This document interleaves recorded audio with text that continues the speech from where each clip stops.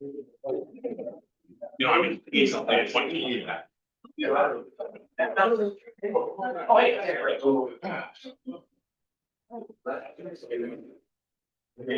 Good, good.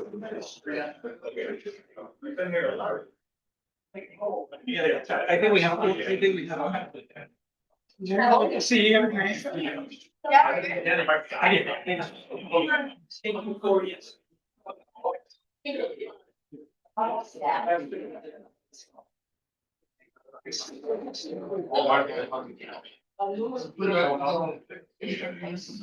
I don't.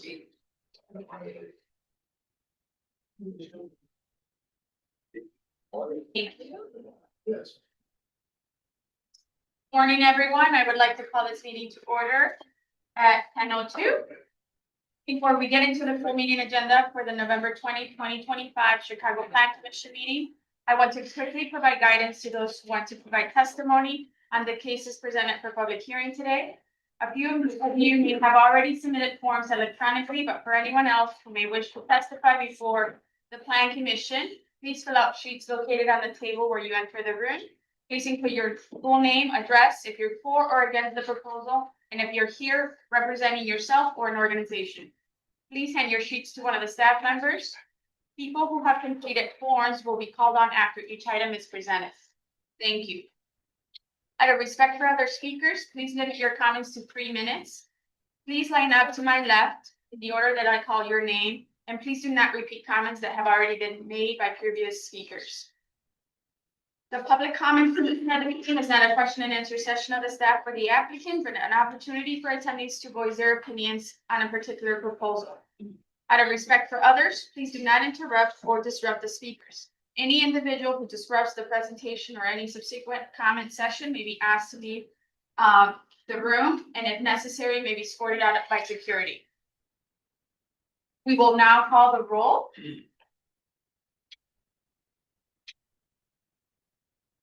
Commissioner Barclay. Here. Thank you. Commissioner Boatright. Present. Thank you. Commissioner Brownfield. Not here. Commissioner Castañeda. Present. Thank you. Commissioner Dowell. Here. Thank you. Commissioner Flores. Here. Commissioner Johnson. Not here. Commissioner Kadakian. Not here. Commissioner Lascada. Here. Thank you. Commissioner Lyons. Not here. Commissioner Murphy. Yes, here. Thank you. Commissioner Pinedo. Here. Thank you. Commissioner Ramirez Rosa. Not here. Commissioner Reyes. Not here. Commissioner Cicho Lopez. Not here. Commissioner Esposado. Not here. Commissioner Tillman. Here. Thank you. Commissioner Turner. Here. Thank you. Commissioner Villegas. Present. Thank you.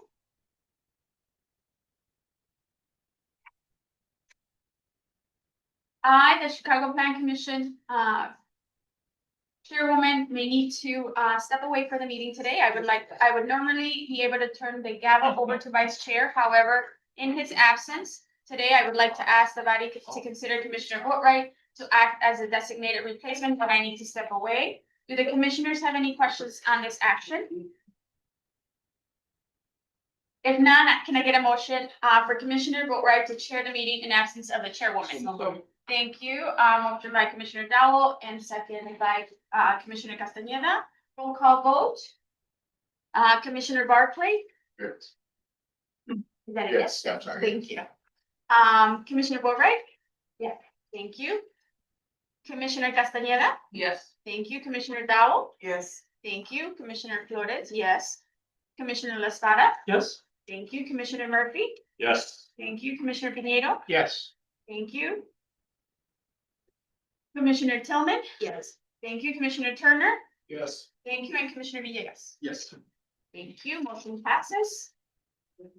We will now approve the minutes from October 16, 2025, regularly scheduled Plan Commission meeting. The minutes were distributed prior to today's hearing. Do I have a motion to approve the minutes from the regularly scheduled meeting of the Chicago Plan Commission held on October 16, 2025?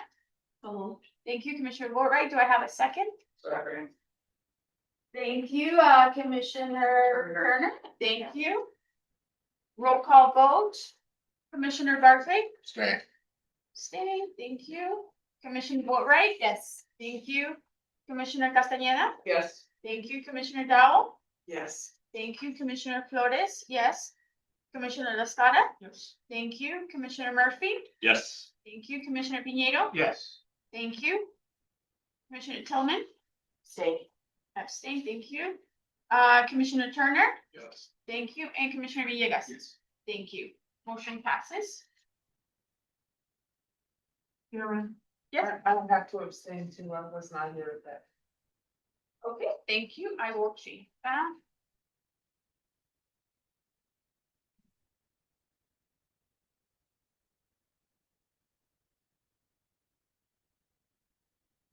Reminder, we will take public comments for the items on the agenda after each item has been presented. If you have not already done so and you wish to speak in an item, please complete the testimony slip available at the table just outside the room. Staff members are available to assist if needed and will collect the forms from you. Now we will move on to the public hearing presentation portion for matters submitted in accordance with the Lake Michigan and Chicago Lakefront Protection Ordinance and or the Chicago zoning ordinance. The first item today is listed as D1.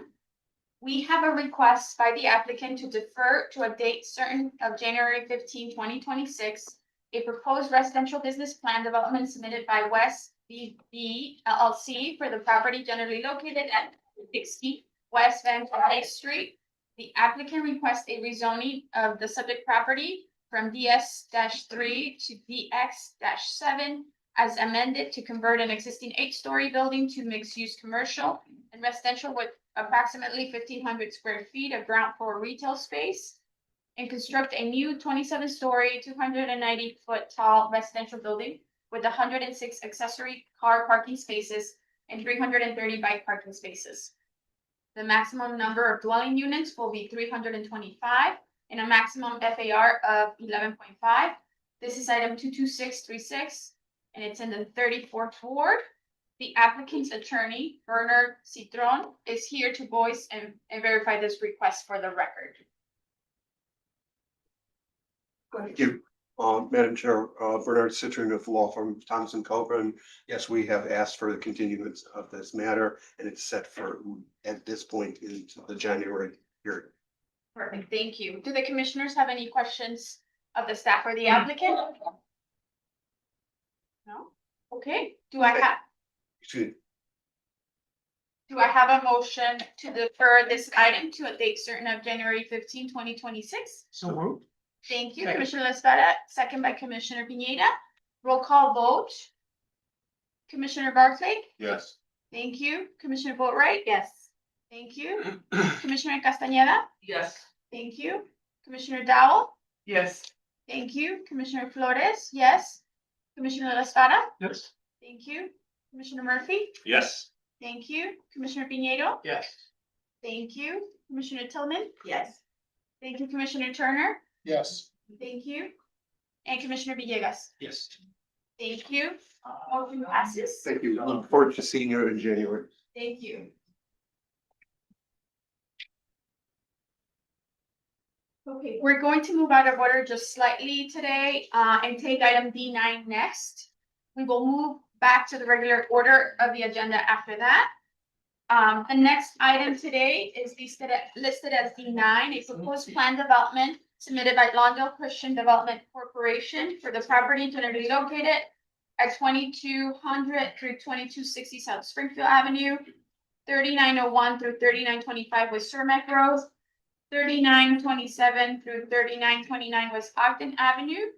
The applicant proposes to rezone the site from M1-2 Limited Manufacturing Business Park District to the C1-1 Neighborhood Commercial District, and then to a plan development to allow the construction of a new recreation center with 105 parking spaces.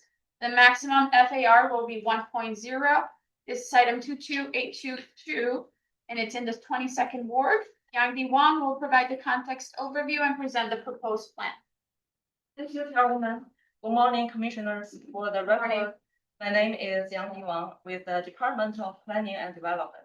This proposed development is generally located at 2200 to 2260 South Greenfield Avenue, 3901 to 3925 West Cermak Road, 3927 to 3929 West Auckland Avenue, and it's located within the North Lawndale community area with the 22nd ward. The applicant, Lawndale Christian Development Corporation, and their development team appear here today for the purposes of establishing a planned development at the subject site. The applicant proposed to rezone the site from the I1-2 Limited Manufacturing Business Park District to the C1-1 Neighborhood Commercial District, and then to a planned development to allow the construction of a new recreation center with 105 parking spaces for the North Lawndale neighborhood on Chicago's west side. The facility is designed to provide accessible recreational opportunities within walking and biking distance for many neighborhood residents. In addition to supporting wellness through physical activity, the project aims to promote broader community health by encouraging regular movement and healthy habits, social interaction, and engagement through sports. The proposed development is located in the North Lawndale community area, which has a population of 31,244 and a median age of 35. This slide illustrates the site context. The site is currently vacant and was previously used as a CTA storage yard. It is surrounded by a mix of commercial, business, residential, and manufacturing properties. The site is currently zoned as I1-2 Limited Manufacturing Business Park District. It qualifies as a transit server location due to its proximity to the CTA Pinkline classification and nearby CTA bus stops. Now I will turn the presentation over to the applicant team to introduce the proposal. Thank you. My name is Steve Friedland. I'm an attorney with Applegate and Thorne Thompson here on behalf of Lawndale Christian Development Corporation. The team we have with us today, our project architect is next to me, Nick Jaworski from White & Co. Next to him is Richard Townsend, who's the executive director of Lawndale Christian Development Corporation, and next to him is Dave Doig, who's the president of the Chicago Neighborhood Initiatives. A CNI is a development consultant of the project. Our traffic consultant, Michael Worthman, is also here sitting in the back, so we can answer any questions. As Yandy said, this is an existing or vacant CTA storage lot. And I don't want to steal the thunder of the rest of the people who are going to speak, but we see this as a tremendous redevelopment of this site to put in a new rec center in North Lawndale, in addition to the rec center going in, and we'll again get into this on later slides. Springfield Avenue, which is the avenue to the east, has been a 33-foot wide right-of-way for a number of years. It never got the west half of the 33 feet dedicated. That's going to be taken care of in this, so we'll have a full size 6 foot wide right-of-way, which will really benefit the residents on that side of the street. This again, this gives you just a sense of where we're at and the context. You'll see that there is tremendous amount of transportation opportunity at this site. And again, this will be spoken to in other slides, but just you can get a sense here. There are there's the pink line on Pulaski. There's buses along Pulaski and Cermak and Ogden. So we really think this is a site that's well served for pedestrian activity. Once again, this just gives you a general sense of the context of the site and what's surrounding it. The project has gone through a robust community process. It's been discussed for some time, but this timeline really just shows you since we filed the plan development application, there have been 2 very well attended meetings in the community. The project is also seeking funding, and there was a nice meeting held with respect to finalists for the Lohengrin funding opportunity. Assuming things move forward today, the hope would be that we would do a financial closing in the summer of next year, with construction starting soon after that and a final completion sometime in the fall of 2027. With that, let me hand it over to Nick Jaworski from Wright and Company and present the plan. Thank you, Steve. So getting into a little more detail of the site plan, like Steve mentioned, it's the primary upgrade along Springfield Avenue is going to allow for 2 new curb cut access points for the facility. We'll have a north parking lot that has 83 parking stalls. That'll be primarily for the patrons. And then we have a south parking lot that is approximately 22 spaces for employee use, as well as loading zones and trash on that rear side. In addition to the connections off of Springfield, we'll have a connection from Cermak Avenue to the main entry to the facility. Got a widened sidewalk access point centered on the facility to that main entry plaza, which will also have bike racks and landscaping along that edge. As we get into the facility itself, the primary program features are 2 large 60-yard turf fields on the south half of the building and 5 full-size basketball courts on the north half. Those are surrounded by a central core that contains a fitness and boxing area, as well as some amenities like concessions, a lounge area, pro shop, as well as some offices to support the facility. In addition to that, we also have a community room that can be utilized for support both for the facility as well as the neighborhood. This is just an axon view of that plan to kind of help emphasize that central core support spaces and then the layout of the facility itself. Roof plan just highlighting facility itself does have higher point on the south half versus the north half. There's approximate 7-foot step between the south and the north. With the south half containing the turf fields, that's the higher point there to allow for that clearance within that area. And in general terms, the proposal would be for the roof to slope both toward the east and west and allow for drainage. The building elevations on the screen here is the north and the east elevations. The primary construction will be a precast concrete panel with translucent aluminum windows along those facades, as well as a painted mural scheme along both those facades. The intent there would also be that mural scheme is an artistic installation that would help soften that edge along those pedestrian fronts. There'll also be building signage at that main entry and an aluminum glass vestibule and canopy. So the additional elevations on the west and south sides there, again, same materiality with the precast panels and the translucent systems. Here highlighting just the building sections, again, emphasizing that clearance height within those spaces for the recreation center itself. Again, the 30-foot clear space for the turf fields and then the 24-foot clear space in the structure within the basketball court areas. Again, the idea here being the precast panels for the facade structure and then a interior steel structure for columns and joist systems to allow for flexibility of that program. Detailed facade section here, again, emphasizing the intent of having that aluminum window system raised up to allow for the program features within the facility and allow flexibility along the interior facade.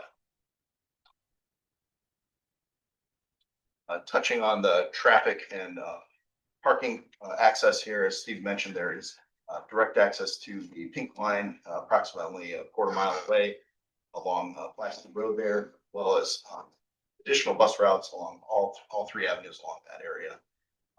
Also allowing for vehicular access, like we're saying off of Springfield, we're widening that right of way to increase capacity along that area. Pedestrian access points, again, along that main central access point off of Cermak, as well as extending the right of way and the sidewalk access along Springfield Avenue with the extended road. Touching a little more on the traffic study, the intent there would be that the driveway accesses for both curb cuts along Springfield would have 1 inbound, 1 outbound lane controlled by a stop sign. There additional extension that was mentioned of the right of way from 33 to 66 feet. That would also widen Springfield Avenue from its current 20-foot width, 34 feet in width. And it would also include the extension of the sidewalk along Springfield Avenue. We will also be providing bike racks at that main plaza entry to encourage bike use. Touching on the urban design context here, again, the intent with those facades and the mural scheme system would be to soften that edge and create an interest along the new right of way that's being created with that sidewalk access along Springfield, as well as that visual from the residential along Springfield. Increasing also the frontage along Cermak Avenue, allowing for that building signage and that mural scheme to wrap around that north facade.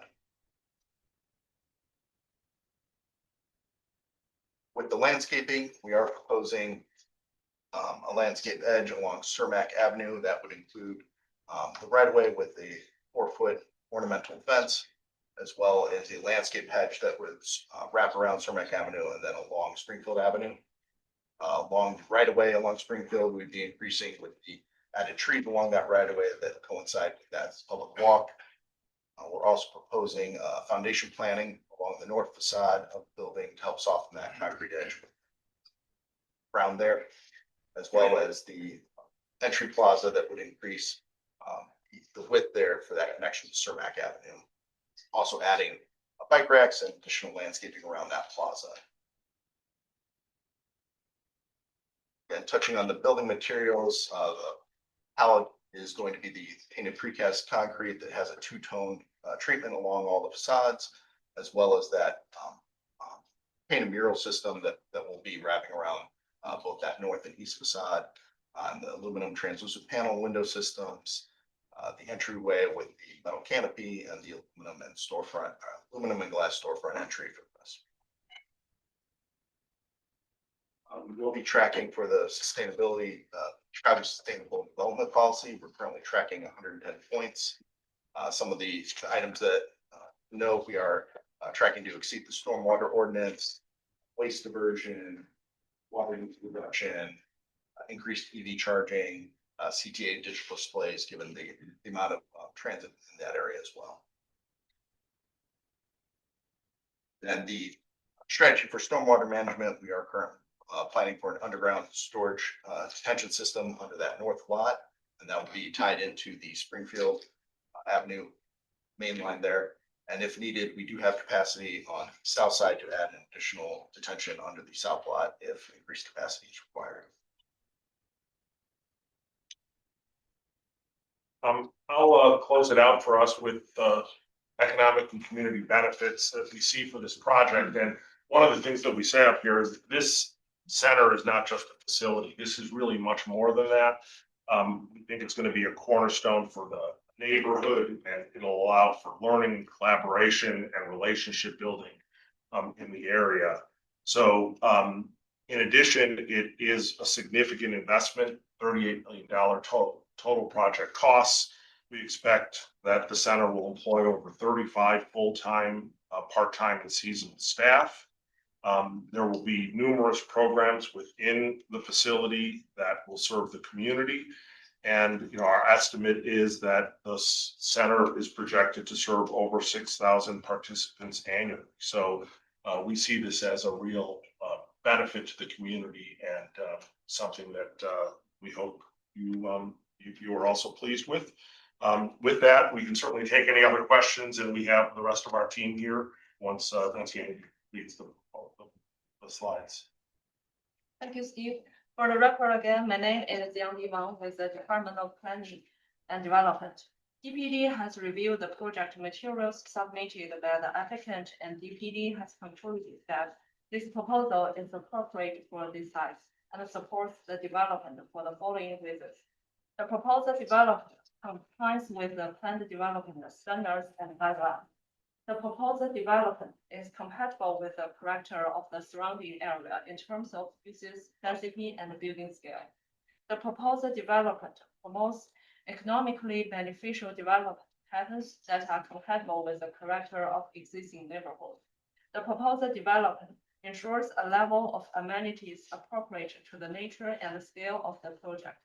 Public infrastructure facilities and improvements will be added to the proposed development at the time of occupancy.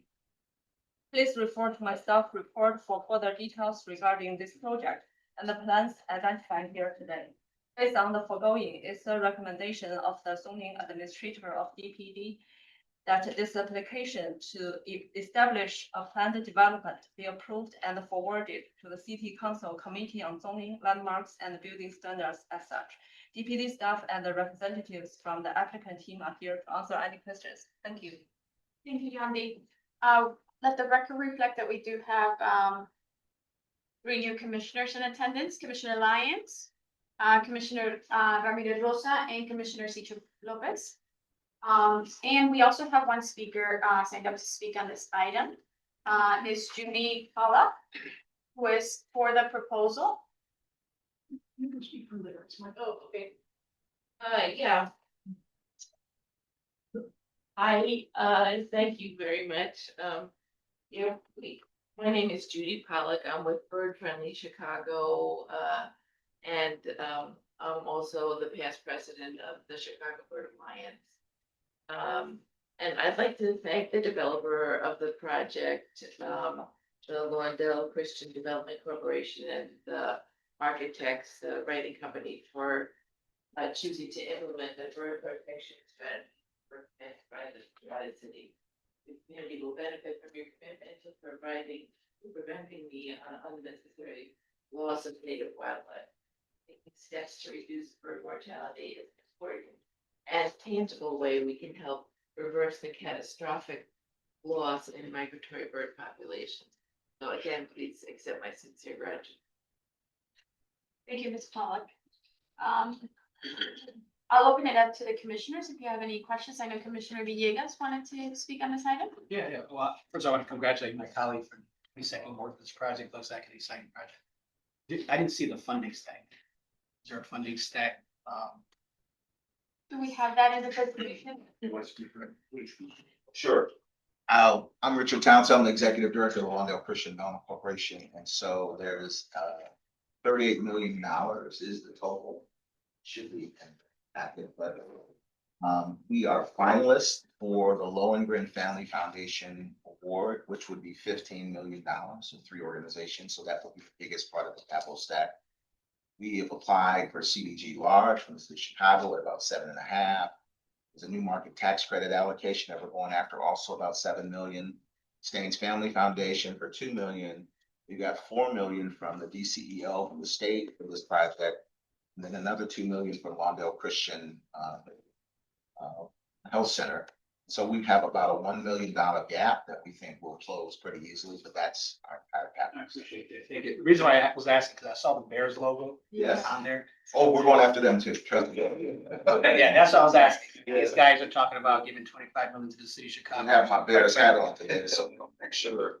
Bears, Sox, Cubs, charities. There's some players in the NBA that we have relationships with. You saw Kevin Garnett's picture on the thing. He's a Farragut Admiral. And so trying to go after professional players as well. So Again, it's a great investment in the area. I just wanted to see if the Chicago Bears were putting. we're going after them. Congratulations. Any other questions or comments from the commissioners? I have a question. I'm excited about this project. Much needed project, safe supervised recreation. You anticipate about 6,000 visitors annually. Can you talk a little bit about your reach? This is outside of the purview of planning commission, but just given the need for recreation centers like this, can you talk a little bit about reach for the youth? Is it adult leagues? Talk about the mix of the users here. So it's a mix. I think one of the things that we're gonna do is try to establish kickball leagues with all of the elementary schools that surround it. So both in Little Village and in North London, it would be amazing. We have basketball all the time, so AAU basketball tournaments, USA volleyball tournaments. The sport we didn't mention is the greatest sport in the world, which is wrestling, which is in Alabama. So that's many years and many pounds ago. But we have Beat the Streets Wrestling is gonna have a facility inside. There's 2 boxing gyms, both in Little Village and in North Lawndale, Boxing Out of Negativity, at Little Village Boxing Club. They will have a home here. There'll be concessions. I mean, so that we think that 6,000 is maybe a low number in terms of how many people are gonna use this facility on an annual basis. But so that's what we're kind of tracking. Awesome, thank you. Any other comments or questions? Just happy you were able to repurpose some land that we had, and you were able to work that And thank you, Commissioner Thank Boatwright, you. for your assistance. in Thank you doing for your that. partnership. Anybody else? Commissioner Dow? Yeah, I just wanted to say to both Richard and David and to the Alderman, congratulations on this. But Richard, just want to say this publicly, you have toiled in North Lawndale since you were a pup. Young man. Still a pup. You were a young man, and I just wanted to acknowledge your leadership in that community and your commitment, genuine commitment that you have to that area. David, you as well, you've been there for a very long time, and I congratulate you on this effort. Thank you. Any other questions or comments from the commissioners? If not, I'll open it up to the Alderman, Rodriguez to make a comment on this. Thank you, Madam Chair. And I love it when there are chairs who say that last name so well. That I can say. Look, I have not had one community meeting where the leadoff question after the presentation from a neighbor is, where's that going? Is that where the bus barn is? And we say, yes. And she says, come here. And she comes and gives me a big old bear hug. First community I've ever been to where that's happened. My colleagues can attest. Look, I am very impressed by the team. The Lohengrin Foundation received no less than 75 applications, and they're one of 3 finalists for that big fund. I'd like to say that 2 of the 3 are in the 22nd ward. I'm so excited about that, but I think both should get the full fund. But this is a very intentional project. I appreciate Richard, who also sits on my Economic Development Advisory Committee there in North Lawndale.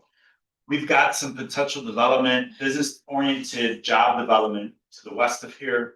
To the east of here, we have Paderewski School, where we will have a community meeting and potentially have new housing that's transportation-oriented development. They are a couple blocks from this location. Really, what I'm speaking to is a neighborhood that's on the rise, a community that's building unity, right? At the table here was Enlace Chicago and New Life and other sports-based youth development programs in Little Village. As a matter of fact, Richard and his team came out to both Little Village and North Lawndale, interviewed thousands of young people in our neighborhood about what they wanted to see in this facility. That's the type of community engagement that I demand, but that we have, and we don't have to demand of our entities because that's the work they do.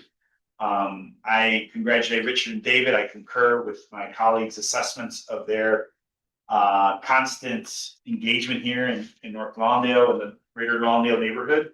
I'm very proud to have this development in my ward, and I ask for a favorable consideration of this August body.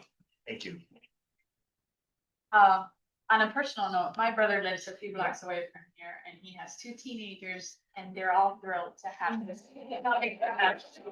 I'm happy to see that. We'll teach them the rest. They may be good candidates for it.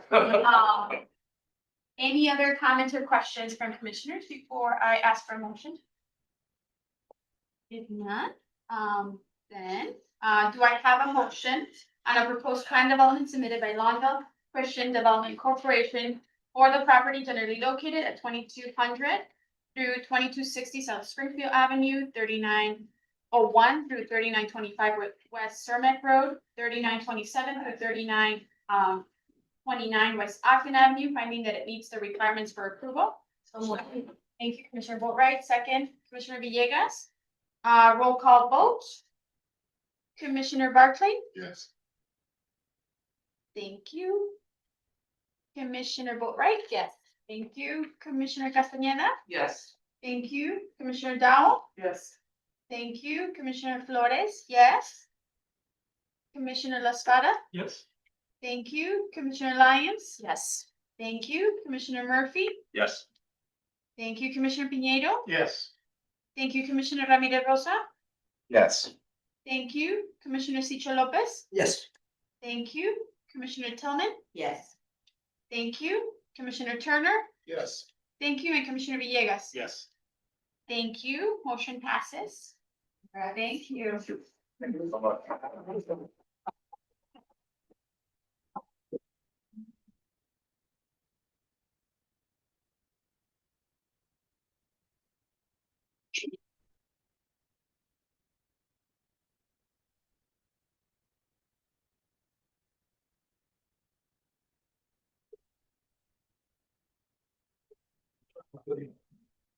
Oh, okay.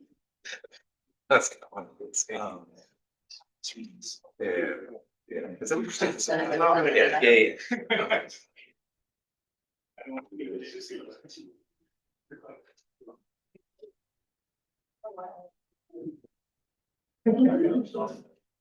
May have enter your own password. After you. Yes, ma'am. No.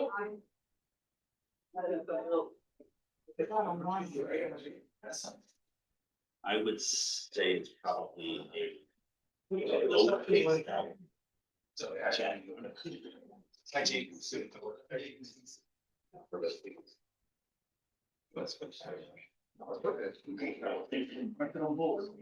Unless I go for secondary.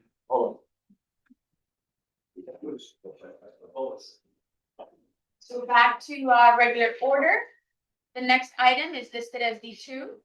A proposed Lake Michigan and Chicago Lakefront Protection Ordinance application submitted by 6150 North Sheridan LLC for the property generally located at 6146 through 6158 North Sheridan Road. The property is zoned RM 5.5 and it's within the private use zone of the Lake Michigan and Chicago Lakefront Protection District.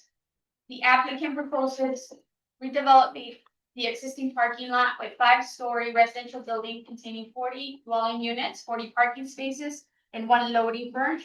No zoning change is proposed. This is Lakefront item 800, and it's in the 48th ward.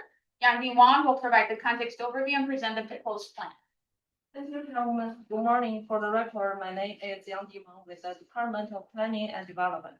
This proposed development is generally located at 6146 to 58 North Stratton and is located within the Edgewater community area within the 48. The applicant 6150 North Stratton LLC and their development team appear here today to propose a Lake Michigan and Chicago Lakefront Protection Ordinance application for the subject site. The applicant proposes to redevelop the existing parking lot with a 5-story residential building containing 40 dwelling units, 40 parking spaces, and 1 loading berth. The property is zoned RM-5.5 residential multi-unit district and is within the private use zone of the Lake Michigan and Chicago Lakefront Protection District. No zoning change is proposed.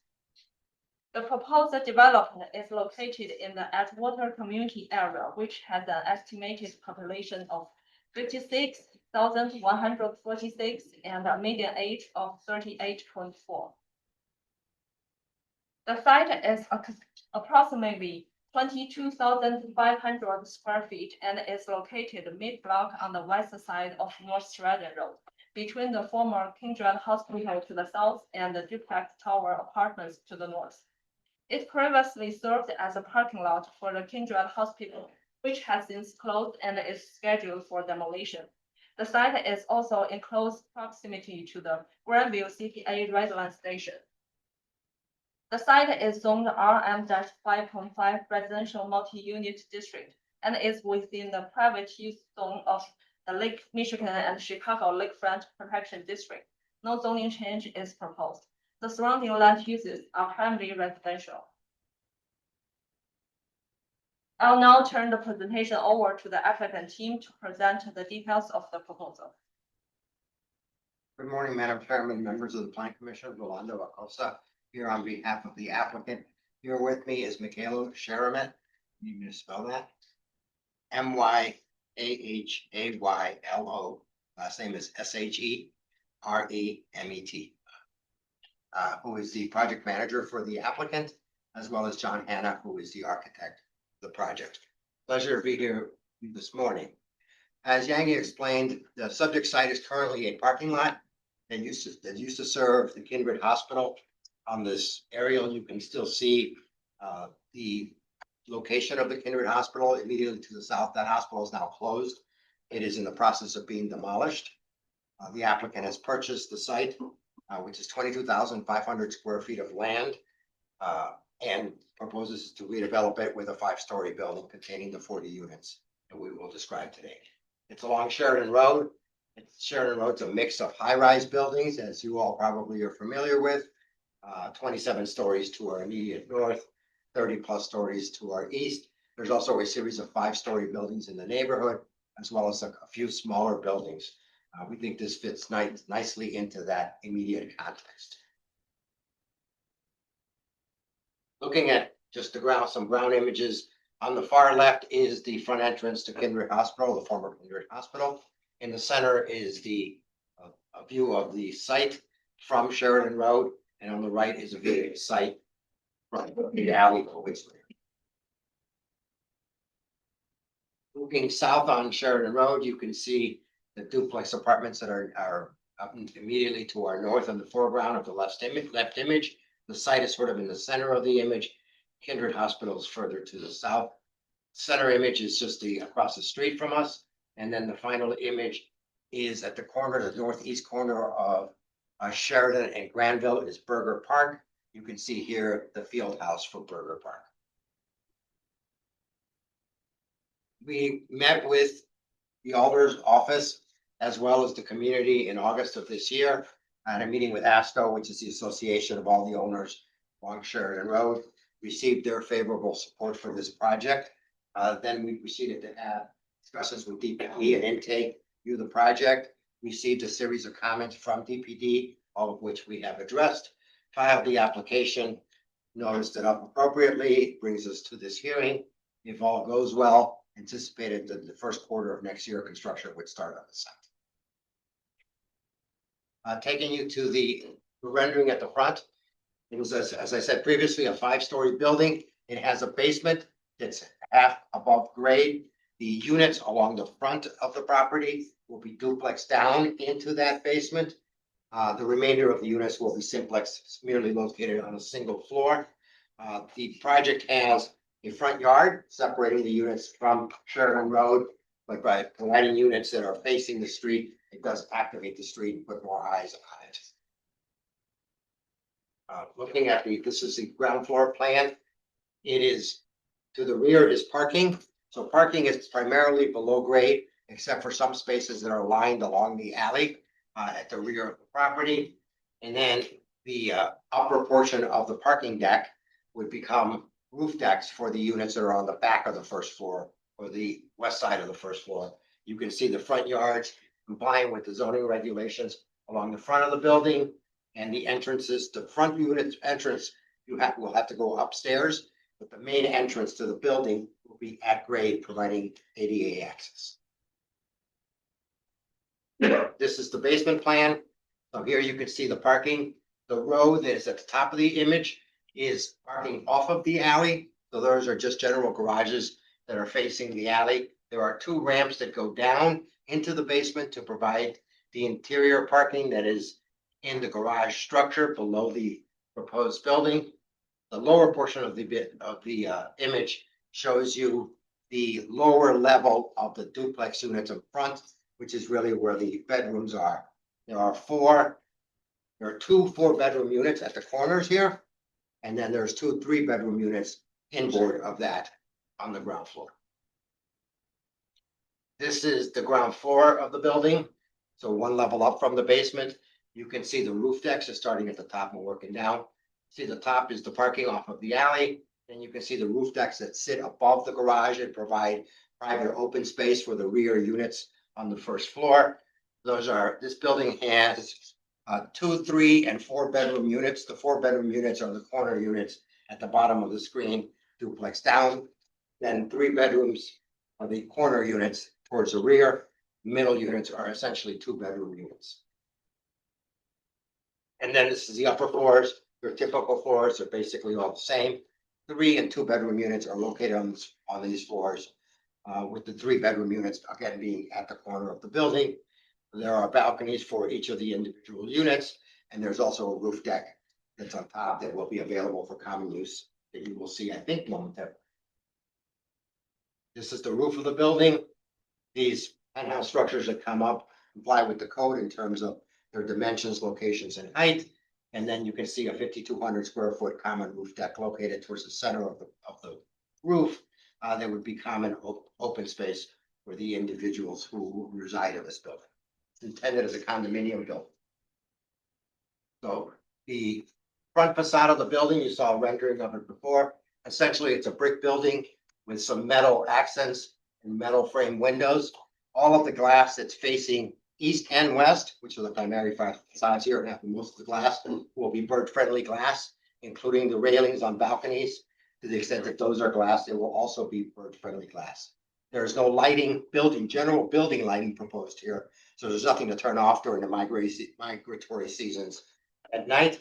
And clearly, we will encourage residents, but can't control owners, that they should try to dim their lights or turn them down during migration seasons from a bird-friendly aspect of this.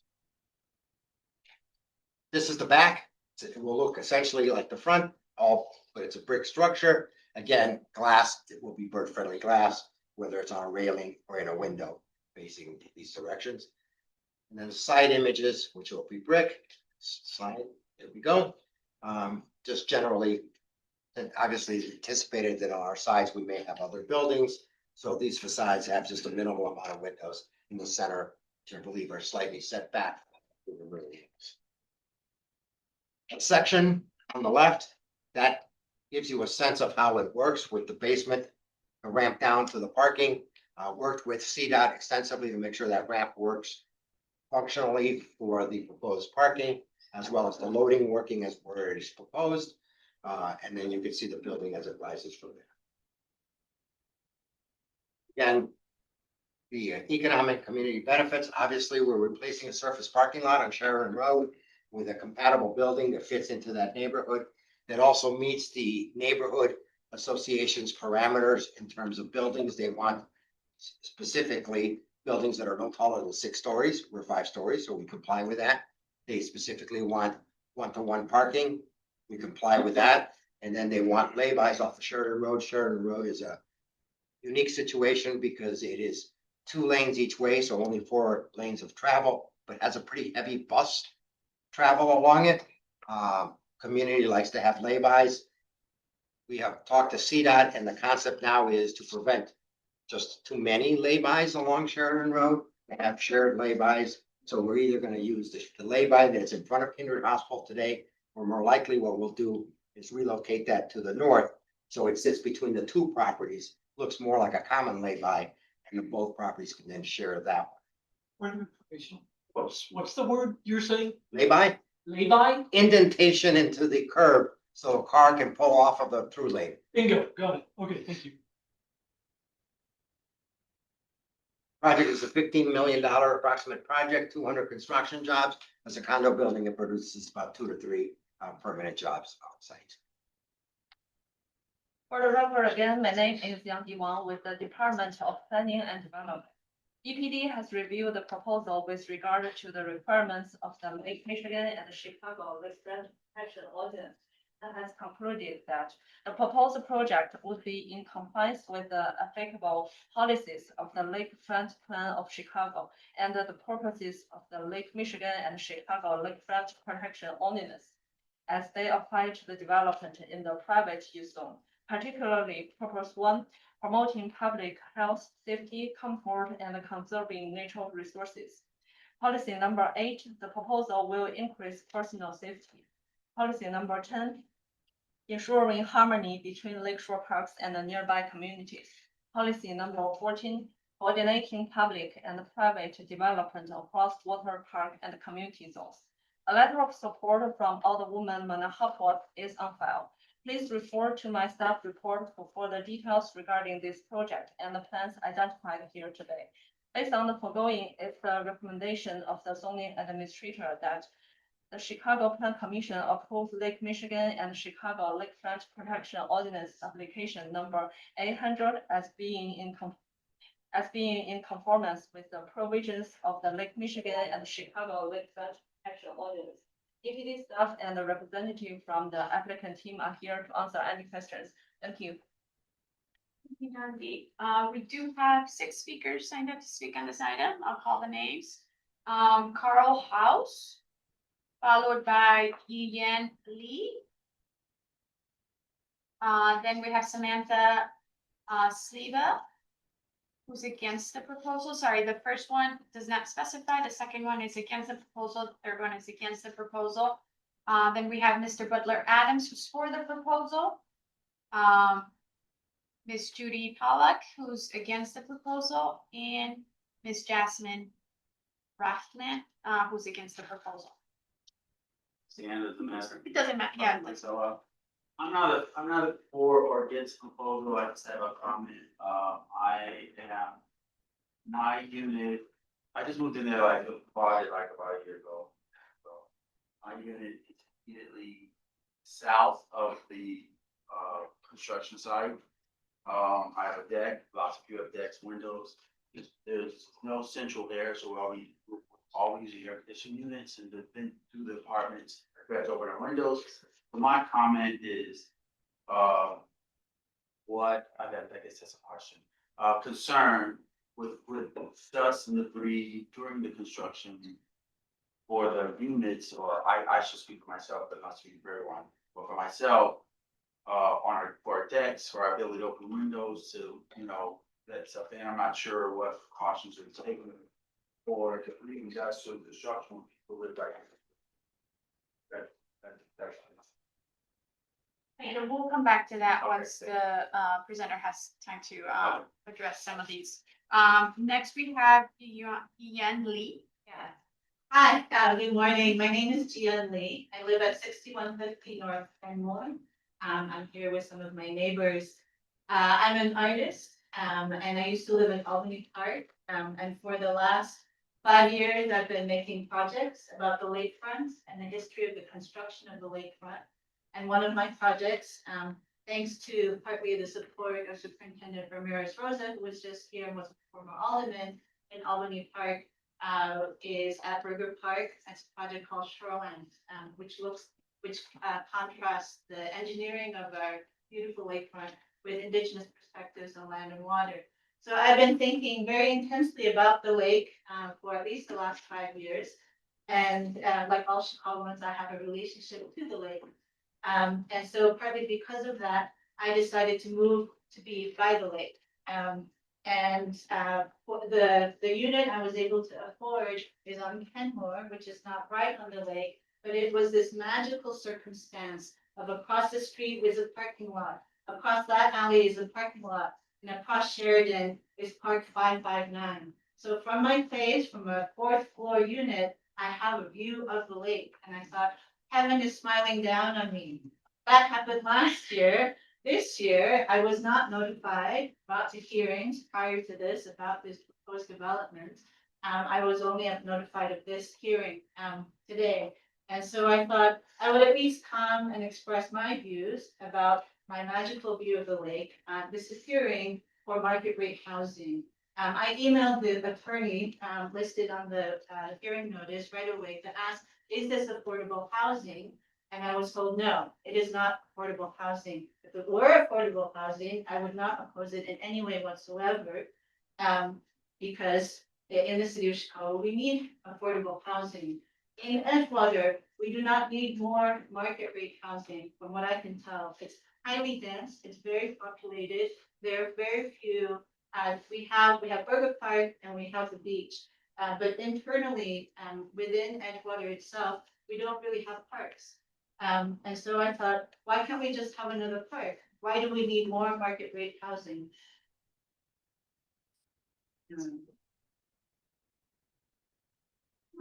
So that's my comment, is to allow the rest of us, who are not able to afford to live with a lake view from a water rise, to let us have our little portion of the lake.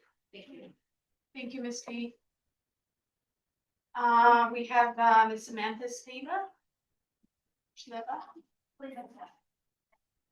Oh, it's all my stuff, okay. I wasn't preparing to speak, but I thought I might, for my neighbors are here. I am a neighbor as well behind the unit. I think we had a really beautiful conversation earlier about some work on a rec center in Lawndale, which is a part of the Bingo community. I think this, to your point, does not do much to improve a community rather than provide more market rate housing. If this were to be a park or a rec center or space for the community to come together, I think that would be an incredible use of a parking lot that has access to the lake, which is quite rare in the city of Chicago today. So I know there's probably not much to do about it at this point, at this stage of the process. I also was not notified of this earlier hearing, so I thought I could voice this opinion on behalf of myself, my neighbors, and our communities. Thank you. Thank you. Mr. Butler Adams? Yes, I am for this proposal. I'm fairly familiar with the area, and at one time, this whole stretch of Sheridan was lined with mansions at the turn of the last century. I don't think this project is too tall nor too dense, and I understand that people want parks, but this is owned by a private person, and I mean, it's not gonna happen in terms of a park. I don't think that any neighborhood association should have any say on the height of the building or on how much parking the building should have. With the proximity of this project being so close to the red line stop, this is one for one, but I also understand that this is also a condo building and not rental, so things are a little bit different in terms of what's needed and what's wanted. In terms of the architecture, it's not bad. I wish that the brick this down a little bit more. The building seems a little bit visually flat.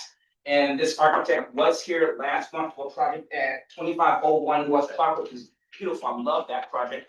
And I wish to see some type of brickwork in this development, as I saw in that one. And I think that one thing in terms of neighborhood benefits, I would love to see in these presentations is how much tax revenue this project is going to generate, because it's a parking lot right now, going to build 40 units on the spot. So how much property taxes is this building going to generate? I've had a chance to go to a number of meetings now in this Alderman's ward, and I think she's been doing pretty good. I do wish that she can push past some of the BS in terms of the comments that come forward at these meetings, but it's a hard balance. But I'm looking forward to this project being approved, and good luck. Thank you, Mr. Adams. Next we have Judy Pollock. Yeah, so again, my name is Judy Pollock and I'm Bird from Chicago. And we reviewed an earlier version of the plan, I guess, because I did not support, but we completely support the project now with the addition of the bird friendly glass on the railings and also the bird friendly glass on the windows. So we that has changed, and so we're changing our view. I've been working on this for 10 years to have the bird friendly glass in Chicago, and it's been so far very refreshing. Thank you. And last, we have Miss Jasmine Rathman. Yeah, hi, everyone. My name is Jasmine Rahman, and I'm actually a neighbor of June. And whatever I needed to comment was actually very nicely explained about her. I'm also worried about the debris and the dust. And since my unit is right across the street west of the proposed building site. I'm also concerned that I will be missing out on all the open space that I've been living with in years now. And pretty much I just agree with whatever you have mentioned. I'm not in favor of this. Thank you. Thank you for your comments. I'll go ahead and open it up to the commissioners. I know Commissioner Villegas wants to make a comment on this, and then followed by Commissioner Lozada. No, not even a comment. I agree with the gentleman who mentioned about the tax benefits. Do you have those numbers? Want to see if it's- Okay, so currently it's 0 because it was a hospital not-for-profit association. So it'd be about $500,000 we estimate. If moving forward, if some of the presenters could, I think that's something that would be interesting, so. Yeah. We could, Thank you. That's fine. Thank you so much. So because like it's not a Q and A, we can always amplify your questions. I did want to ask if the developer can speak to previous construction sites that he's been a part of and how he's managed those sites and like how we can speak to the concerns that neighbors brought up from that perspective.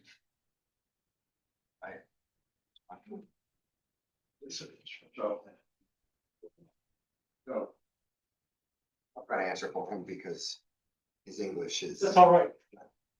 the best, or at least I think it's pretty good, but he's embarrassed about it.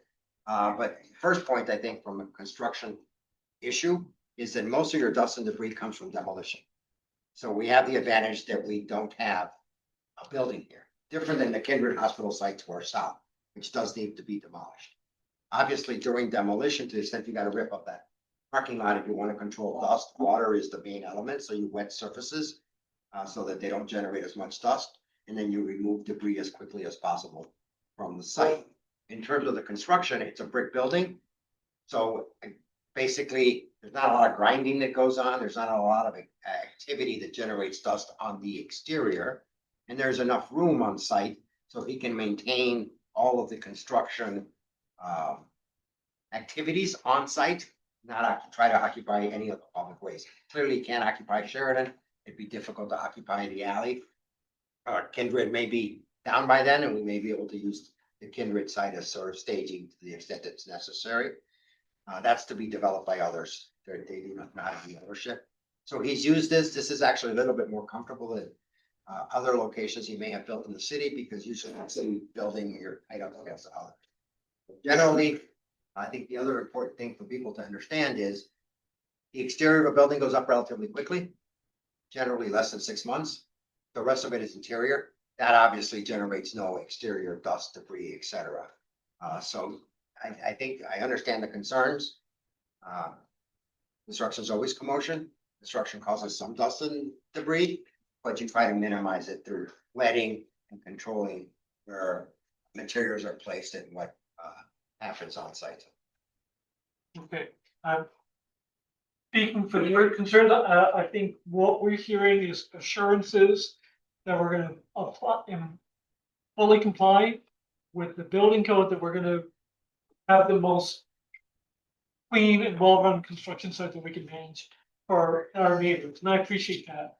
I just want to speak to, because I think there's sometimes confusion for the public between what a lakefront protection district review is and what a planned development review is. In this case, like it is a by right development under the zoning that they have. We're reviewing it solely because it falls within the lakefront protection district, for which I think there's like 13 separate points that it's reviewed under. Somebody can clarify that. The only concern that I was going to raise, and you took the words out of my mouth, was how we're accommodating for bird-friendly design, particularly with the migratory patterns that we see along the lakefront. Didn't even have to raise it up because you knew what we've been talking about for the last 2 years on Plan Commission. So I really appreciated that. And I mean, if we're going by the standards that we're called to review these projects under, I think this meets everything that we would hope to see for development along the lakefront. Thank you. Thank you. Thank you. And then maybe we can go back to the site where it shows the construction timeline, just to confirm some dates and time frame of when the actual construction will be happening. So at the very end there, so Q1, could it be Q2 of 2026? Sure, it all depends on building permits. I mean, were we to be successful today, Mr. Hannah then starts drawing the construction drawings, submits them for building permits. So probably sometime early next year, those permits come out. Construction then will start probably in the spring, just because of the weather in this climate. Probably takes 4 to 6 months to enclose this building. So by summer-ish, the building's enclosed. After that, there's clearly construction for the remainder of the year, but it's internal, not causing much in the way of noise, commotion, dust for sure to the neighbors. Thank you. Commissioner Dell? Yeah, just speaking for, as an alderman, and I'm sure my colleague Alderman Hoppenworth knows this, it would be helpful to share the project manager on site daily with the alderman's office in case the neighbors have any issues. I have found that to be helpful in my ward where construction is happening. And can you go back to the rendering?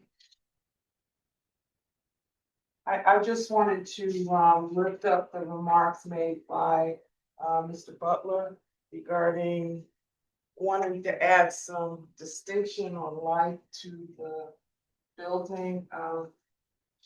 John, you and I talked about that several times with stuff in my own ward, but it just looks a little institutional to me. And would ask you to just think about some color distinctions, doors. I mean, it's something to give it a little bit of a pop. Fair enough. Thank you. Thank you, Alden. If I may, just for the Alderman's comment, certainly we will take your suggestion and provide the Alder with the contact information for construction on site. The other southern sort of notable fact is all the neighbors who received notice of this actually have my direct contact. And I know the lady said that she got the response. I mean, I think. I wasn't addressing that. I was talking about the day-to-day.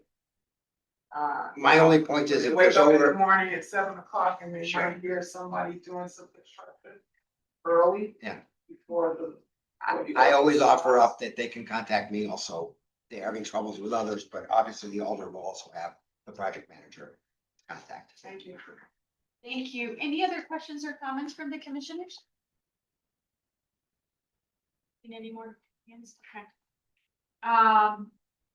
Alderwoman, would you like to make a statement on this item? Thank you, Madam Chair. First, I want to thank my neighbors from 48th Ward for taking the time to come to this commission. And please know that our office is here for you. My director of planning is behind me, Agnes, and I understand your concerns. So what I want to say is that 48th Ward in Edgewater, as this commission knows, has been seeing a decrease in population for some time now. And for the first time in too long, Sen High School has seen an under enrollment. And we just can't have that. We also just got our property tax bills, and we need solutions for our housing crisis that Edgewater is in. And that means housing of all kinds.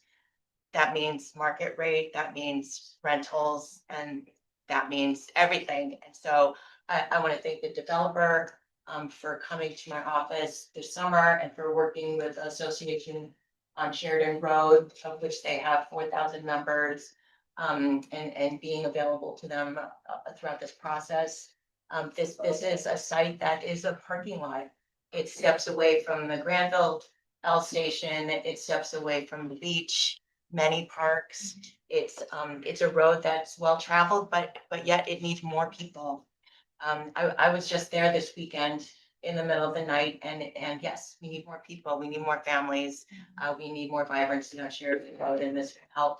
I want to thank CDOT also for working with the developer and opening up conversations on just traffic management on Sheridan Road, because it needs to be comprehensive. You can't just do it parcel by parcel. And also, yeah, the idea is that we need more people living in Edgewater. That's really what it comes down to. And I understand the concerns that you're bringing up about the touch point to the lakefront. This weekend was so beautiful, and I was there, and I was able to talk to so many people along the lakefront just because we were out there. And also we need more housing. That's the balance that we have to have.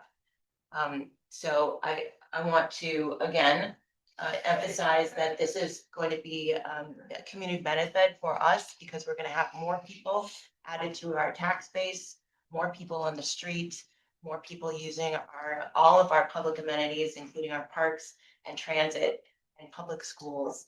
And so I ask for this favorable consideration from this commission. Thank you. I'll open it up one more time to the commissioners. Are there any follow-up questions or comments from the Alderwoman or the Senate on this item? No? If not, then I'll go ahead and ask for a motion.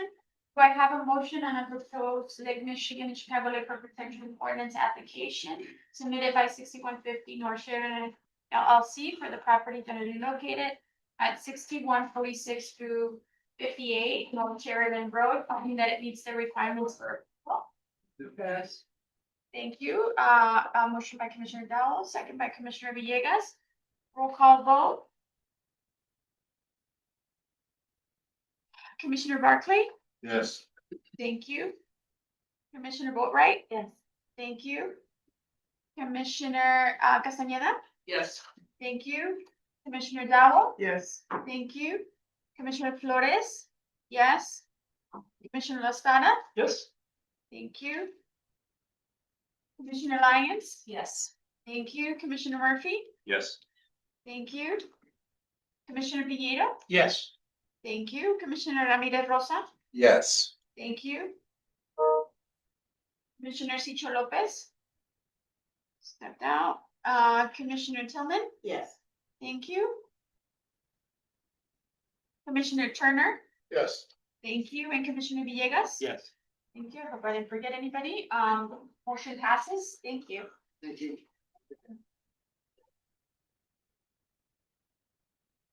Okay. Oh.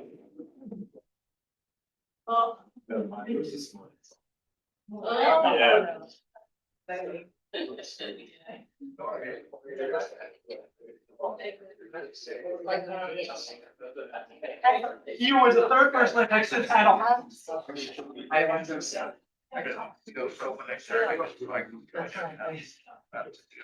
No.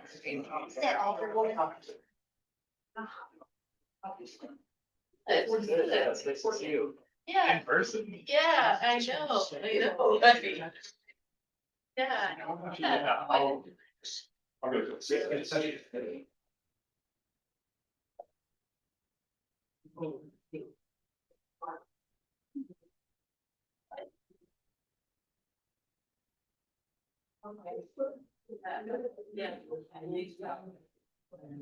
Yeah, I think that then my mom goes to the university. Oh, yeah, you don't need to there. Oh my God. Really? Yeah. Why? Very certain. Yeah. Yeah, yeah. And I- obviously, but you know, watching it.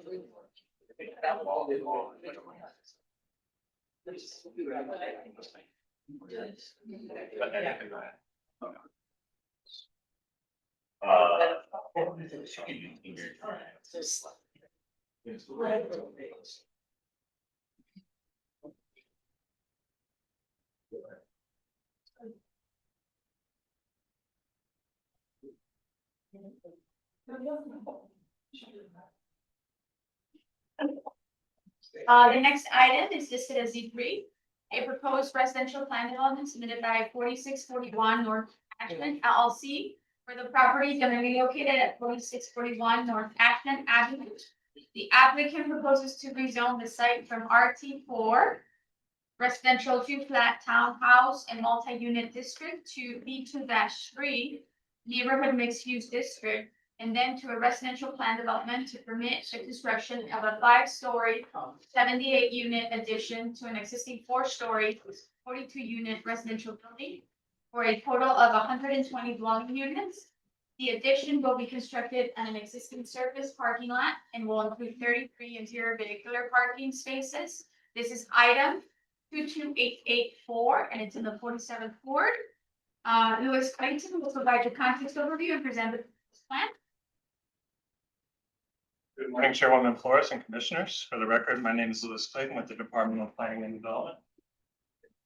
The applicant, 4641 North Ashland LLC, and their development team appear here today for the purpose of requesting approval of a plan development to permit the construction of a 5-story, 78-unit addition to an existing 4-story, 42-unit residential building for a total of 120 dwelling units. The addition will be constructed on an existing surface parking lot and will include 33 interior vehicular parking spaces. Residential projects in the B2-3 district that includes 60 or more dwelling units in the mandatory plan development threshold and require plan development review. The subject property is located in the Uptown community area and the 47th ward. This table compares the community area's demographics with those of the city overall. These images show the current site conditions and surrounding context. The site was formerly occupied by Our Lady of Lourdes School, which has been converted into 42 dwelling units. The proposed building will replace the 42 space surface parking lot at the southeast corner of Leland Avenue and Ashland Avenue. The site is located across the street from Chase Park along the planned Leland Avenue neighborhood greenway and within walking distance of shops, services, and other destinations. The property is designated as a transit served location and is served by the Montrose Brown Line Station, the Ravenswood Metro Station, and the number 9 Ashland and number 22 Clark bus lines. The surrounding land uses consist of parks and open space, institutional, single-family residential, and multifamily residential. The surrounding zoning districts consist mainly of RS3, residential single-unit detached house district, land development with a base zoning of RT4, residential 2-flat, townhouse, and multi-unit district, and POS-2, parks and open space district. This is an aerial view of the project site with nearby building heights. The proposed building is 59 feet tall, and surrounding structures range between 44 to 55 feet. At this point, I'll turn it over to the applicant team to discuss the proposed plan development on the subsequent slides. Thank you, Louis, and thank you for your efforts so far. My name is Tyler Manick. I'm an attorney with Shane Banks, Kenny and Schwartz. To my far left is Michael Shanuda, who's a principal with a property owner and applicant on Reef Properties. And then to my immediate left is Matt Mann with Kennedy Mann Architecture, who's gonna walk the mission through the slides. Thank you. Again, my name is Matt Mann, partner at Kennedy Mann Architecture. So here we have a proposed rendering for the addition, which is a 5-story building as noted. Looking from the corner of Ashland and Leland, looking southeast, we're looking at the corner of the building. And looking southwest, we're looking at the entry off of Leland Avenue, which is adjacent to the loading area and the entry to the building, which I'll go through with the plans. The design progression actually started early on in the process where we worked really closely with Alderman Martin's ward.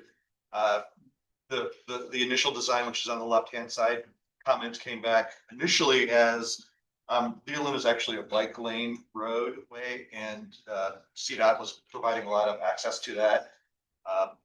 Our entry was off of Leland. So what we did is we actually relocated the vehicular entryway off of Leland Avenue and brought it to Ashland Avenue, which you can see on the right-hand side in that darker section.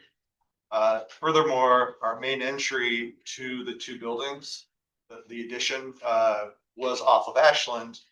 We moved that around to the Leland side of the property while still maintaining access to the first building or the adjacent building on the right-hand side.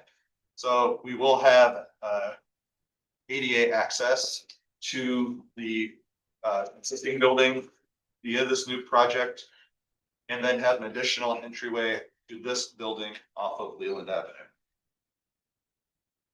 Early on in the process, we had numerous meetings with Alderman Martin and his groups. We had community meetings, neighborhood meetings, and zoning advisory meetings, working with him and Lucy within his office. We worked through these changes, pivoted to the CDOT, worked closely with CDOT, and also via the alderman, jumped into the bird-friendly protection part of the process with Chase Park right adjacent to the property. We knew that that was very, very important, as well as Ashland Avenue. So from there, we worked through the process, had the PD filing, and looked at additional design changes. Another comment was that it was too institutional. So we jumped back and provided more of a residential feel into the building. On the left-hand side here, we see the parking area, which is located under the building. It's 33 spots as noted. We've got EV parking within that. Off of Leland Avenue, we have the entryway or the lobby that's going to access the existing or the proposed 78 units. We do have some ground floor residential spaces, 2 bedrooms, studio and 1 bedrooms. And then we have the lobby that touches both the adjacent property and our property with vehicular entryway off of Ashland Avenue. On the right side of the slide, we see the second floor. Second floor will provide outdoor spaces or terraces within the centralized portion of the U, as well as terraces on the east side of the building. Other properties will, or other, I'm sorry, units will not have any outdoor terraces that are associated with their units. Moving up to the third floor, we have studios 1s, 2s, and 3s. The fourth floor is the same essentially. And then on the fifth floor, we've carved out the corner on the east side where we have an outdoor roof deck area for both the existing building and for our building, the proposed building. So they'll be able to have that outdoor access space as well as having Chase Park across the street. The elevations of the buildings, here's the north elevation. So this is the entry off of Leland Avenue. We pulled the building away from the east existing apartment building to give that some cushion between the two, if you will. The top of the building, we're going to have metal panels. And then on the lower section, we have masonry system. On the right-hand side, we see the existing building, and within that existing building, there's really 3 brick types. It ranges from a lighter to a darker brick. The intent for our design within the brick colorway is to capture the color very closely associated with that existing building and then bring that over to our building. So there is some harmony within the two, but contextually working together. This is a section at that connection piece between the initial building and our building, and the cutaway within the center piece. And here is an elevation from the east. Building section showing we have a 13-foot first floor clearance, and then other floor to floors are 11 feet.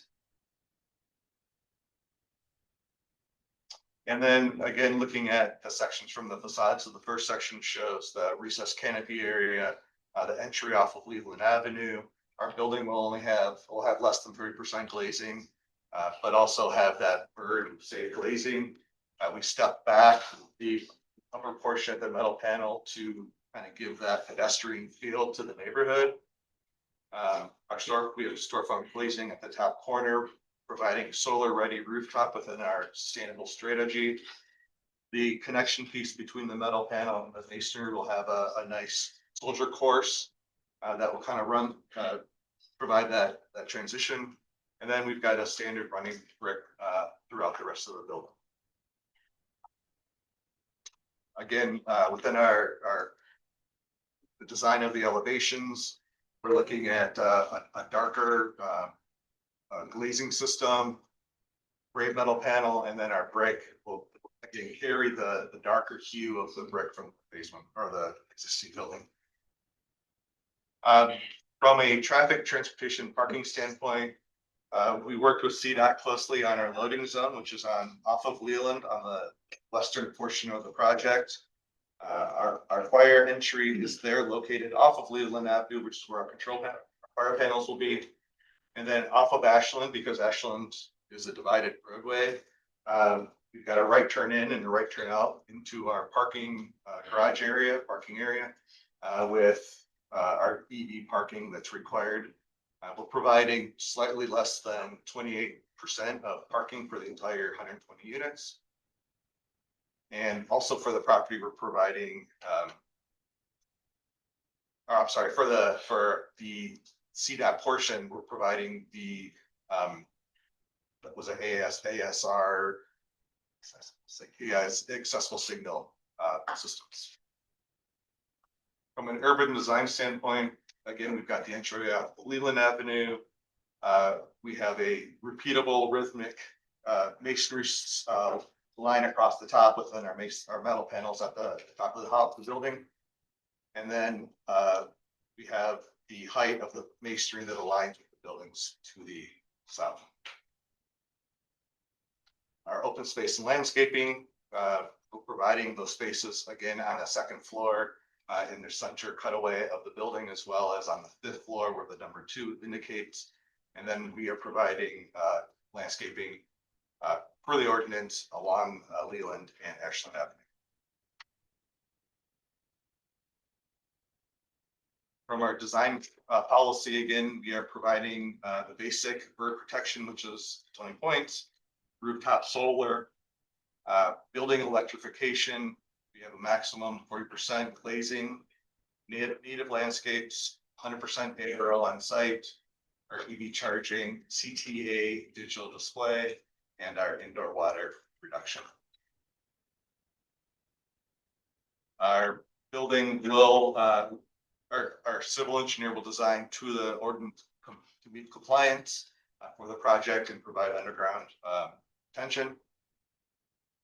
And then we have our report. Thank you, Matt. So this project is going to put all 20% of the unit ARO units on site here at a weighted average of 60% AMI. 3 of the units will be rented at 40% or below AMI. A third of the units will be rented at 50% or below AMI. So as Matt previously mentioned, this project did have a robust community process, and I believe that the project that we're presenting here today does provide a number of community economic benefits. The total project cost will be $21 million. We anticipate 100+ temporary jobs, 8 to 10 permanent jobs. The project will incur $36,366 in open space impact fees. We also do anticipate that this project will strengthen the local economy by repurposing a undertaxed surface parking lot. We anticipate over $500,000 in property taxes, not to mention a substantial amount of local sales taxes through the complementary use of adding residential density here near the Clark Street commercial corridor. We are retrofitting the intersection at Ashland and Leland with an accessible pedestrian signal. And we do intend to fulfill the city's participation. 26% qualified minority business enterprises, 60% qualified women business enterprises, and 50% participation from Chicago residents. So I'll turn this over to Louis to wrap the presentation up. Again, for the record, Louis Clayton with DPD. DPD has reviewed the proposal and concluded that it is appropriate for this site, meets the criteria set forth in the Chicago zoning ordinance, and its adoption will not have any adverse impacts on the public's health, safety, or welfare. Specifically, the proposal has been thoroughly reviewed by multiple city agencies, aligns with its B2-3 zoning designation, and will not negatively impact nearby developments. It supports economically beneficial development patterns to complement the character of the surrounding neighborhood and nearby properties. The proposal provides amenities suited to the scale and nature of the project while allowing flexibility in use, bulk, and development standards to encourage creative and high-quality design. It meets all relevant standards and guidelines, is compatible with the area in terms of use, density, and building scale, and is supported by adequate public infrastructure and city services. Please refer to my staff report for further details regarding this project and the plans identified here today. Based on the foregoing, it is the recommendation of the zoning administrator of the Department of Planning and Development that this application for the residential plan development be approved, and that the recommendation to the City Council Committee on Zoning, Landmarks, and Building Standards be passage recommended. Thank you, Louis. We do have 2 speakers signed up to speak on this item, Mr. Butler Adams, who's for the proposal, and Ms. Judy Pollack, who's also for the proposal. Yes, again, for the record, my name is Butler Adams. I got a chance to go to the Zoom meeting for this project. I think it was on February 11th of this year. And I like the project. I think it's very nice. Looking at the previous design and the current design, I will be honest, I'm kind of partial to the previous design. For me, it just kind of flows better visually. They said they made the changes to reduce metal panel to align with neighboring metal material context. Well, I mean, it's not 1910, it's not 1920 anymore. We don't always have to fit with the neighborhood context. I mean, it can be a little bit more modern. So personally, I like the previous design a little bit better. I appreciate you all mentioning that this project's gonna generate at least $500,000 in tax revenue, because I didn't see it, and I had it written down. What else?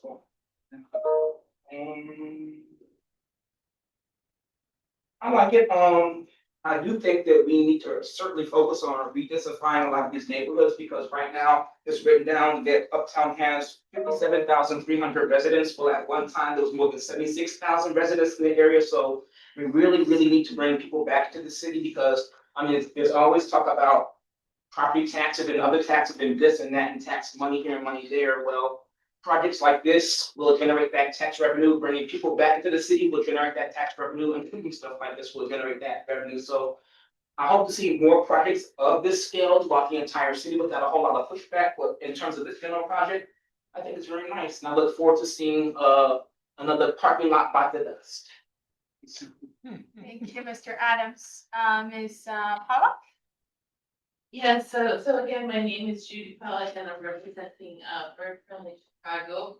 And I want to thank you for your efforts towards making our city safer for residents and migratory birds. It's projects like this that set a great example for development in our city, showing that bird friendly glass can be a sustainable and affordable part of excellent building design. We thank the city and the for encouraging this kind of construction, and we truly appreciate the developer, Honorary Properties, and the architect Kennedy Mann Architecture for choosing to follow DPD guidelines, which will save countless lives of both resident birds and migratory birds as they pass through our city. So these are the kinds of buildings that we need in our city, forever preventing bird deaths. And please accept my sincere gratitude. Thank you. I'll open it up to the commissioners if there's any questions or comments on this item. I do have a question. Yeah, Commissioner Pineda. Thank you for the presentation. Good project. And thank you for addressing some of the requests related to bird friendly, the tax implications and so forth. Those are important points. How confident are you about the timeline that you've described here, in particular as it relates to the capital structure, permits and so forth and so on? We have the equity. Can you state your name? Oh, I'm sorry. I'm Mike Schnude. I'm the owner of Monterey Properties. We have the equity to build the project. We haven't pulled our construction financing yet, but it's a bank I've worked with for 15 years and they've did the project. So that'll happen probably in the summer. Permits are always a little bit of a question mark, but let's assume that's 3 to 4 months. So I feel pretty good about the fall. Excellent, great. Yeah, we need projects like this. Thank you.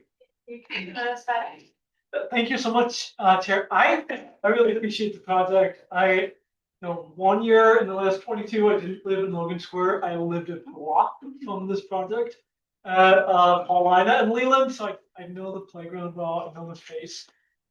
Lives in my memory. I love the building electrification on this. I love the bird-friendly design. I will say, like Mr. Adams, I want to speak to your concern because I feel like this is complementary to the neighborhood design without seeking to be an imitation. When you're next to a historic property like this, like I feel like it would almost be worse if you're like just trying to exactly match the brick color there, and it feels like it seeks to rhyme with it rather than just copy the melody. So I really appreciate what's happening here from a design perspective. I just wanted to call that out. But appreciate the feedback as well. Thanks, Chair. Any other comments or questions?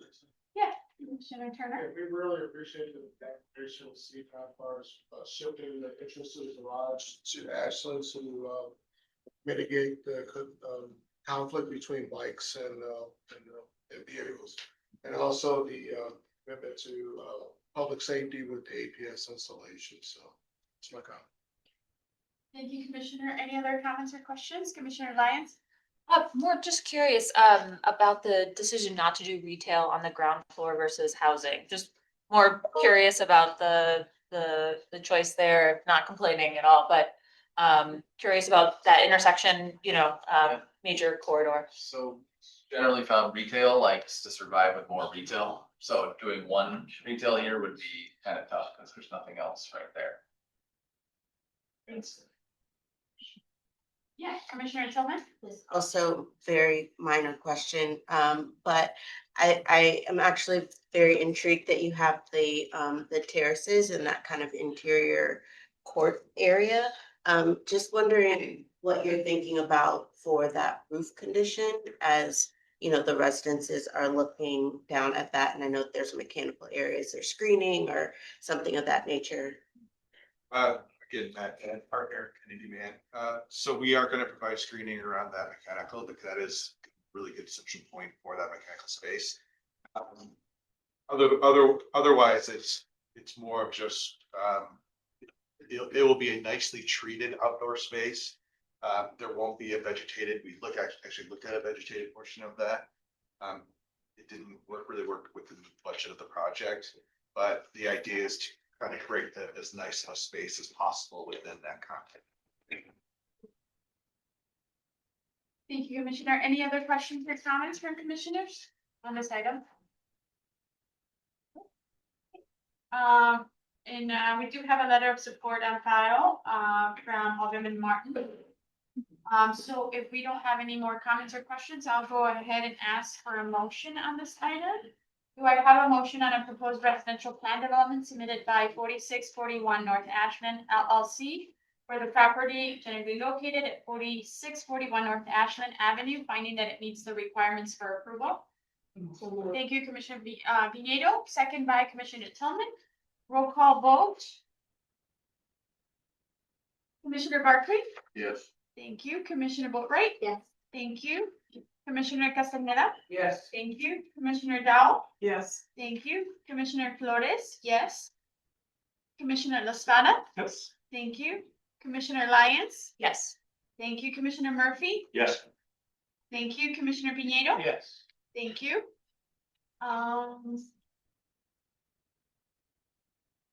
Commissioner Tillman? Yes.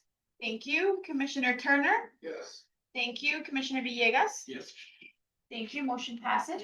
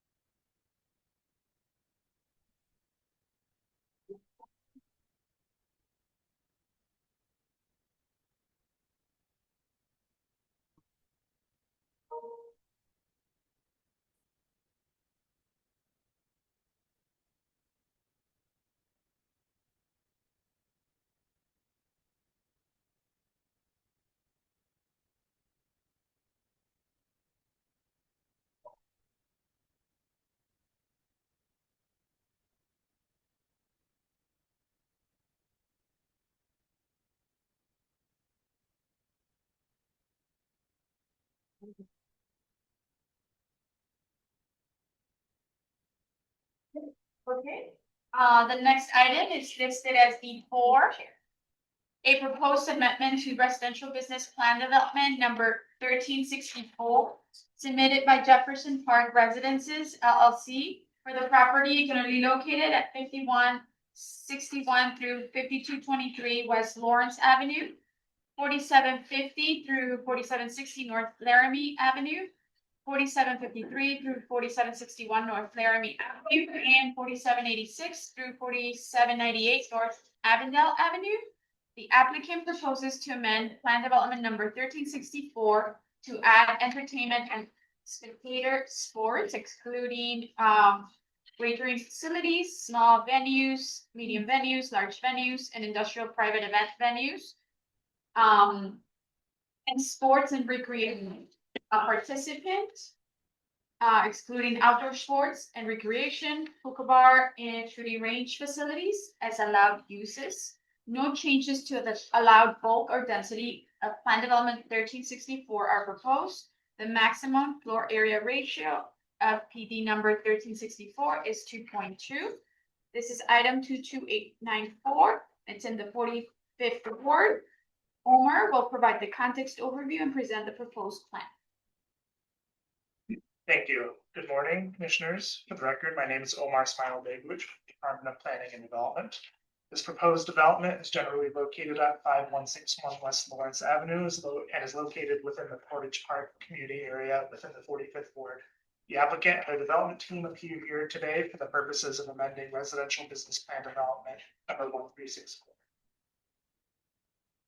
The applicant proposes to amend the zoning district of the subject property C1-2 neighborhood commercial district prior to establishing plan development 1364 as amended in order to add entertainment and spectator sports and participant sports and recreation as allowed uses. Certain uses more specifically regulated within those categories, such as wagering facilities, venues, and shooting range facilities would be specifically excluded. No changes to the allowed bulk or density of planned development 1564 are proposed. The site is located within the Portage Park community area, which has a population of 61,793 people, with an average household size of 2.6 and a median age of 39.9. The site consists of approximately 41,015 square feet and is currently developed with a 4-story mixed-use building with ground floor commercial space, residential dwellings above the ground floor, and accessory parking. Plan Development 1364 was adopted in March 2017 to facilitate this development. The land uses in the surrounding area are primarily commercial and residential. I'll now turn the presentation over to the applicant team to discuss the details.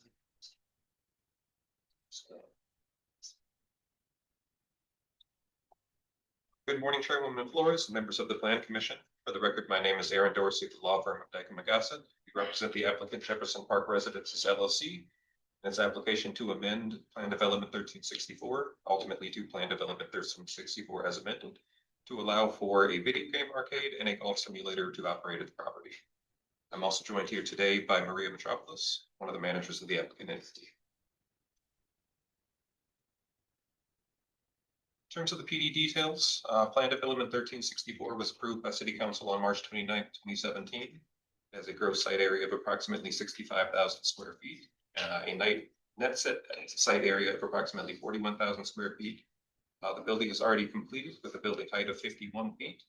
Contains 31 dwelling units with retail units on the ground floor. And there are 62 parking spaces on site, 41 of which are located within the building and 21 of which are located in the parking lot located to the east of the building.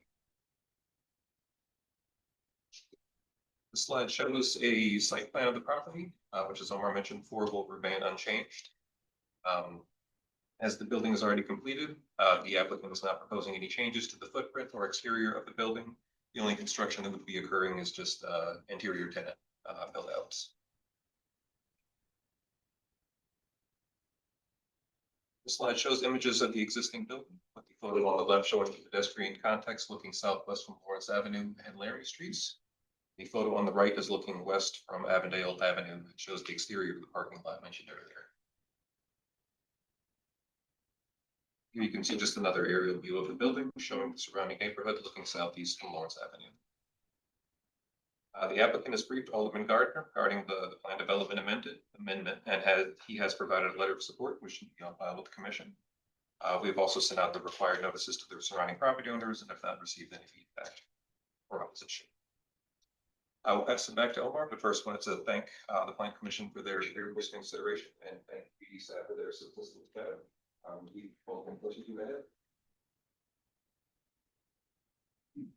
Omar Smailovic again with the Department of Planning and Development. Department of Planning and Development has reviewed the materials submitted by the applicant, and we've concluded that the proposed development would be appropriate for the following reasons. The proposal is in compliance with the applicable standard guidelines of the Chicago zoning ordinance. The proposed development is compatible with the character of the surrounding areas in terms of uses, density, and building scale. And the project has been reviewed by all of the reviewing agencies. Please refer to my staff report for further details regarding this project and the plans identified here today. Based on the foregoing, it is the recommendation of the zoning administrator of the Department of Planning and Development that this application to amend residential business plan development 1364 be approved and forwarded to the City Council Committee on Zoning, Landmarks, and Building Standards as such. Thank you. Thank you, Omar. We only have one speaker signed up to speak on this item, Ms. Judy Pollock. Oh, the Bird Friendly Chicago, of course. Thank you. Yes. Okay, I'm pretty straightforward. Do the commissioners have any comments or questions of the applicant on this item? No? And, as it was mentioned, we have a letter of support from Alderman Gardner on this item. So thank you. So if we don't have any comments or questions, I'll go ahead and ask for a motion. Do I have a motion on a proposed amendment to residential business plan development numbers 1364 submitted by Jefferson Park Residences LLC for the property generally located at 5161 through 5223 West Lawrence Avenue, 4750 through 4760 Laramie Avenue, 4753 through 4761 North Laramie Avenue, and 4786 through 4798 North Avondale Avenue, finding that it meets the requirements for approval. So moved. Thank you, Commissioner Espada. Do I have a second? Second. Thank you, Commissioner Boatright. Roll call vote. Commissioner Barclay. Yes. Thank you, Commissioner Boatright. Thank you. Commissioner Castañeda. Yes. Thank you, Commissioner Dowell. Yes. Thank you, Commissioner Flores. Yes. Commissioner Espada. Yes. Thank you, Commissioner Lyons. Yes. Commissioner Murphy. Yes. Thank you, Commissioner Pinedo. Yes. Thank you. Commissioner Tillman. Yes. Thank you, Commissioner Turner. Yes. Thank you, and Commissioner Villegas. Yes. Thank you, motion passes. Thank you.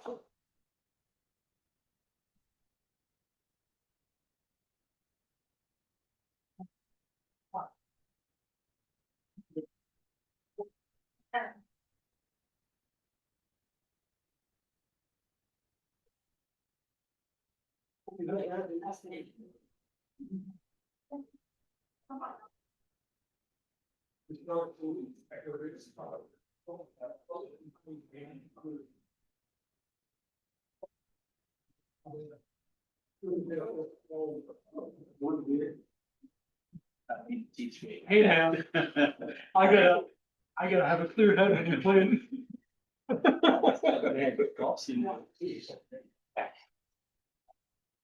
You know, I was talking to him. Project in Mike Rodriguez. Yeah, I was.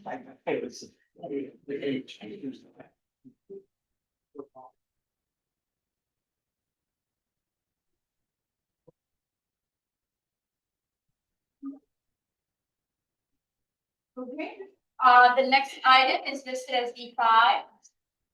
A proposed amendment to plan development number 2 in its entirety, submitted by DePaul University to allow a proposed project on the property generally located at 2300 through 2360 North Sheffield Avenue and 1000 through 1012 West Selden Avenue. The applicant proposes to rezone land development number 2 and the property located at 2300 through 2306 North Sheffield Avenue and at 2314 North Sheffield, as shown in the exhibits from the current PD number 2.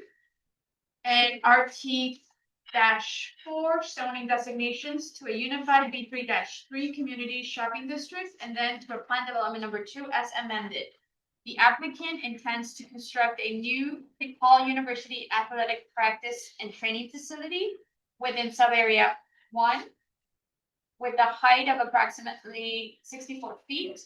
Item 22892, and it's in the 43rd ward. Yang Wong will provide the context overview and present the proposed plan. Thank you, Chairwoman. For the record, my name is Yang Wang with the Department of Planning and Development. This proposed development is generally located at 2300 to 2316 North Sheffield Avenue, on Southern Street, 1012 West of Belden Avenue, and is located within the Lincoln Park community area within the 43rd ward. The applicant, DePaul University, and their development team appear here today, hold an amendment to planned development number 2 for the subject selected. The applicant proposes to amend existing institutional planned development number 2 to add 2 parcels at 2300 North Sheffield and 2314 North Sheffield to sever one of the planned development for the construction of a 4-story basketball practice facility. The facility will primarily contain men's and women's basketball practice courts supported by training rooms, rehabilitation, therapy rooms, office space, locker rooms, and team meeting rooms. A separate application to remove one parcel at 917 West Montana from Summary 5 of the planned development number 2 is being considered. The proposed development is located in the Lincoln Park community area, which has an estimated population of 67,831 and a median age of 31.3. The site is located at the northwest corner of North Sheffield Avenue and West Belden Avenue, near the CTA Fulton Station served by the Red Swan and Purple lines, with additional bus service available. The site is located within DePaul University's Lincoln Park campus and is surrounded by a mix of academic buildings, student housing, athletic center, and other institutional uses. The site is adjacent to the Sullivan Athletic Center, Arts and Letters Hall, and the Sheffield Square Apartments. The property at 2302 and 2314 North Sheffield Avenue, highlighted in yellow, are the 2 parcels that will be added to planned development number 2. The properties at 2310 and 2316 North Sheffield Avenue, which are within the current PD2 boundaries, contain existing buildings identified as potentially significant in the Chicago Historical Resources Survey and are therefore subject to the city's demolition delay ordinance.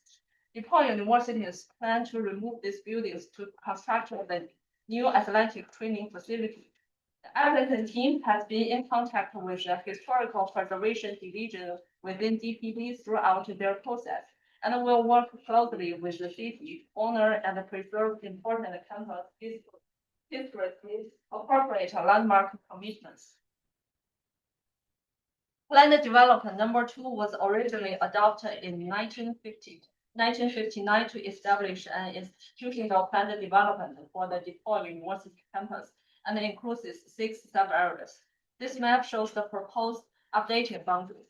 The new athletic practice and the training facility is located within Suburb 1. This is the land use context plan. The surrounding land uses are primarily institutional and residential. I'll now turn the presentation over to the applicant team to present the details of the proposed amendment. Thank you, Andy. My name is Lenny Asaro. I'm a real estate partner at the law firm of Fagery Drinker Bidlin Reed, here on behalf of the applicant. I just want to take a moment to introduce the applicant team that is here today.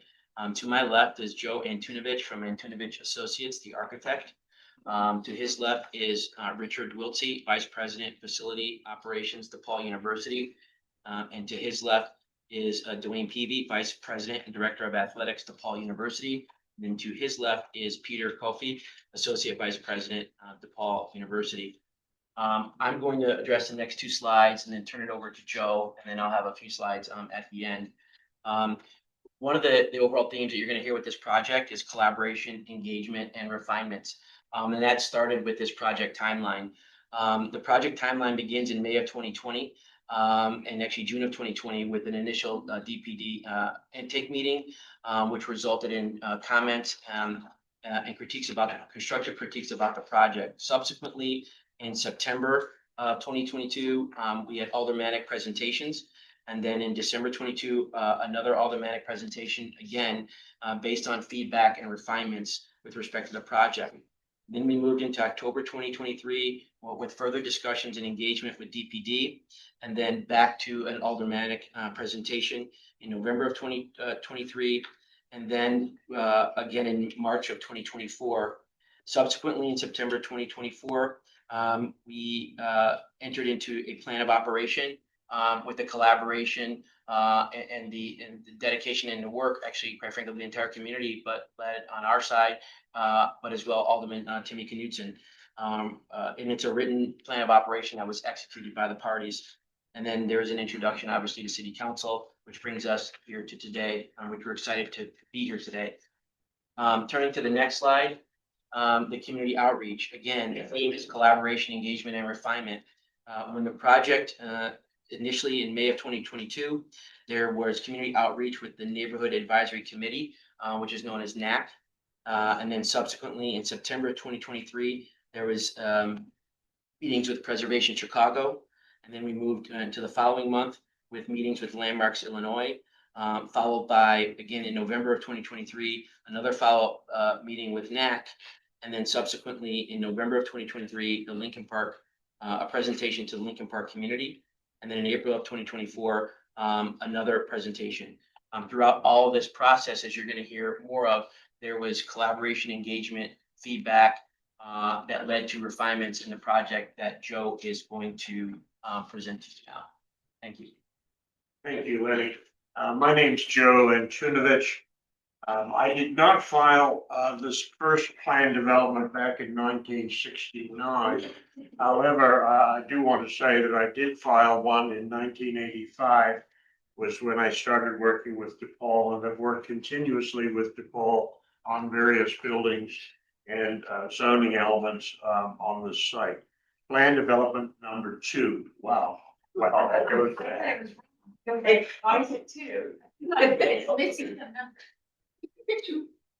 I'm thrilled to be here today and thrilled to be representing DePaul University, one of the real great places that we have here in Chicago. The site, as illustrated here in yellow, a new basketball practice facility located in the heart of campus, right across the street from where Ray Meyer and George Mikan practiced in the old Alumni Hall, which occurred right across the street. And the new building has a few elements from that old building. If some of you remember Alumni, if you're too young to remember Alumni Hall. No, you probably remember Alumni Hall. Alumni Hall had a roof that actually was very similar to what we're proposing here, but it was actually more acute. But we're putting this building right in the center of campus, right across from the student center, right across from the existing athletic center, and right next to classrooms in the center of Lincoln Park. First 2 floors are masonry that reflect the surrounding community, limestone, brick, and large windows so that you can look in and see what's happening on those first 2 floors. The first floor will include uses that are used by all of the athletic department. And then the second floor will be devoted mostly to the men's and women's basketball program. And then, of course, on the upper floors, 2 basketball courts, one for men, one for women. And Director Dwayne is with us here today, and I'm sure if you'd like to be able to arrange a shooting free throws after the building's built, he'll arrange that for you. But we didn't want to hide away and build a big solid element on the top that would be like an industrial building. And so here we see the building open. We're expressing the uses that are on the inside to the outside, and we come up with this architecture that leans backwards to the historic buildings of Lincoln Park with the brick and stone and the articulated base. And then as we get a little higher, we've expressed the new basketball practice facility above. We've improved streetscapes. We've made sidewalks wider. We've actually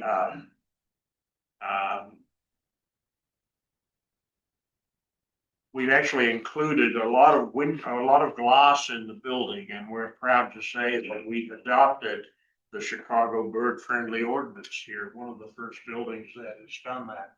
And so, all of the glass that you see within the building will be, covered by that ordinance. Next slide.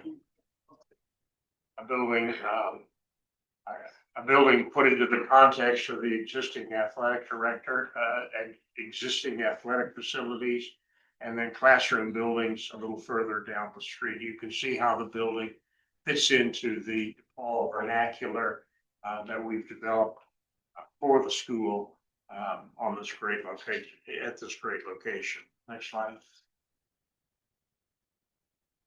Looking from Sheffield, going south on Sheffield. Furthest building to the south is the student center. One of the older all residences here, and you can see how the building is viewed at ground plane. As you walk down the street, you'll look up, and for the height of about 35 feet, you will see these two floors at the lower base, and then the more modern transparent building will take place above that. Here I was mentioning Commissioner Boatright shooting free throws after we get the building done. No.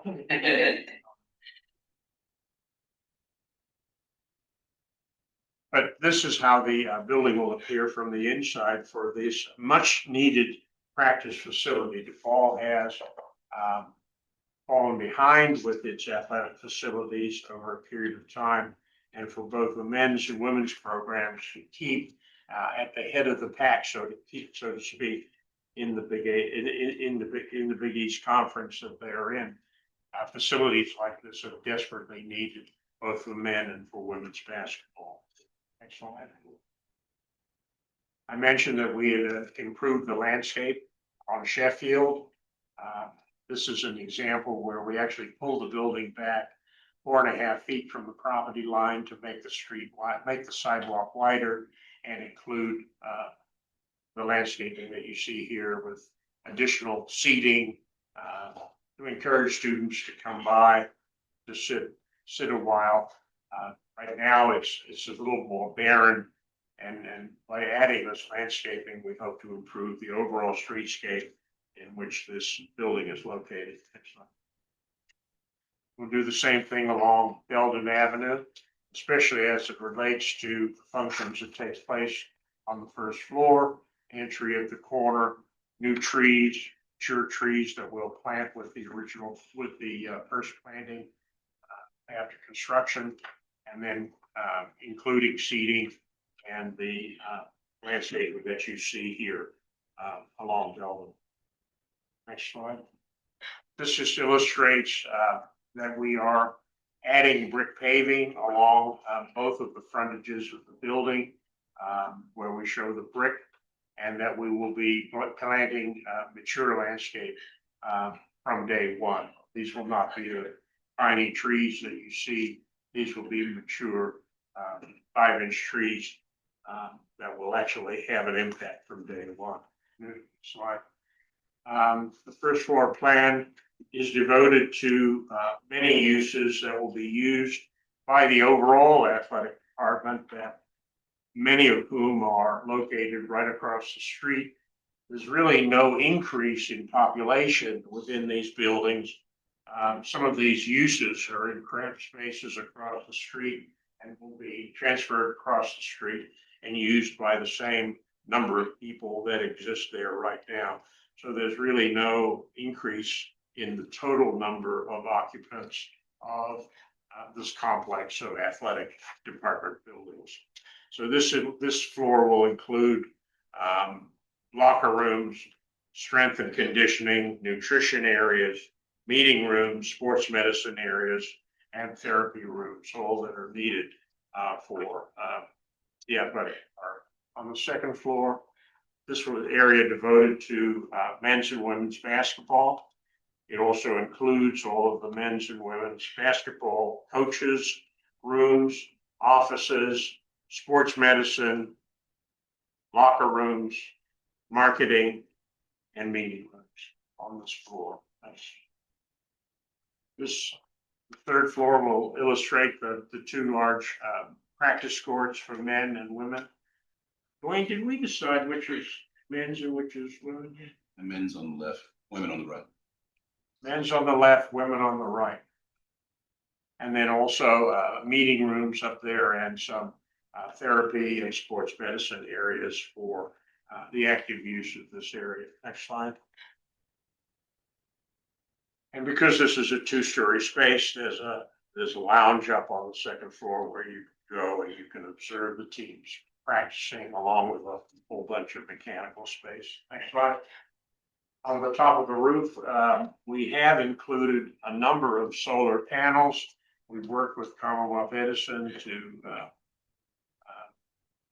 on that installation, and we're happy to say that over 10% of the total building energy cost will be saved by these solar panels, so that we're not having to purchase additional energy. So one building at a time, we are going to make a difference here. The elevations of the building, I'll go through these quickly because they were illustrated on the renderings. Using a large amount of glass, but also using the brick and the masonry on the lower two levels, expressing the entry with broad overhangs, expressing a stair that comes from the floor all the way to the top level of the building along Sheffield. Next slide. And then the south elevation along Belden, done in a similar way. Next slide. West elevation facing the classroom building that's to the west. And then here at the north where we abut an existing DePaul apartment building to the north. Next slide. Just a more complex drawing showing the section through the building illustrating the basketball courts and then the basketball floor and then the more general athletic department floor on the first floor.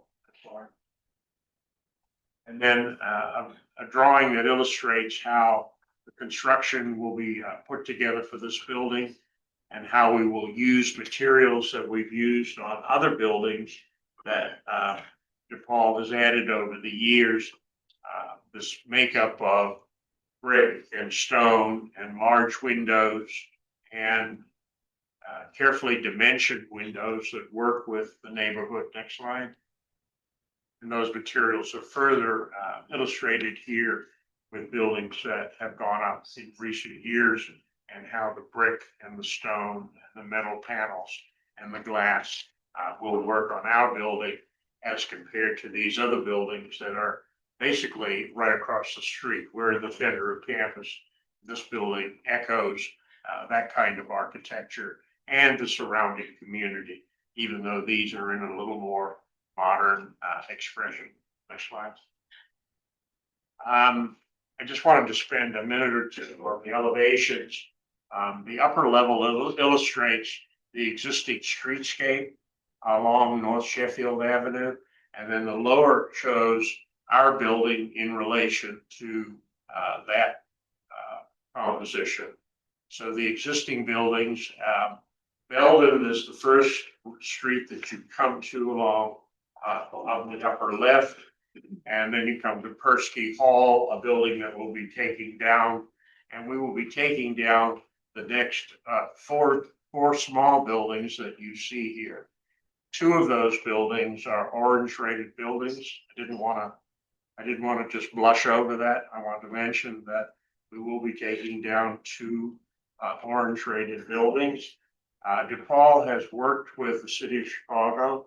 We've worked with our neighbors and we've worked with our aldermen on mitigating that removal.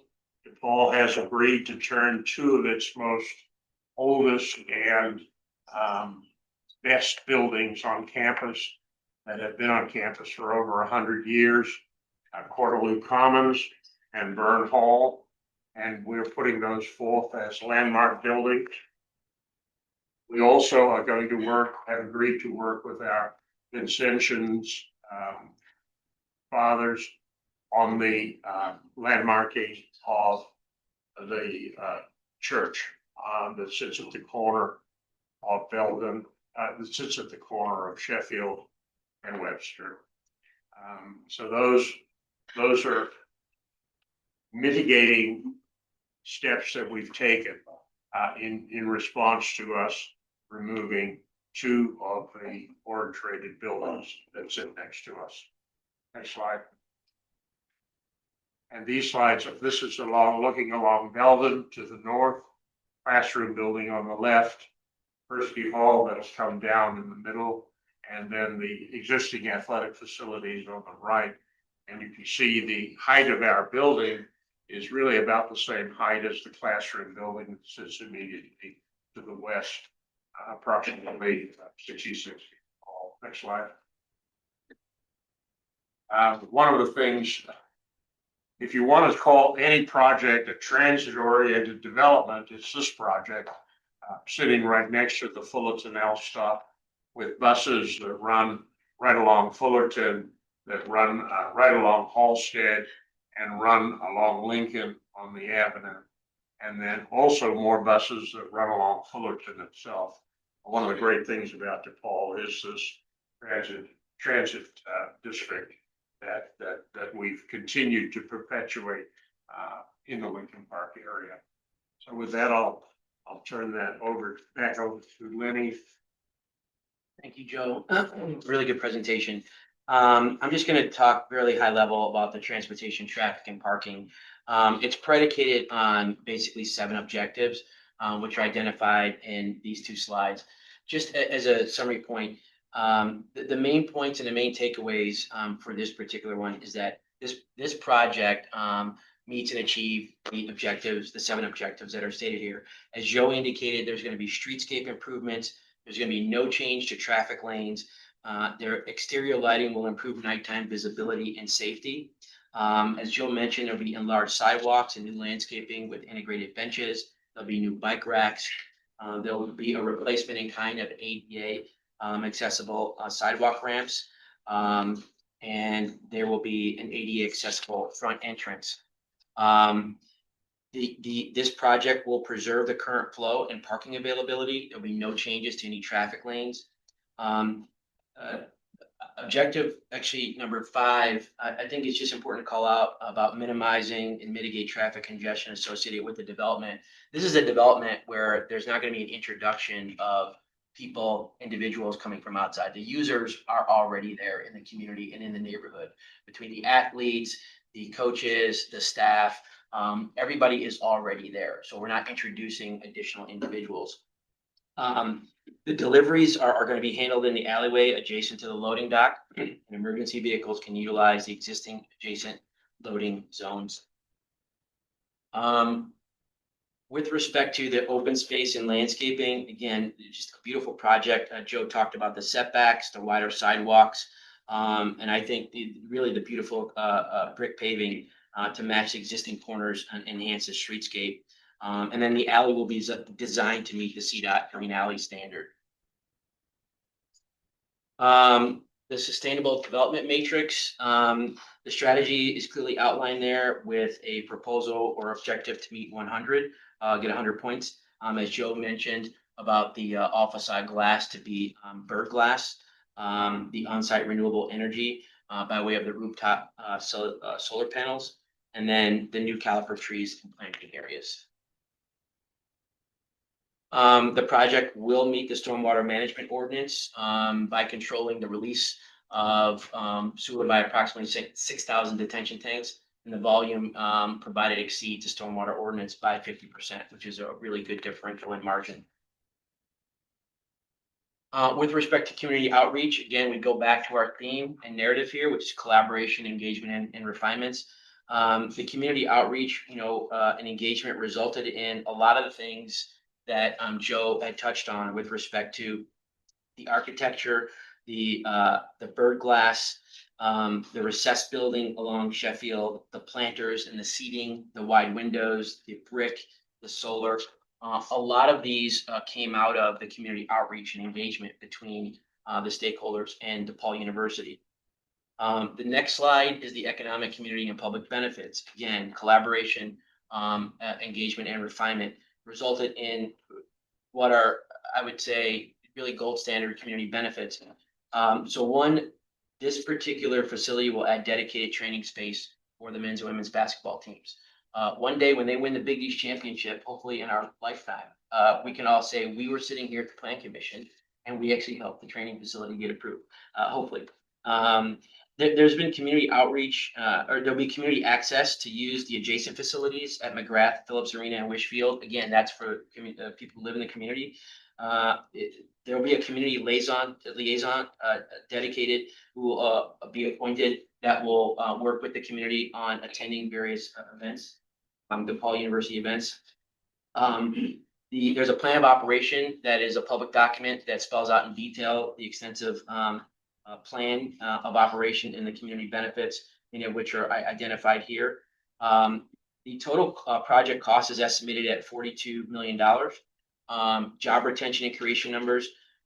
It's proposed to create 225 full-time temporary construction jobs, retain all existing permanent jobs, as well as existing DePaul athletic security and maintenance staff will operate the building.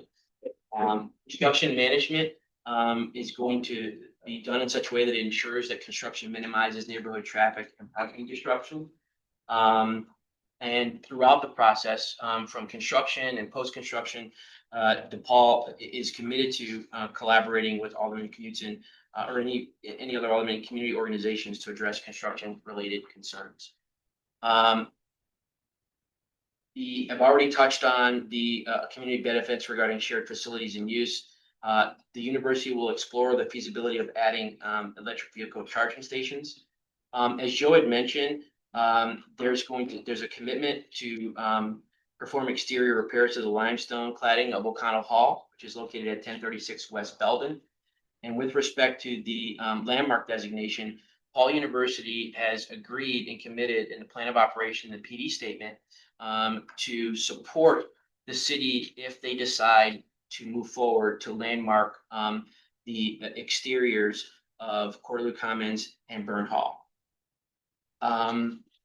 And then Joel has already mentioned the, again, willingness to support and collaborate with the city regarding the landmarking of aspects of St. Vincent de Paul Church. Lastly, the city's, the goals for this project are for 26% participation for qualified MBE, 6% for qualified WBE, and 50% for local residents. Before I conclude, I want to now turn to and turn it over to Peter Kofi from DePaul University and to Dwayne Peavy for some brief comments with respect to the project. So I'll turn it over to Peter first. Thanks, Lenny. Peter Coffey, DePaul University. I'm happy to be here today. Thank you, members of the commission, for your time and attention this morning. I just handle community and government relations for the university, and I want to point out that 1989, we've established a neighborhood advisory council. So through regular meetings, we meet quarterly or more often as needed to address issues of mutual concern, including campus development. And that partnership, I think, has been a model for other institutions around the city. We like to solve problems when they're small before they fester and become big. But we've also learned, particularly in the 2009 plan development, that centered a lot on campus growth, including music, theater facilities. This input helps us come up with better plans. So it's not enough to build a great institution. We have to build a great neighborhood. We're committed to that. So thank you for your time today. Thank you, Peter. My name is Dwayne Peavy. I'm the Vice President and Director of Athletics at DePaul University. Thank you for the opportunity to be here. As we saw on some of the slides during the community meeting that we held in Lincoln Park back in April of 24, I shared with the community that DePaul athletics must return to national relevance and recognition to be able to be that front porch for our university to help increase applications and enrollment in the world in higher education, where the demographic drop of high school age students is really affecting campuses across the country. Athletic performance elevates media attention, produces dollars, creates attention, helps in applications. And we are actually in recruiting or getting turned down because of our lack of facilities. So in fact, DePaul will be the only Big East basketball school that will not have a dedicated basketball practice facility. Seton Hall just opened one this fall, and St. John's is starting that construction project due to open in the spring of 27. So we will be the only one that doesn't have one of the leagues that we're trying to compete with at the highest level. When I got here from University of Kentucky 5 years ago, I assessed where our department's needs were, and facilities kept coming back. The availability of space. You can do renovations, but it's hard to create space. And we have, trying to find out why we haven't competed at the highest level and why haven't we won. And we were last in the Big East Conference in almost every major category. As a university, we have increased our funding in all those areas to address things. And this is the last piece from a facility standpoint. This is not just for basketball, it's also for all our student athletes. There's nutrition areas, there's hydrotherapy and training room access that we don't have in our current building. It also frees up McGrath-Phillips Arena for not just the campus and community events that were mentioned before, but for our other sports to be able to have some indoor space to use as well, because that space is programmed out from basically 6 a.m. to 9 p.m. every night, right? So the new practice facility will not only support all of our student athletes, as I said, but also help us attract and retain basketball future student athletes to contribute to the overall success of not just our athletic department, but for the university as a whole. Thank you. And I'll just conclude on behalf of the applicant. I just want to thank the commission for allowing us for this presentation today. I want to thank Commissioner Boatwright, DPD, and her leadership reflected in the two people that I work most closely with on this project. Who I always enjoy working with is Yang Wang, and of course, Noah Safranek. So we want to thank everybody, and we respectfully request that hopefully we can get a favorable recommendation on this project today. Thank you. For the record, again, my name is Yang Wang with the Department of Planning and Development.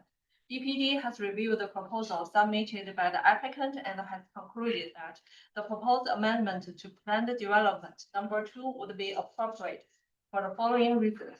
The proposed amendment complies with the planned development standards and guidelines. The proposed amendment is compatible with the character of the surrounding area. This proposal provides amenities appropriate to the nature and scale of the project.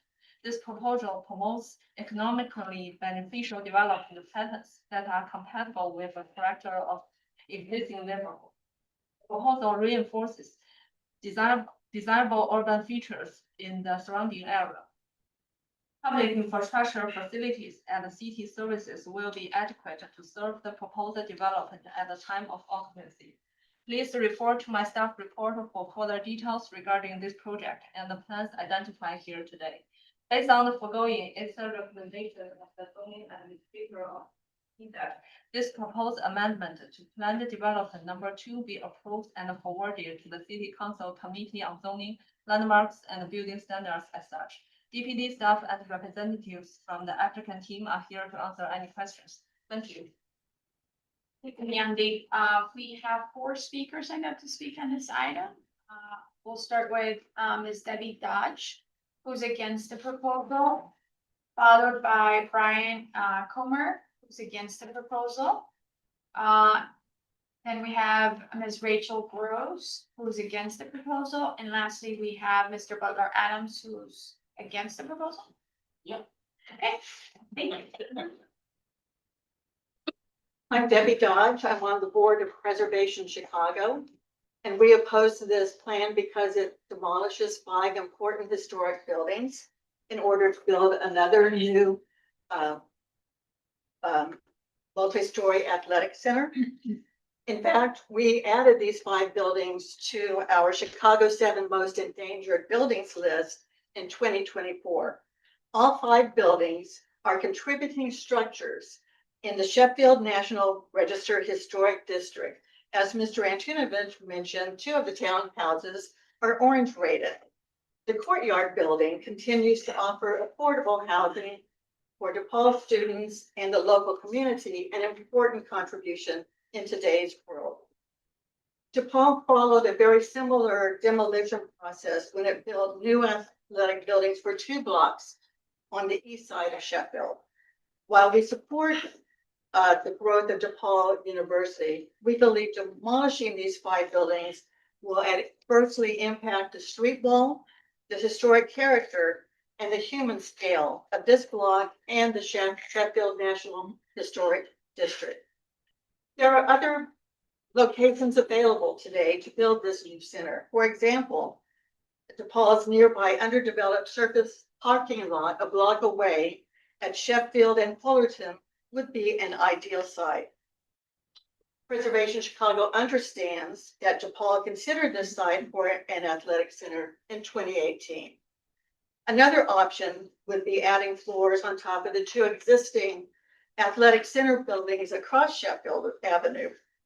It could even be possible to extend these floors over the adjacent parking structure.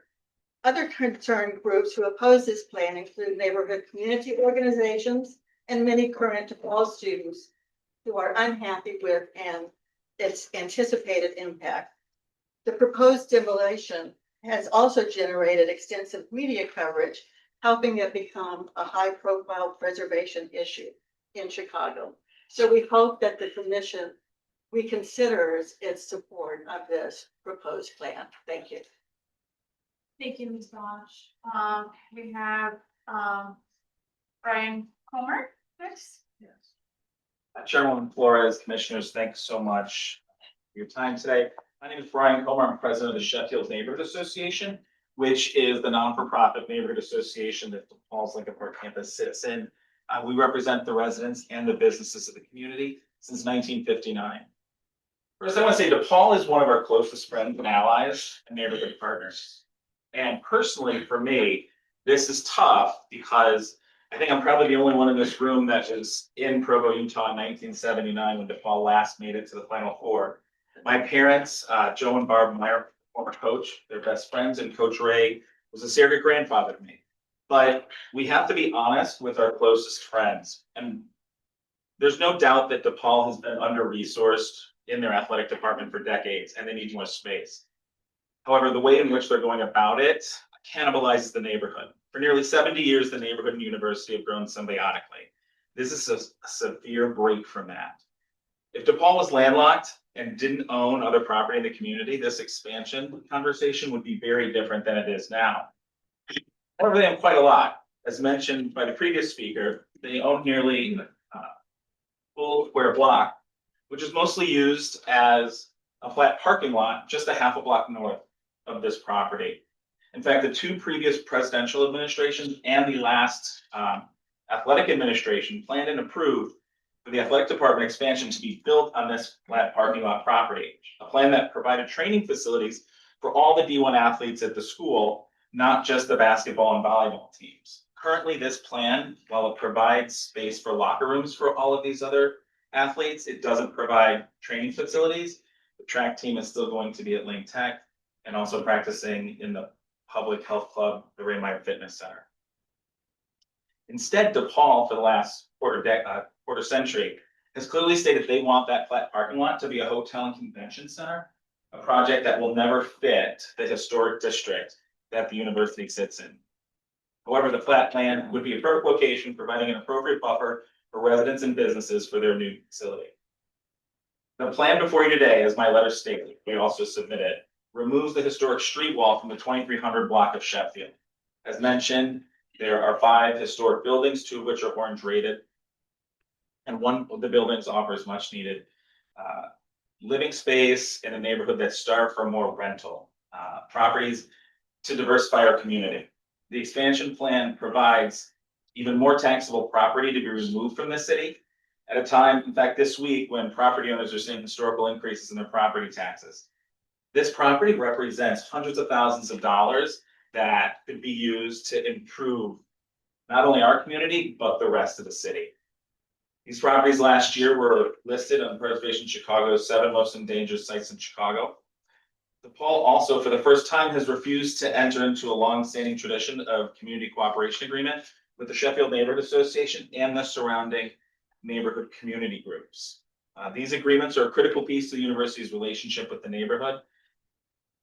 And it proves that they are serious about taking our communication and the relationship seriously.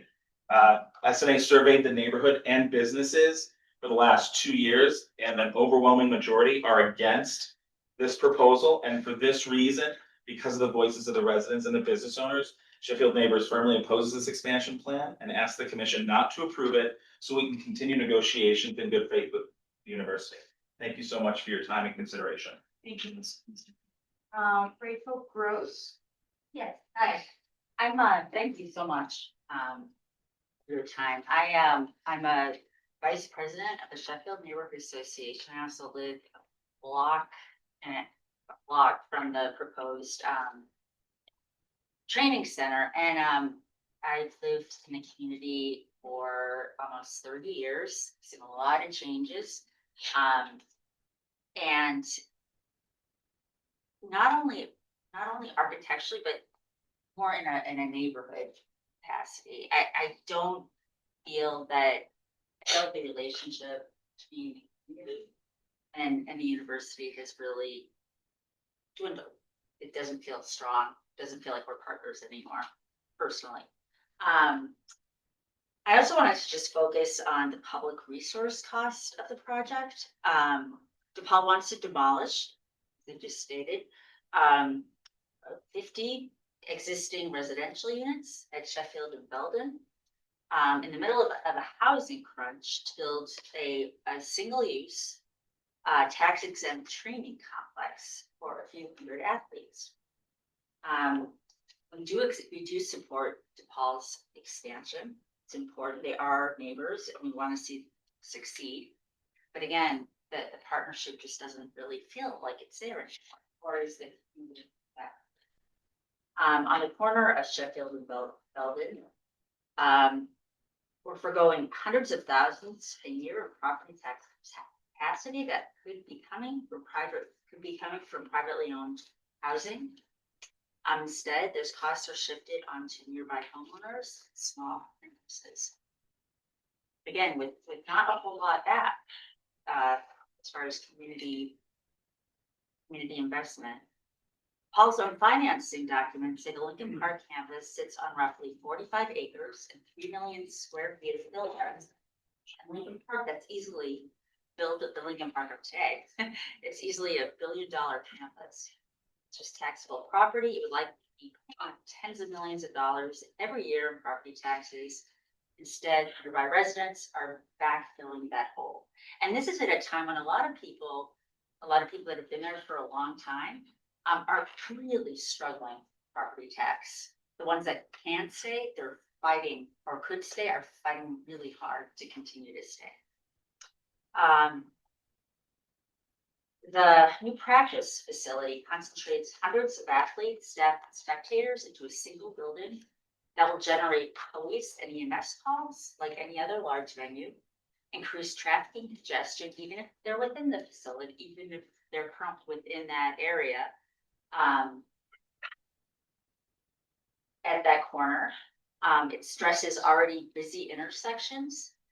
It requires ongoing inspections and code enforcement from city departments. And I had more to say, but I will kind of just close with, at a minimum, before approving this, the city should quantify the annual property tax capacity, total tax exempt value of DePaul's holdings in Lincoln Park, and require some sort of cost recovery. So this facility isn't built entirely on the backs of everybody's tax bill. Thank you. Thank you, Ms. Rose. Next we have Mr. Butler Adams. Yes, for the record, my name is Butler Adams. I am to this proposal. Every once in a while, there's a kink in the time continuum, and this is one of those days. I really have no problem with the project overall, but I would like to concur 100% with the lady from Preservation Chicago. Everyone who has seen me speak over the past 20 years know how pro-development I am. That's how I'm at Yale, 20 years ago, going to the Chicago Spire meetings. So I'm very, very, very pro-development. However, I love architecture and I love history. So I'm also very, very pro-preservation. So the fact that 4 or 5 historic buildings are being torn down really kind of rips at my soul.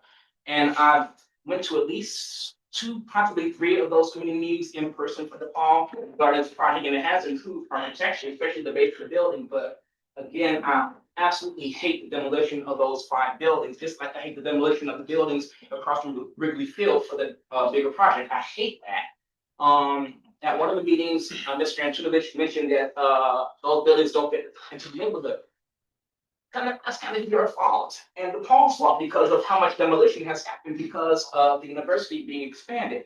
And that's what happens, I understand that, but, I don't necessarily support this. I know that DePaul's trying to, is right now in the midst of raising $650 million for their campaign, but and I say this as a graduate of DePaul, an alumni.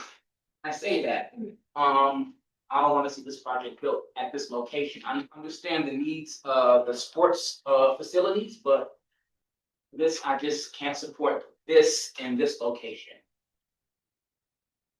Thank you, Mr. Adams. Last, we have Ms. Judy Pollock. So I'm just talking about the bird friendly aspects of this project and I really think it's a great project, bird friendly aspect. To have this big expansive glass treated will be a great thing for the city of Chicago. So I think we'll see. Thank you. Thank you for all the comments. I know Commissioner Fulbright. Sure. So as we talk about the preservation component, I know that the team has been in communication with our historic preservation division. I think it would be helpful for the full commission to just talk about the engagement. As a reminder, these are orange rated buildings. Talk about the agreement that has been in place to protect other buildings nearby. I think it's important for the broader commission to kind of understand the engagement thus far. Well, with respect to the the orange rated buildings, that actually was the catalyst for the discussion about how to, whether actually to mitigate, and if so, how to mitigate. That was a very constructive, long discussion, and it was part of the discussions with DPD, it was part of the discussions with the community and with Alderman Knutson, and where essentially everybody arrived at was to, one, support the city's decision and efforts to actually landmark the exterior of Corlew Commons and Burn Hall. So that there was no obligation on the zoning ordinance to actually do that, but that was something that was asked for indirectly and indirectly in order to mitigate the demolition of the orange rated buildings. I think it was mentioned that it was landmarked, it's orange rated, which was an important distinction, as obviously you well know, Commissioner. So that was part of a compromise in order to basically address and speak to the preservation aspects of it. So this isn't a project where it's a removal of orange and then nothing was given, in return. And so in addition to that, as Joe mentioned, the same willingness by the Vincentians to support the city's decisions and efforts, if it so desires to do so, to landmark aspects of St. Vincent de Paul Church. So that's 3 buildings that were not required to be landmarked. There had been, my knowledge, no movement or effort to landmark it. And so it was actually affirmative steps that were taken, born out of the community meetings with DPD, in order to, again, collaborate, engage, and basically come back with a community benefit. And that's one of those aspects. Thank you. I just thought that was important for the broader commission, just to kind of understand the steps, the communication. And if I could just underline one point too, Commissioner Boatwright, it's not just me saying it, it's actually in the PD statements. So. As a follow-up question, can we talk a little bit about the alternative sites that were mentioned by some of the speakers? Why were those ruled out from being chosen? Hi, my name is Richard Wiltsey. I'm the Vice President of Facilities at DePaul. Thank you for the question. So we actually looked at multiple alternative sites, several of which were ruled out because they were too small. We own a parking lot at the corner of Feldman and Seminary. We also own. Point to them on the. Or. So that.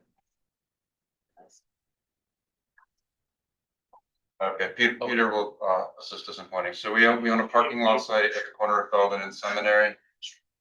Other pointer may not work on the screen. Yeah, so we own a parking lot there. That site was too small. We have, Peter, you also stay there. We have an urban garden site on Seminary. or I'm sorry, on Belden. Yep. To the east of the proposed project site, and then that was also too small. So the site that's the most controversial, and it's been discussed at length in the community is at the northwest corner of Fullerton and Sheffield Avenue, which is at the top. We might have a better view. Thank you, Peter. You made it. Teamwork makes the dream work. Sorry, the blue one or the gray one, or the gray one next to it? It's the gray is the parking lot. This is where it becomes complicated because that parking is required to support the building that's in the blue to the west. That facility houses several important default programs, but it also is tied up in a long-term lease with a sports rehabilitation company, and it's also contractually required with our lease for the United States Postal Service, which is a great community asset and amenity that's directly across the street on Sheffield Avenue. We were required to provide parking for that lease, and we are not able to violate that at this time. But also, in a long-term master planning sense, it was mentioned that yes, at one time a hotel was proposed to the community, but ultimately this is a very large site intended for mixed-use development. And it is at the most marquee corner of our campus at Fourth and Sheffield. So the long-term plan here is not to put a sports facility, particularly not a practice facility, but to put something that will enhance the academic reputation and standing of DePaul University while also providing community-related amenities and first floor retail and things of that nature that would benefit the community in a way that this sports facility, while advantageous to DePaul, doesn't necessarily directly support the community. Moreover, and we've explained this extensively in our community meetings, we've established what we've kind of called the core academic center of campus, and then we've established a periphery of outlying campus facing or community facing amenities. So for example, our theater school building, our music building, and our art school, they're on the outside of the campus facing the community because those are places where the community is meant to come in, to engage, to see a show, to see a performance, to listen to a concert. This is a practice facility for student athletes. This is not a space, contrary to the statement, where there'll be spectators. It's not a spectator building. This is meant to be an intimate setting for DePaul students, for the benefit of DePaul students. And in doing so, we will create other community benefits by freeing up other spaces that we can share with the community. But the proposed project is not specifically one of those. Thank you for the question. Thank you for that answer. Any other questions or comments from the commissioners? I do have a question, and, Commissioner and Domingo? and it's related in the context of all of this, because you talked about collaboration and engagement and so forth, and so I just want to understand. I think I personally need context, because if a few people had showed up and said, you know, we object to this and that, I would understand that it's impossible to please everyone. I think some of the testimony that we're hearing today reflects the views of neighborhood representatives. And so it's groups of neighbors that are here. Can you, at the Sheffield and so forth. So please help us with some context about the engagement that you've done. Who are maybe Mr. Kofi, you can help us with that, but I want to understand that, you know, where the, you know, the level of the objection in relation to the level of the support that you have from the neighbors. And this is Peter Coffey, DePaul University. It probably falls on me. We did receive support from Brightwood Neighbors, which is the neighborhood association to the north of Fullerton Avenue. I should have had those letters sent, put in this package. The Seminary Townhome Association, which is a subset of Sheffield Neighbors, loves this proposal and has supported it. The Lincoln Park Chamber of Commerce is on record with the alderman supporting this process. These groups are three, with Sheffield, 4 of the members of our Neighborhood Advisory Council. Now, I'm hearing about survey data that I haven't seen from Sheffield that says that there was deep opposition to this. We're not hearing it on our end. So I'll leave that for you to determine how to weigh that information.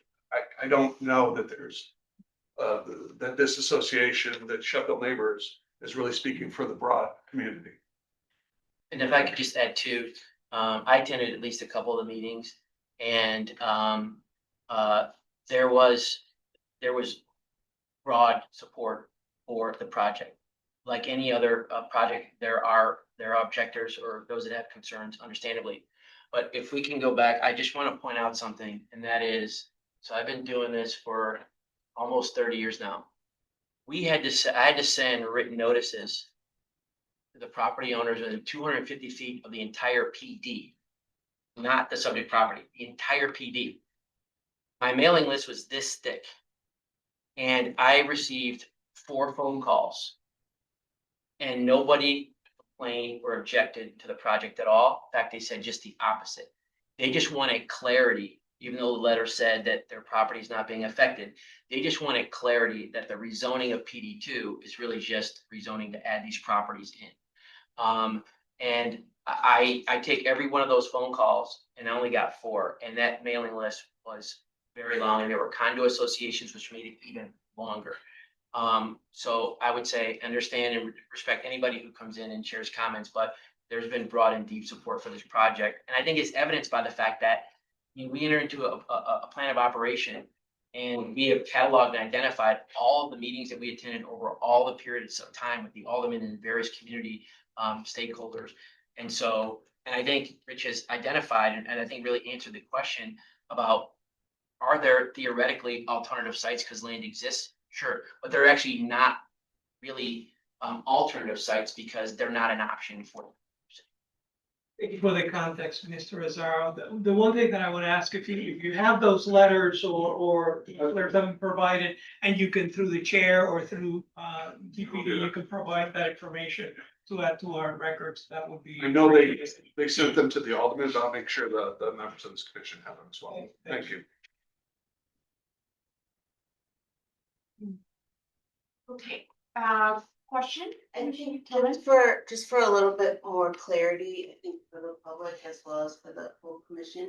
So the properties that are in question, that are existing, that are orange listed, can you give kind of you've landmarked now these other properties kind of in an agreement or swapped them? Yeah, So no, that's that's what not in landmark. What we reference is part of the compromise, we recognize, hey, these are orange rated, right? And so they're not landmark. Make sure we're clear there. Yes. As part of the overall campus, we recognize there's opportunities, other landmark areas.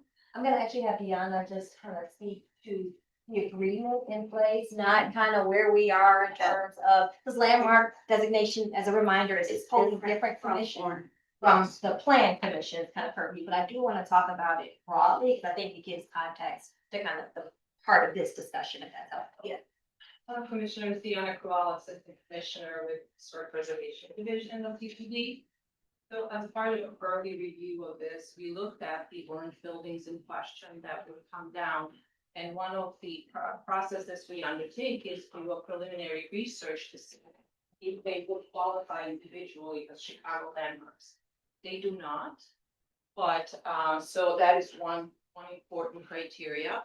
And however, as indicated, as part of the entire project, there was an opportunity for the ownership to agree to actual landmark designation of 2 buildings that do meet criteria. So that is what is being proposed and would be agreed to move forward pending this approval. And it's documented. But that clarity is helpful. Thank you.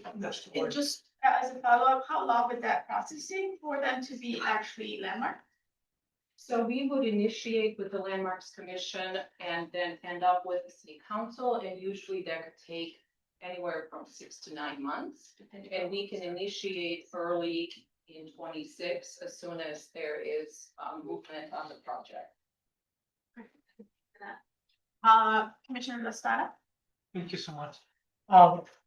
Apologize for missing some of this for another meeting. I have 2 questions that kind of follow up on the comments. So if we were across Howard Street up in Evanston, we might see, like from Northwestern, they often make pilot payments or payment in lieu of taxes when properties are taken off the tax rolls. I'm wondering if that's a conversation that has happened, and I do share that concern about a lot loss of housing density in Lincoln Park, which feels like I mean, Children's Memorial Hospital notwithstanding like water loss of density. I'm wondering if there's plans for compensatory development that makes up for the lack of the loss of rental units in the community. Can I answer that? Peter Coffey with Paul. Just on the housing aspect, it's important to note that these are all the Paul student housing. They were Paul student housing contracts. And we have alternate space and capacity available in all the buildings. No student is gonna be evicted, no student will lose her home. This is housing that's not available to the public. So it's a little bit of a nuance. Is it housing? Is it going away? That's true. But when you dive into it, these are DePaul students and there are spots available in other dorms and other housing options that we have available that will make up for that. Yeah, go ahead. Again, Rich Wiltsey from Vice President of Facilities. I actually ran the data because I knew that this would be a question today, so I checked with the Director of Student Housing. So the 5 buildings that are slated to be demolished represent 80 student beds. And again, as Peter said, they're only available to DePaul students. This is not affecting broader community rentals. Of those 80 beds, we currently have in our existing inventory at Lincoln Park campus 100 vacancies right now. And this is at our peak. Our peak for student housing is in the fall quarter. There's attrition throughout the quarter or throughout the rest of the academic year as students go to winter break and don't come back or realize they're not succeeding academically and drop out or transfer to another school. So as of right now, we can fill all of that and then some. And then if we add in our current vacancies at our University Center Chicago lease, we have 134 total vacancies. So we can more than 100% offset this loss right now without building anything else or affecting any neighborhood dynamics. And I also want to point out the properties are owned by DePaul. So, and DePaul, that does have the tax exemption, already real estate tax exemption based on like universities are eligible for.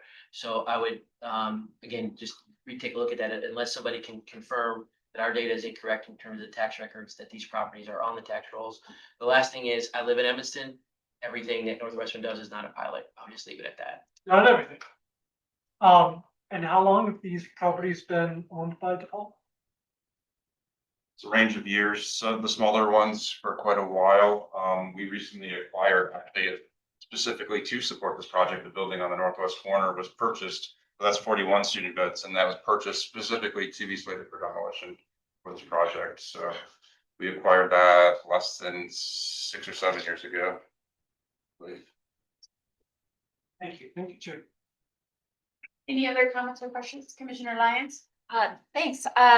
Just to follow up on the student housing question, will the cost for the student for the bed be basically equivalent to what folks are losing at that location to the bed that you had? Yes, our housing structure, pricing structure is relatively flat. It's really kind of an apartment rate, a traditional dorm rate. So it's either going to be the same or roughly less if you go to a more traditional option. We also find that there's robust, there's a lot of rentals available in Lincoln Park too. I think it was a misnomer. Somebody misspoke to call it affordable housing. And technically, student housing is not affordable housing. They're separate concepts, as you're well aware. So, but yes, we've made a concerted effort to make sure that this will not negatively or adversely impact our students. One other question on a different topic. In terms of the jobs that will be created or retained, could you speak a little bit to that and the plan surrounding whether the staff that will operate here are DePaul employees? Are they operating somewhere else right now? Also, that would be. Yeah, one of the buildings includes DePaul athletic staff. They will actually be in the new building. And so we would house them in a temporary during construction, but there's no loss of positions or jobs or anything of that thing. Actually provides opportunities to have some spacing for right now. And the remainder of the jobs that we cited is temporary construction jobs for the construction of the building. But again, being that it's basically substituting existing DePaul buildings for a different duration of a DePaul building, and the existing maintenance staff, the other operations folks are already on campus to retain their jobs. The retention of their jobs isn't predicated on this building, so we didn't include those in that statistic. But you know, basically the campus dynamic stays largely as it is. Commissioner Dowell? Yes, I'm sorry, I had to walk out, so, and I'm just looking up here and I see expand DePaul's athletic facilities. I'm the alderman of the Wintrust Arena, and I just want to make sure, I just want to hear, does that have, what you're doing here impact anything with Wintrust? I can speak to that, Wayne Peavy, athletic director. I think it does, but in a great way. They have a better team, more people in Wintrust, make us feel more proud. This is a practice facility only. So no spectators, no games. I think it will increase and elevate the experience that we're bringing to Wintrust for our city and fans. Any other questions or comments from commissioners? No? Okay, I see that the alderman is in support, but we don't have a letter on file, is that correct? What was the party? What's that? Alderman. We Alderman is what was the party? Okay, thank you. So just one last time, do we have any, yep, I thought there was reference to maybe I misheard, a community agreement with the alderman, is that Line of operation. plan of operation? Yes. And is that incorporated, is that a public record or a public document? It's public. It was written, it was signed, and it was, I believe, posted on the Alderman's website. I believe, the city has it. Okay. It was. Sorry if I missed that in our packets, so It was separate and apart from the PD. understood. Thank you. and what's included in it? Just quick overview. It includes a lot of the things that we talked about here. And a lot of things that like in granular detail with respect to the construction, the timing, the operations, like all the way down to basically when construction happens, making sure that construction workers not parking, picking up parking spaces, but things of that nature. It's happy to re-provide it, but it's a pretty detailed document. I can speak to a couple of things that you haven't noted. Some of the key factors are, we talked about the community position. I've already hired a position, a movement person to be involved in community relations, to be able to expand those things. Different free camps and clinics for different neighborhoods, on an annual basis. To make sure they can use our current facilities more, for voting opportunities and other events. We talked about looking into the charging stations in the corner of Sheffield and Fullerton, and the other pieces. The main ones are kind of some of the things that you put up here, but I think it's really those documents, instead of us saying what we'll do as good neighbors and partners, we want to put on paper everything that'll come with it, and obviously we can provide more to be able to say, these are the agreements we will do. Since there seems to be a little bit of tension of, are we good partners? We wanted to put it on paper versus saying what we will do after the fact. The last thing I want to note is that with this, we will not do any demolition without building a project. So that was part of that operation document as well, is that we have to have 20 million in cash received in hand before we break ground, and we will not break ground without building something. So there will not be, no demolition and not building something. Is that fundraising is that 20 million a fundraising exercise that you're going Yeah, through? I would have to raise 100% for this project. So nothing from institution. We're about 23 million or so fundraised now, a bit over 15 million cash in hand. And without it being a public, having a chance to do it publicly yet. So that's our hope when we get to an approval process that we can actually publicly fundraise as well to get that 20 million cash in hand so we can move forward, breaking ground. Thank you. Thank you for that. Any other questions or comments before I ask for a motion? Nope. Okay. Do I have a motion on a proposed amendment to plan development number 2 in its entirety submitted by DePaul University to allow a proposed project on the property generally located at 2300 through 2360 North Sheffield Avenue and 1000 through 1012 West Belden Avenue, finding that it meets the requirements for approval? So moved.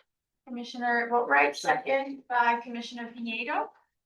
Roll call vote. Commissioner Barclay. Step down. Commissioner Boatright. Yes. Thank you. Commissioner Castañeda. Yes. Thank you, Commissioner Dowell. Abstain because I wasn't here. Abstain. Commissioner Flores, yes. Commissioner La Espada. Yes. Thank you. Commissioner Lyons. Yes. Thank you. Commissioner Murphy. stepped away. Commissioner Piñero, Yes. thank you. Commissioner Tillman, Yes. thank you. Commissioner Turner, Yes. thank you. Commissioner Villegas, Yes. Yes. thank you. Motion passes. Thank you. Nobody.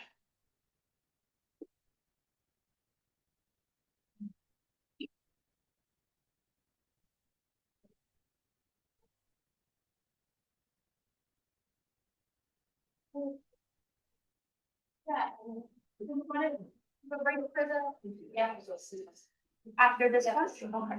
You wanna go out? We don't. I can, yeah. Can wait, it's fine. Yeah.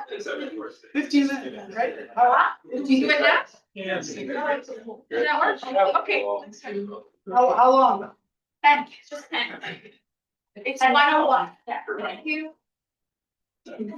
Oh, hi. Three. Here. Yeah. All right, yes.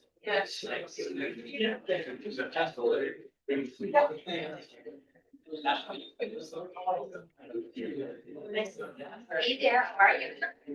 Oh, you're the best. I love you. Thank you.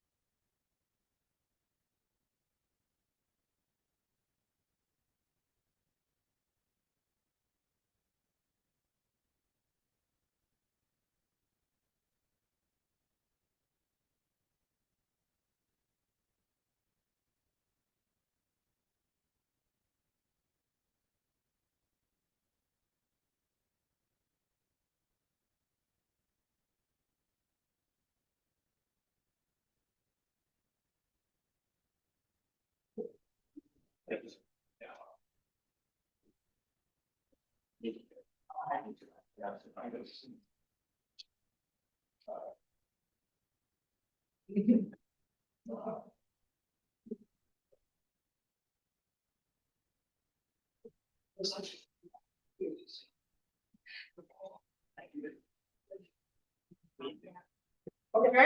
yeah, okay.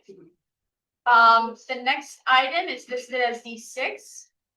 A proposed Lake Michigan Chicago Lakefront Protection Ordinance application submitted by 67 East Oak Partners LLC for the property generally located at 67 East Oak Street. The applicant proposes demolishing the existing 5-story vacant structure and then constructing a new 2-story single-tenant retail structure of 5,960 square feet and approximately 34.5 feet in height.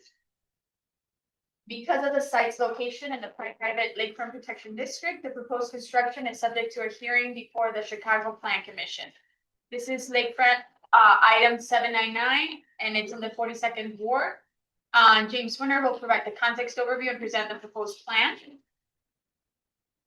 Good afternoon. For the record, my name is James Quinter with the Department of Planning and Development. This project comes back this month after having been deferred last month. I am joined by the representative of the project team for the 67 Oak Street Lakefront Protection Project. This application has been filed for review by the Chicago Plan Commission under the Lake Michigan Chicago Lakefront Protection Ordinance.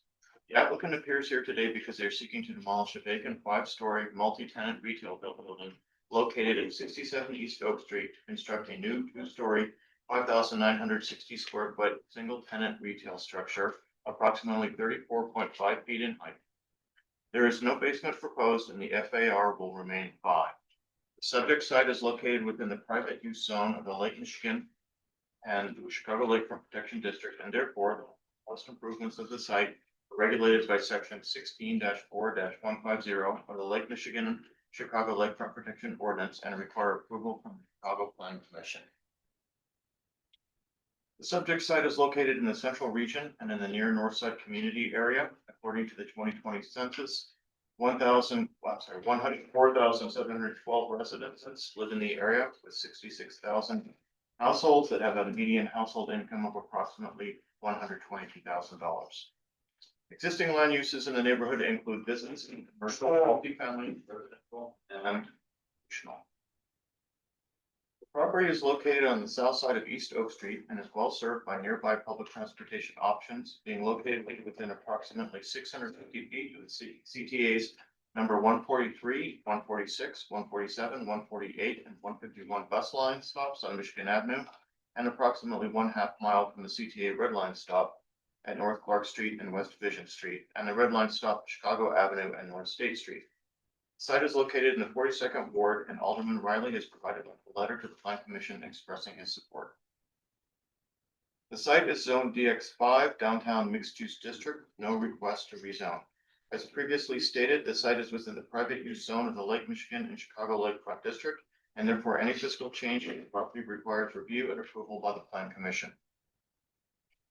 Here are aerial views of the site from the north on the left and from the west on the right. Here are the existing conditions at the site, with the photo on the right showing the existing building between the Chanel store to the west and recently constructed Acra store to the east. And now I'll turn the presentation over to Matthew Gusky, the applicant's representative, to explain the project further. Hello, Commission. Thank you very much for meeting with us. Thank you, Commissioner Boatright. Thank you for giving us the opportunity to present today. To my left, I have Michael Karkowski, the project architect and principal Mayaski Architects, and further down, Mr. Richard Tenenbaum, who represents ownership and the developer of the property. Him, along with his wife, Ellen Distelstoheim, who was here earlier, had to leave. They have owned the property for over 50 years and are very invested in the neighborhood and the property itself. So I'm going to turn it over to Mike, and he'll give you a rundown of the building and the proposal. Sure. Thank you. Again, for the record, my name is Mike Karkowski with Mayaski Architects. So looking at the project timeline right now, so we are looking for wrecking the building. Actually, that's something that is occurring under a separate permit. We're hoping to start that right after the moratorium on Oak Street, so at the beginning of the year. Construction, we hope to start early during the spring with a turnover to the future retail tenant in after the summer of 2027. So this permit is for a core and shell project. There will be a retail tenant that will move into this space, and they will have their own permit process to do the interior build out for the space. So we have, as was mentioned, we have reached out to Alderman Riley, who has expressed support for the project. We did get support from the Oak Street Council. We did have discussions with the Magnificent Mile, who have also given us verbal support. They did actually cancel their meeting, their recent meeting, but we did review the project with them, and they have expressed support for the project. And we've also reached out to the Gold Coast neighbors at the request of Alderman Riley. So we've reached out to them multiple times and explained to them the location of the project and the extent of the project. So the pedestrian context, Oak Street is on it is in a pedestrian street, so we do meet all the requirements regarding the minimum amount of glazing, access to the sidewalk, and the scale of the building, the location of the door directly off of the pedestrian street. So this is a ground floor plan. Again, it's a large open plan for the future tenant to build out. But here you can see the recessed doors, so we are not encroaching into the right of way. The recessed doors, and then there is a grand stair in the center of the plan. There is an elevator to access the second floor. There is alley access where we do have a recessed trash dumpster in the back. And as it was mentioned, there is no basement project. So this is a slab on grade, 2-story project. This is the second floor, again, very open plan. There you can see the central stair and the elevator. Slide, this is just a simple roof plan. There's a roof hatch to access the roof, but there's just mechanical equipment up on the roof. And this is a conceptual rendering of the front facade. And these are front and rear elevation. So we are sandwiched, we are lot line to lot line on the east and west. So the elevation facing Oak Street is on the right-hand side. It's predominantly a glass facade. On the rear alley side, it's concrete block with a stucco finish. This is one elevation here. And the other, again, this is anything that's exposed to view will have a stucco finish. So just the block is just up against the other building. So you won't be able to see the block.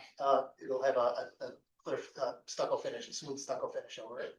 The next slide is just a simple section through the building. Here you can kind of see no basement, 2-story height.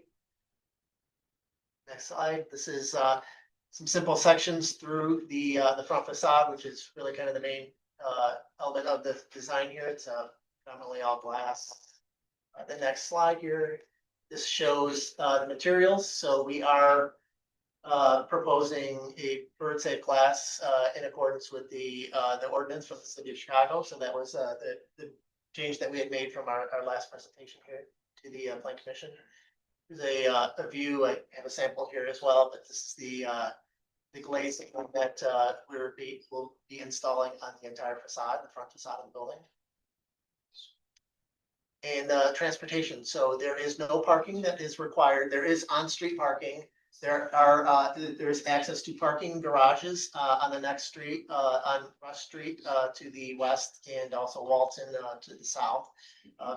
There's limited on-street parking. There is an alley, but the alley is very narrow. That is primarily just used for trash pickup. And here we have just zoning ordinance, just the requirements. We are well below the FAR requirement. We are replacing actually it's noted as a 5-story, but it's half a level down. The existing building, which is currently the building is not an accessible building. So it was built at a time where that was not a priority. So right now the building stands vacant right now.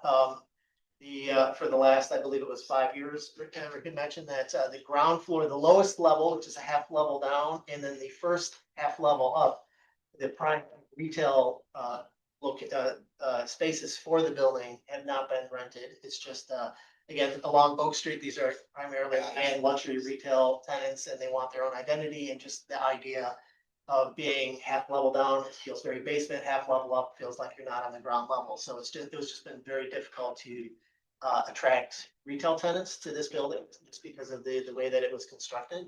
So this solution here brings this, the mass and the scale of the building consistent with the neighboring buildings, and it brings it up to grade, so it is fully accessible, and it is in the context is in keeping with the adjacent neighborhood, the other retail tenants that are on the street, on Oak Street. The landscape right now, there's a tree that's in the front, it's in the right of way, so that it will be replaced at the conclusion of the project. That will be maintained. Sustainability, so we are working with the future tenant. It's our understanding that they are looking to do a LEED interiors project, so we have made some moves in our current plan to incorporate some of their sustainable initiatives. For example, the white roof, we've increased the size of the mechanical equipment to increase ventilation to hit their certain LEED points that they're trying to achieve. And then again, the incorporation of the bird glass for our last request from our last meeting. And this is not a regulated site. Currently, the property covers the entire site with some impervious sidewalk, and the new proposal does not change that. And the economic benefit, again, it's taking a building right now that is underutilized, that is currently vacant, and it is replacing it with a new building that will provide new retail for the Oak Street. There will be, we estimate maybe 30 or 40 temporary construction projects for this project, and 10 to 12 permanent retail projects for the space. Once again, for the record, this is James Quinter with the Department of Planning and Development. EPD has reviewed the planning materials submitted by the applicant and has concluded that this proposal is in compliance with the applicable policies, the Lakefront Plan of Chicago, and the purposes of the Lake Michigan and Chicago Lakefront Protection Ordinance as they apply to development in private use zones. Specifically, LPO policy number 4, the proposed project will update a retail use property within the Oak Street commercial corridor, which is widely recognized as one of the city's historically premier shopping destinations and is in close proximity to Oak Street Beach and the Chicago Lakefront Path. LPO policy number 6, healthy and vibrant retail areas support recreational and leisure time activities. LPO policy number 8, healthy and vibrant retail areas support neighborhood, public, and personal safety. LPO purpose number 7, pedestrian access to Lake Michigan, Oak Street Beach, and other lakefront parks, as well as vistas within and near to them, are a draw to the customers of the retail district. Please refer to the staff report for further details regarding this project and the plans identified here today. Based on the foregoing, it is a recommendation of the zoning administrator of the Planning and Development that this application, being in conformance with the provisions of the Lake Michigan Chicago Lakefront Protection Ordinance, be approved subject to compliance with the plans presented to you today. Thank you. Thank you, James, and to the applicant.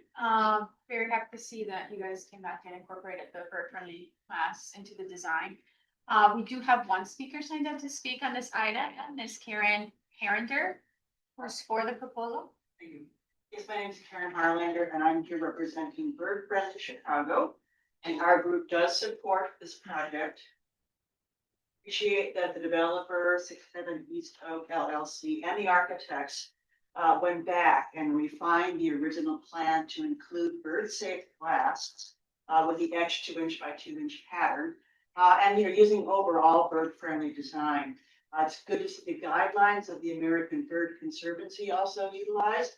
We also thank the commissioners for holding this project to a standard that protects birds. We're grateful to see this part of the Lakefront Protection Ordinance being enforced to protect migratory birds.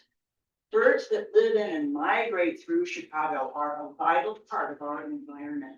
They enrich our parks and neighborhoods, and they are essential to a healthy ecosystem. Our city's location on the Mississippi Flyway makes it one of the most crucial urban areas for bird migration in North America. Taking steps to reduce bird mortality is an important and tangible way that we can help reverse the catastrophic loss of migratory birds. Again, as we support the project, we thank the developers for making this a bird-friendly building. Thank you. Thank you. Do the commissioners have any questions or comments of the applicant or the staff? Commissioner Laspada? I do have one question. I guess it's a two-part question. Number one, are you designing this on spec or is there a unnamed confidential tenant? And then just curious, like, I mean, if you've got DX-5 zoning here, I'm curious why do a single commercial space and not something more mixed use, something that makes use of the density potential on that site? Well, so just take the second part first. We actually went and, we've been working with, ownership with Rick and Ellen for several years. We've actually looked at renovating the existing building. Again, the current building, as I mentioned, is it's a half level up and half level down. The accessibility is an issue. We actually came up with a scheme where we go out one level and we brought in, at grade, and made a double height ground floor space and marketed the building in that manner. And, you know, what, and maybe Rick can speak to this a little bit, but it, you know, just along Oak Street, I think there's you know, the retail environment there is, you know, the retail tenants that move in want their own identity. So the idea of just, and currently, you know, they had a 5.5-story building. There were multiple other tenants, primarily service oriented. There were spas, there was a tailor. But that luxury retail, you know, ground floor tenants in space, just was not in this, at least on this street. Just wanted that their singular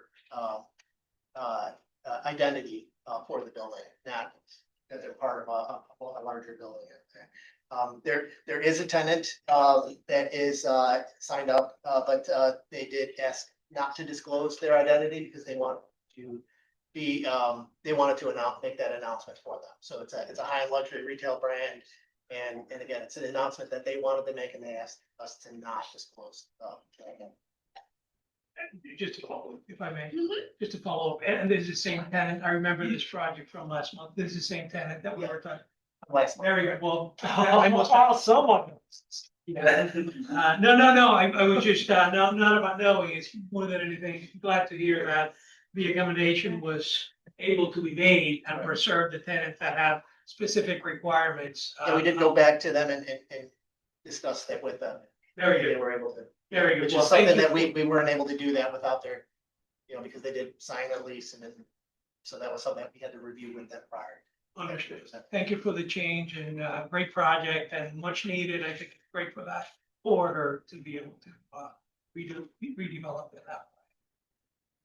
Thank you, Commissioner. Any other questions or comments from commissioners? No? Okay.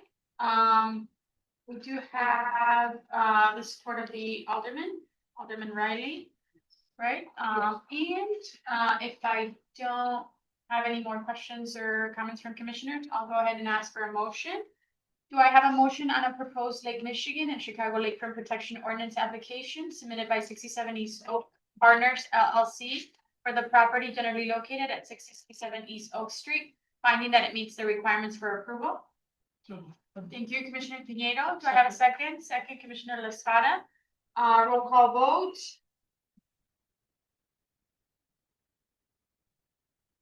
Commissioner Boatright? Yes. Thank you. Commissioner Castañeda? Yes. Thank you. Commissioner Dowell? Abstain. Okay. Commissioner Flores, yes. Commissioner Laspada? Yes. Thank you. Commissioner Lyons? Yes. Thank you. Commissioner Murphy? Yes. Thank you. Commissioner Pinedo? Yes. Thank you. Commissioner Tillman? Yes. Thank you. Commissioner Turner? Yes. Thank you. And Commissioner Villegas? Yes. Thank you. The motion passes. Thank you very much. James, thank you so much for all your help.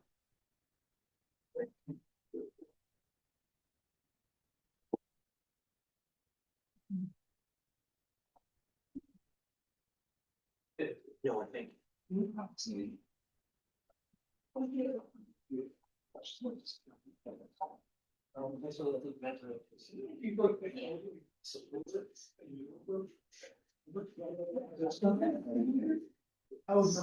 Next to that.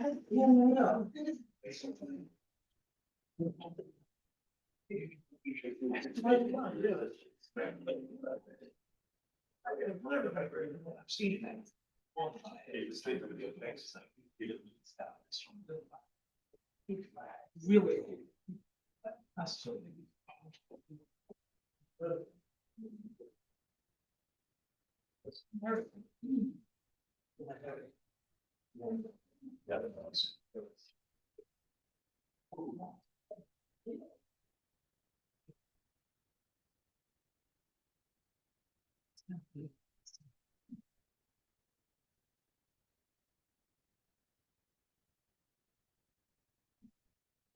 The next item is listed as D7.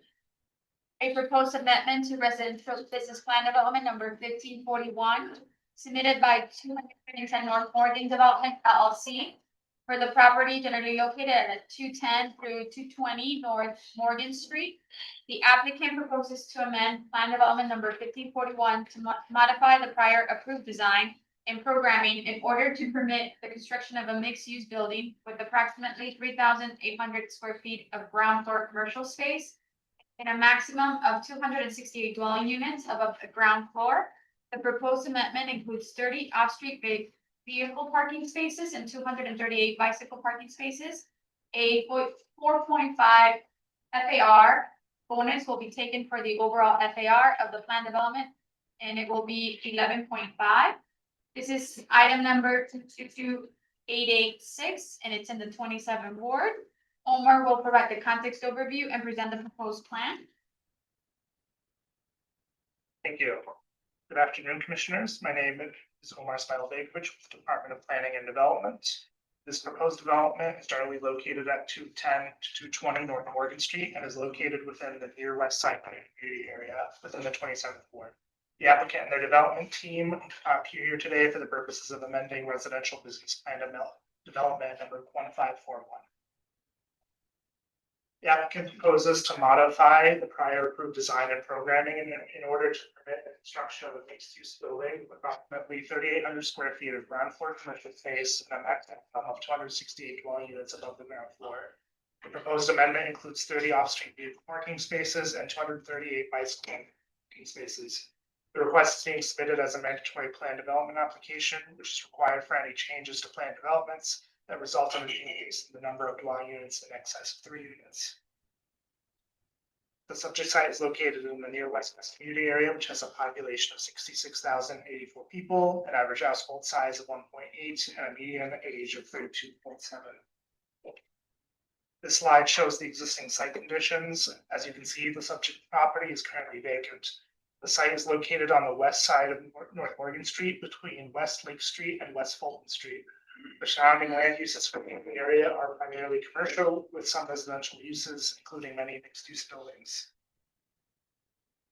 The site, shown here in red, is located in the Fulton Market Innovation District. The site is located less than 200 feet from the Morgan CTAL station, which is served by the CTA Pink and Green lines. The site is also to the west of the CTA number 8 bus corridor and is served by several DigiBike stations. The subject site is within the boundaries of the Westwood Design Guidelines as well as the Fulton Market Innovation District Plan, which have both been adopted by the Plan Commission. The Westwood Design Guidelines were developed to help preserve the urban character and scale of the neighborhood, and the Fulton Market Innovation District Plan goals encourage mixed use and mixed income developments. I will now turn the presentation over to Don Fowler with our Fowler Plus to go into the details of the deal. Great, thank you. So just to kind of add to what Omar mentioned about the neighborhood, I think we all know Fulton Market. It's been a very active live, work, play neighborhood for a long time. You know, a ton of units have been delivered through 2020. We've had a lull over the last few years. So we're really happy to kind of reinvigorate and kind of get the construction going again with 268 units in our project, which includes 54 affordable units. In addition to 3,800 square feet of retail space. The current context is, you know, as Omar mentioned, we are currently a PD amended. And we're surrounded by, commercial land plan development zone districts. Here's an aerial view of our project from the northwest, looking back toward the city. As you can see, we're kind of right in the average height of all the buildings in the area, so we fit into the context nicely.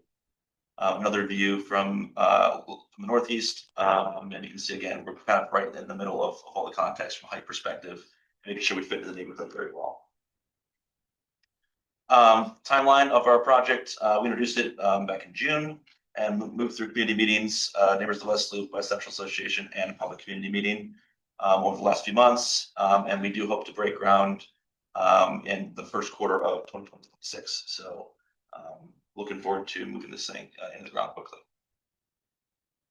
Looking at the site plan, we are a mid-block site, so very constrained. We do have private alleys to the north and south of us. And really the only street access is off Morgan Street to the east. Looking a little bit more about the ground plan. So we have retail at the north end of the site. Our primary lobby entrance is near the south end of the site with a public outdoor terrace kind of between the two, nestled in there and covered so it can be used during inclement weather as well. Here you can see all the pedestrian circulation comes in off of Morgan, and all the vehicle and kind of back of house circulation comes in off the alleys, keeping it a very friendly experience.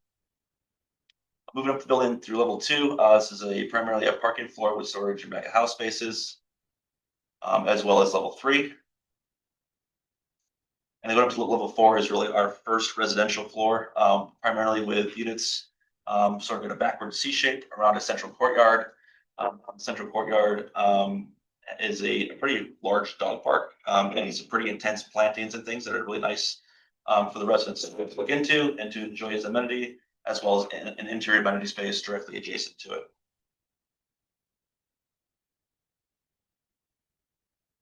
Going up to the typical floor plan, that's levels 5 through 17.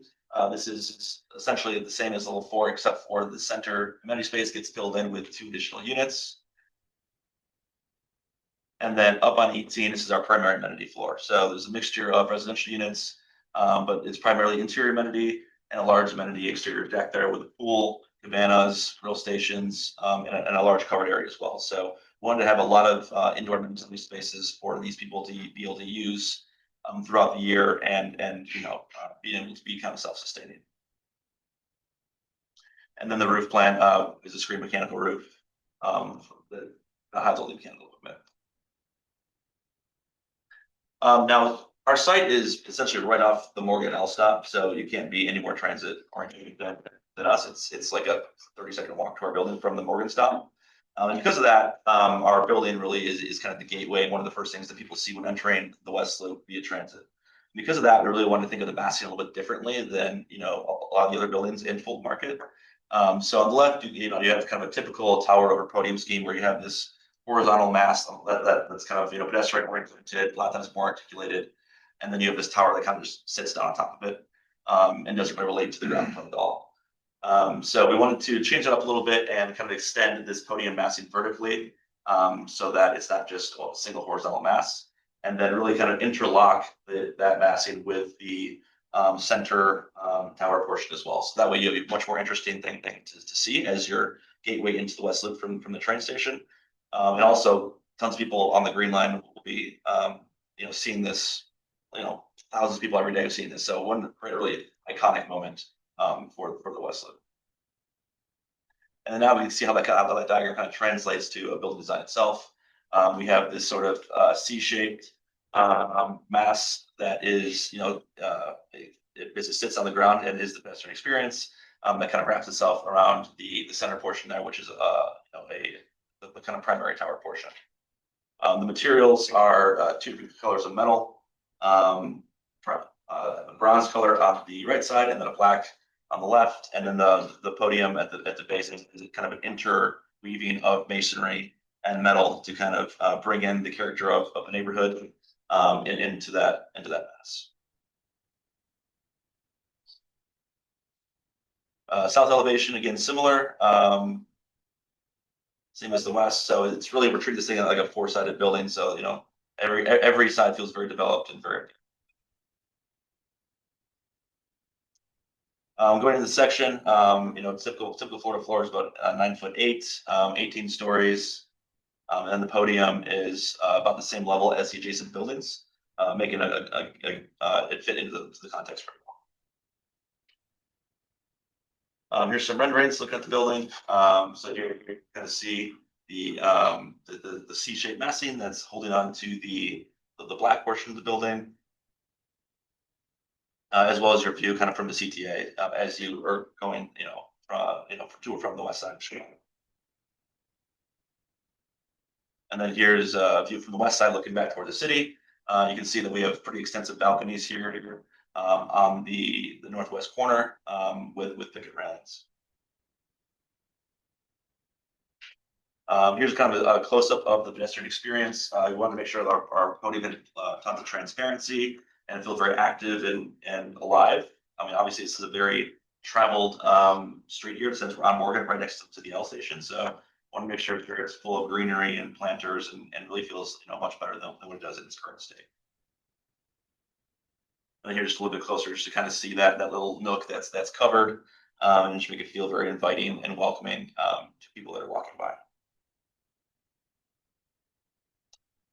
Some kind of zoomed in isometrics of the building. So this is the podium level. You can see the articulation of the masonry, a lot of depth in the detailing of that, as well as some of the built-in planters and other storefront details at the ground floor. Then up in the midsection of the building, you kind of see this is where the two buildings kind of touch each other.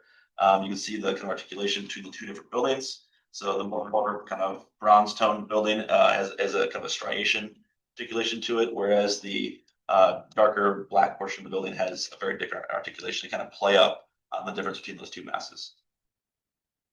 And then at the very top, you have the bronze mass that kind of overhangs the black portion and creates kind of a very dramatic moment. Some building materials. So again, they're primarily metal, glass, and masonry, which obviously fits in the context of the neighborhood, respects the existing context and size, shape, and scale. And then all the visible facades are treated equally, so that it doesn't necessarily feel like there's a back to the building. The pedestrian context, I think these images next to each other kind of tell the whole story. Currently it's kind of a mess over there with holes in the middle of the sidewalk. It's an empty surface parking lot. Not a very good pedestrian experience. So we are undergrounding all of these poles along Morgan to make a much better experience for the pedestrians, as well as adding trees and planters, increasing safety by increasing some of the private alley widths and things like that as well. From an urban design perspective, it follows the urban design guidelines in the zoning code. Again, a lot of the same stuff before. We're creating street level spaces that are, active and engaging. We don't have any massive blank walls, and then also just, making it feel very inviting in general and planted, so people, feel very comfortable and secure walking past the building. Open space landscaping. So we have various spaces throughout the building, public and private. So on the ground floor, we have a decent sized inset terrace for people to congregate. That's public. And then within the building itself, we have the large dog park component, as well as the large roof deck. And in addition to that, we have private terraces for residential units on the northeast corner and along the east side of the building at the 4th floor podium. We did do a TDM memo. Basically, we're only proposing 30 parking spaces. And the conclusion of that memo was that, we're not really increasing any of the traffic or safety concerns in the area. So the state development policy, we are pursuing various credits through different categories.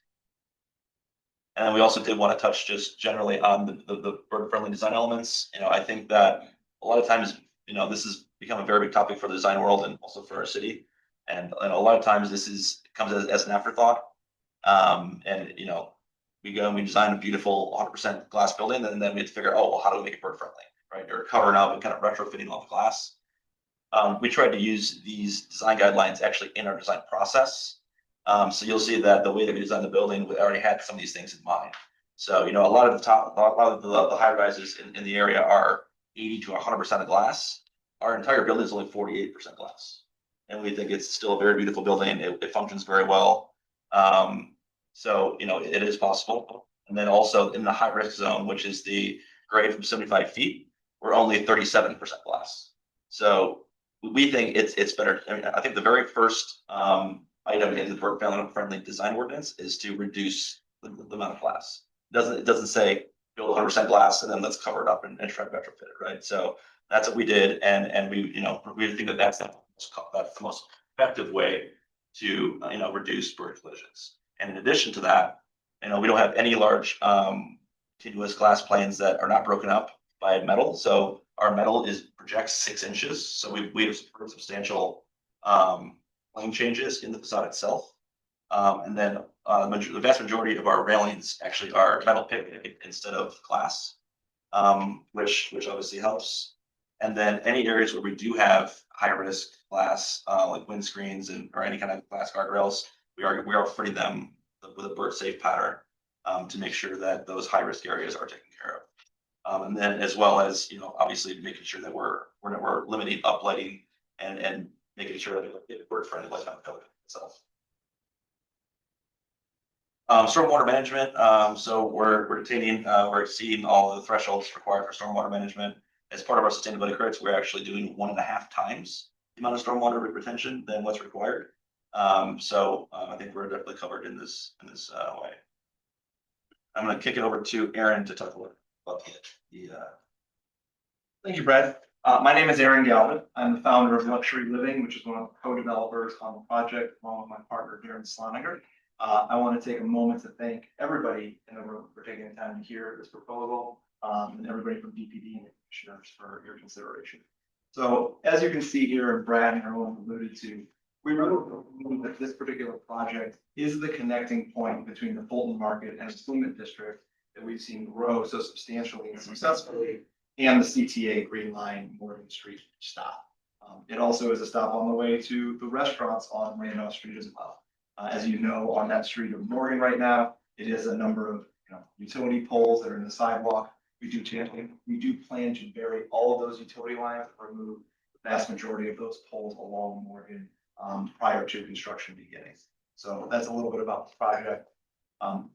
We had a very extensive community outreach platform. We met with neighborhoods of West Loop. We met with WCA, and we have taken their feedback into consideration in the designs for this project. You can see it evidenced primarily at the street level pedestrian friendly nature of before and after, where we have enhanced the number of trees and green space. We had a green space underneath the address on the far left. There's community open space, and we really feel like this is a significant enhancement for this stretch of Morgan that is so important to West Loop and Fulton Market. In addition to that, we really heard everybody about the open space and not being too burdensome on the community parks and things like that.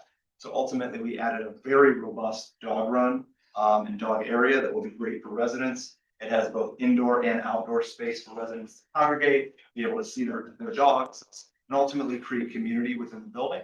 And then as Brad alluded to, on the west side of the building, we have an entire tier of units that have really oversized terrace units that we do have picket instead of glass on, again, in the interest of the bird-friendly nature of what we're trying to accomplish. And we know that renters are very much gravitating towards larger outdoor space on their actual apartment. We are going to provide 20% affordable housing on site. We will meet the 60% average AMI, and there will be a variance of AMIs between 40% and 80%, averaging at 60%. 54 additional units being added to the affordable housing stock in downtown Chicago in the Fulton Market area is very important to us as developers and the entire city at large. From an economics benefit standpoint, so mentioned the 20% on-site affordable housing. We will create 20 full-time jobs between the multifamily and the retail that will be created there. We expect 250 plus temporary construction jobs We will be operating a union construction project, and we will make all best efforts to abide by the city's, MBE and WBE guidelines, the 26 MBE, 6% WBE, and 50% Chicago residents. Many of the folks that we've selected already to help start the process are W or MBE, including our architect, our structural engineer, and others that are involved in the project. This is also very important to us. I think equally important, we will generate over $55 million in taxes for the city of Chicago over the next 30 years, which is obviously a great concern for everybody in the city right now. And 1.8 million of that will go towards the Neighborhood Opportunity Fund, 180,000 directly contributed to the Local Impact Fund. Again, as we've alluded to, a lot of community benefits here, nothing more so than a residential building in this property adding activation to a stretch of Morgan that is the connecting point between the Fulton Market Entertainment District and the Morgan Street CTA station. We will have security cameras, 24-hour door staff, professional management. We will increase lighting along the street and improve sidewalk conditions with the inclusion of removing the telephone poles that are currently on site and burying all of those lines underground. So I will now turn it back over to Omar to conclude the presentation. Thank you. Once again, for the record, Omar Smilovich with the Department of Planning and Development. Department of Planning and Development has reviewed the materials submitted by the applicant, and we have concluded that the proposed development would be appropriate for the following reasons. One, the proposal is in compliance with the applicable standards and guidelines of the Chicago zoning ordinance. Proposal promotes economically beneficial development patterns that are consistent with the character of the existing neighborhood. The proposal is consistent with the Park Innovation District Plan, as well as the urban design guidelines of the zoning ordinance. And the proposal promotes transit, pedestrian, and bicycle use. The proposed development is compatible with the character of the surrounding area, and the project has been reviewed by all applicable reviewing agencies. Please refer to my staff report for further details regarding this project and the plans identified here today. Based on the foregoing, it is the recommendation of the zoning administrator of the Department of Planning and Development that this application to establish a residential business plan development, to amend residential business plan development 1541 be forwarded to the City Council Committee on Zoning, Landmarks, and Building Standards as such. Thank you. We do have two speakers I'd like to speak on this item. Mr. Butler Adams, who's for the proposal, and Chris Hansen, who's against the proposal. Yes, for the record, my name is Butler Adams. I am in favor of this proposal. I got a chance to go to previous meetings for the previous development. I missed October one for this one, but I am still in favor of this project. I noticed that the swimming pool has been moved to the top of the building, which is a good thing. This proposal has about 60 more units than the previous proposal and about 20 less parking space. That's always a good thing. I know that you're going for 20%. The only reason why there's development now north of Lake Street is because the previous Alderman Burnett wanted at least 30% north of Lake Street. So I don't know if there's a way that there's going to be a gap from the city to help with the developers to get up to 30% affordable, because that's the only reason why there's now residential development north of Lake Street in Fulton Market, because of that agreement. And let's see what else I had in my mind. Ridership at Morgan has been going up from last year, so I mean, this is going to add to that. I do hope that this is not in terms of this project. I've been almost at every single meeting regarding a prohibited building in Fulton Market for the past, 10 years. And I do hope that one day we get something significant over there visually. This is a nice project in terms of the architecture. I don't think it's just it passes the previous proposal, but I'm glad that again we're having a piece of vacant land off the books. And as I always wonder, and I hope that you all can maybe see this, how much tax revenue this project is going to generate, because right now the land's not doing anything. You're gonna have a building on it. I just think it should be included in the presentations, how much property tax revenue these projects generate, because that's a benefit for the city. Thank you. My name is Chris Hansen, and I'm here representing Bird Friendly Chicago. I am a longtime environmentalist, and I've been volunteering and contributing data to research our bird populations for over a decade. I'd like to clarify, we're opposing this project at this time as described. I think that there is certainly opportunity for this project to gain. And let me please expound on that. Right now, we're grateful that you've been including bird safe design into this project. Fantastic positives like having picket railings instead of, having fritting on the glass, although that's important, that that's on the first level and not at a deeper end. The limited uplighting, those are all really wonderful things. But I still want to know some of the challenges with this building and ways that it could be addressed.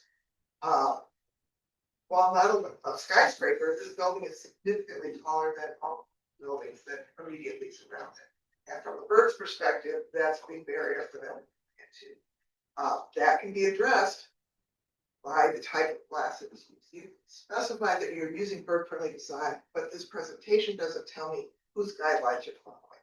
You have not said that you are following the DPD bird safe guidelines that have been developed for this very purpose. That means that we and our architects cannot tell what kind of glass is being used. What's the material threat rating on that? All those kinds of things would create an opportunity for us to feel much more comfortable with this. Yes, you're saying that it's only 48% of this building is glass. Well, that's half. So only is an interesting word there. Singular exposed facade. I'm not fully understanding what that is, but this building has 4 sides and birds are going to be flying into it all 4 angles. I know you have the metal projections that are coming out, but as you know from looking at fritting, it's a 2x2 square, and those 6-inch projections will not, the birds will avoid the metal and smack into the glass into the metal, unless you have some other bird safeties. So that's why at this time we're not supporting this project. We don't know if this project is going to be dark sky compliant. If it's yes, if that meets those regulations, then we're much more happy to support this project. And you're telling us you're serious about light pollution and its impact on birds. But if it's no, there's the possibility there's some greenwashing going on here, that you're using nice words, but not providing the data behind them that let us know whether they're really going to be effective. According to Chicago Bird Collision Monitors, which I think everyone knows is the group that goes around collecting all of the dead and injured birds all of the time, Fulton Market area is a vast graveyard for birds. It's trendy for humans, lots of restaurants and entertainment, and it's going to be a great place to live. And you're replacing an eyesore, empty lot, but there's a not so welcoming trend happening with bird life there. And that's because developers are not choosing the true bird-friendly design that complies with the standards set by our own city's Department of Planning and Development. So we're asking you, please, to go back to your drawing boards one more time, the developers in Park Fowler Plus, to look at those, adopt the Chicago design, make all of that glass bird-friendly, take another look at your lighting to make sure that you are dark sky compliant. And we're asking the commission to please encourage them to do so that this becomes a building that is safe for birds in this new and wonderful area, and not something that's going to be killing birds for. Thank you. Thank you, Ms. Hanson. I'll go ahead and open it up to the commissioners in case you have any questions or comments of the applicant or the staff. Yes. Just one. I'm familiar with the area a little bit. Can you tell me what the area median income is for that area, and what is affordable rent for like a 1-bedroom?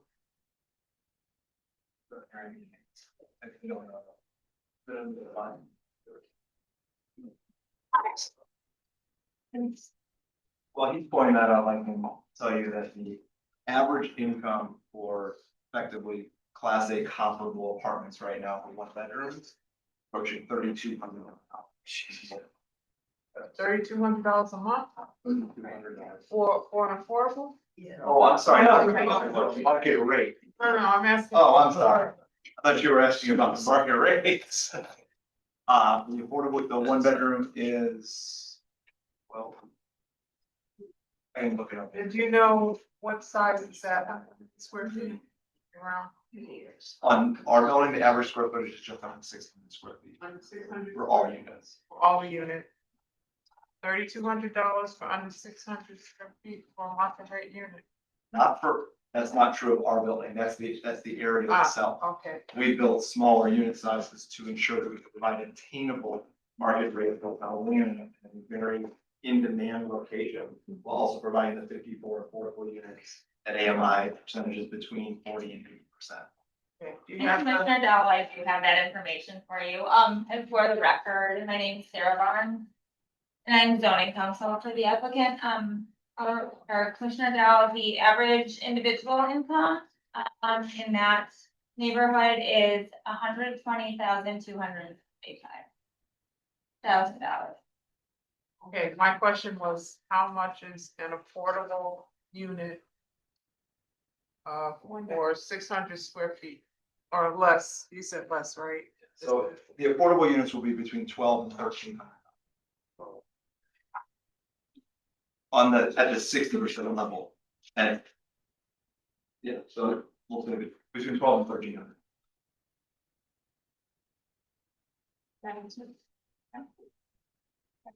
Commissioner Lestad? Thank you, Chair. A few things. So like number one, to follow up on Chairwoman Dell's comments, before this goes before the zoning committee, could you provide the income grading for the affordable units in the building? Because we see that the range is going to be 40% to 80% AMI.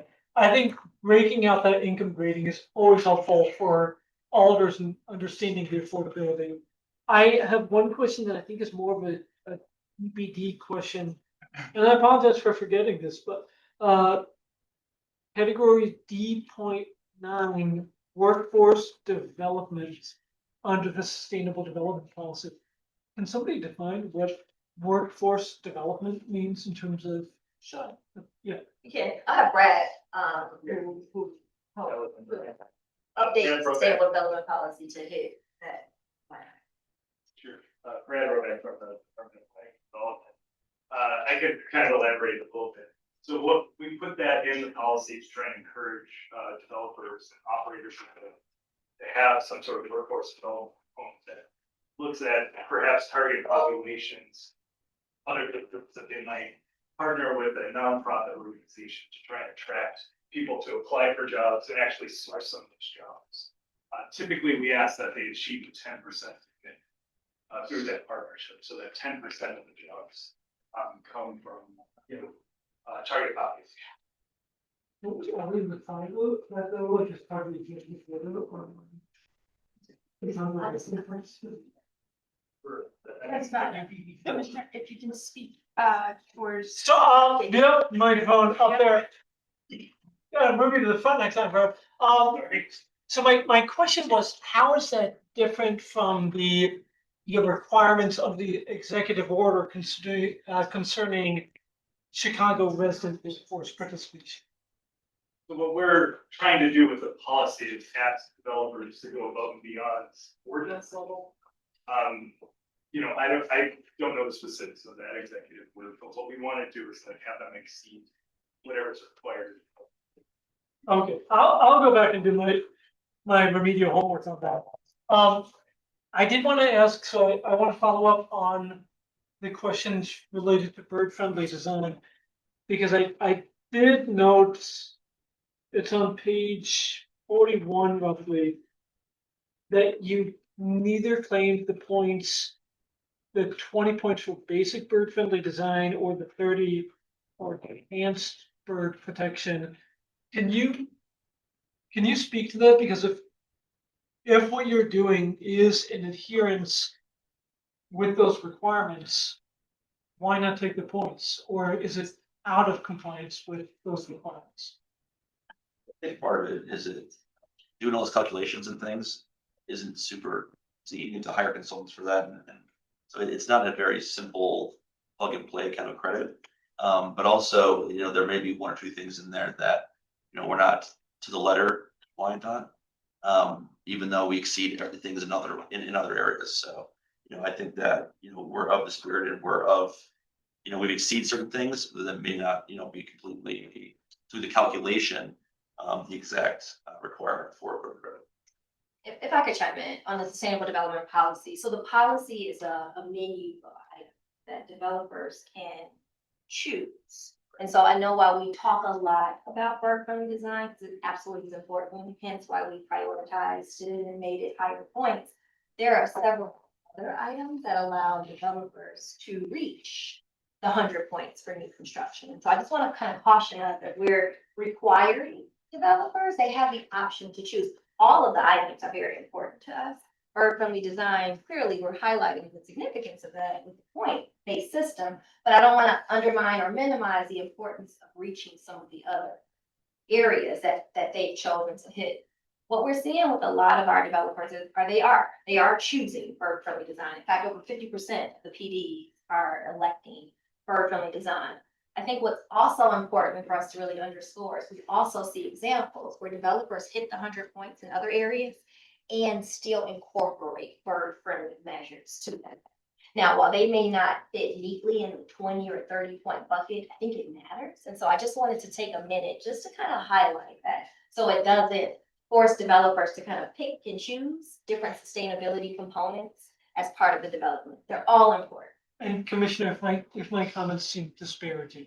They're not, they're not disparaging at all. I just wanted to just kind of elevate that. I know at the end of the day, it's an a la carte menu, so to speak, and like the question was only why not choose that particular appetizer? But like I understand where they're going.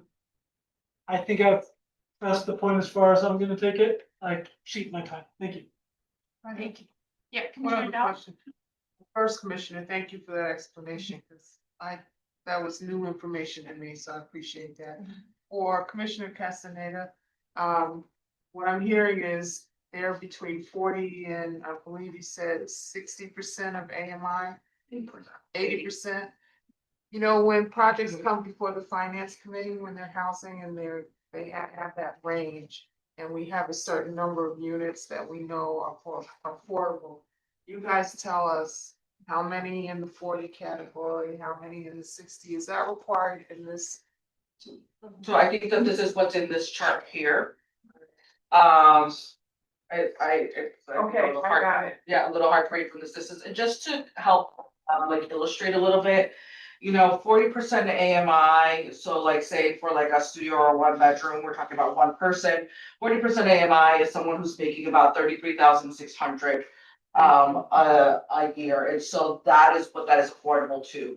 80% AMI is up to right here, either 67,000 150, right? So there we're talking probably about, you know, if we're talking about a 2 bedroom, we're talking about 2 people who are maybe making a little bit more than minimum wage or just about minimum wage. And so it's affordable for a range of folks and all of that. And I think for the future, we can certainly talk about adding some hard numbers to the percentages when we do the presentation. That is, thank you. That's what I was trying to get at, and you've answered it. Thank you for. Real quick, just to respond to the commissioner's questions, I just talked to Sam from DOH, he's gonna add that information to the slides, so for committee on zoning, on the slides. Thank you. Any other questions or comments from commissioners? Yeah. So- Commissioner Pinheiro, followed by Commissioner Villegas.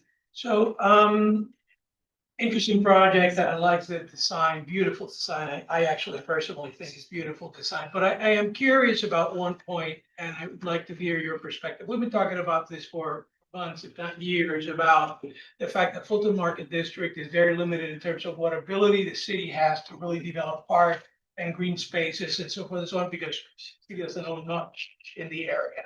So we've been emphasizing the need for these buildings, and I do appreciate the fact that at these prices, you won't have amenities for the owners and so forth. So that's for the residents, and that's understood. But I see from my perspective, very limited public green space in this design. Can you please speak to the considerations around why it's limited and if there's anything that could be done to expand that? Yeah, I think we agree, and we definitely acknowledge that. You know, I think that the challenge with this site is like it's an infill in mid-block site that's constrained with alleys on both sides. I think that there's opportunities around Fulton Market in different sites and different, I don't think that large community amenity is gonna make sense at every site. But I do think that there are projects out there where they may make more sense, just based on the siting, ability of X, is it more accessible because you're on a corner? And things like that. So, we did try to incorporate as much as we could in this constrained site with an exterior space that's covered and is open to the public. But as far as like doing something above and beyond that, it's just, I think the site constraints themselves have been really restrictive. Can you just spend a minute walking us through Sure. what currently is incorporated in the, Yeah. and so. Yeah. Yes.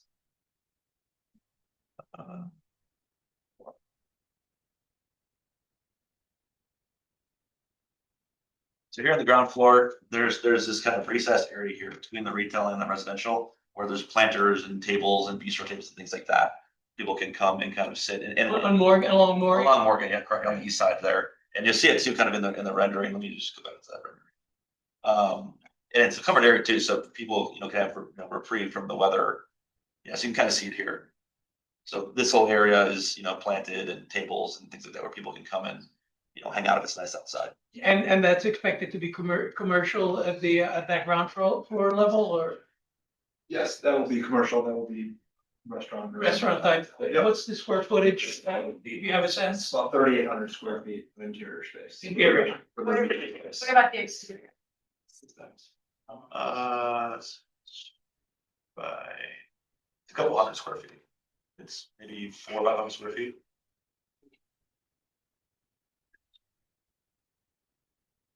Yeah, it's around 400 square feet. Understood. So I'll just say this, I mean, I understand the mid-block constraint, and I figured you were headed in that direction. I just want to continue to reiterate.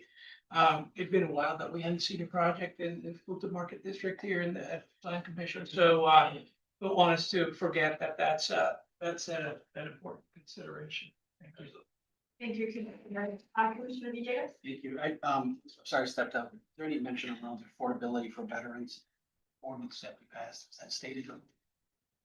Not veterans specifically.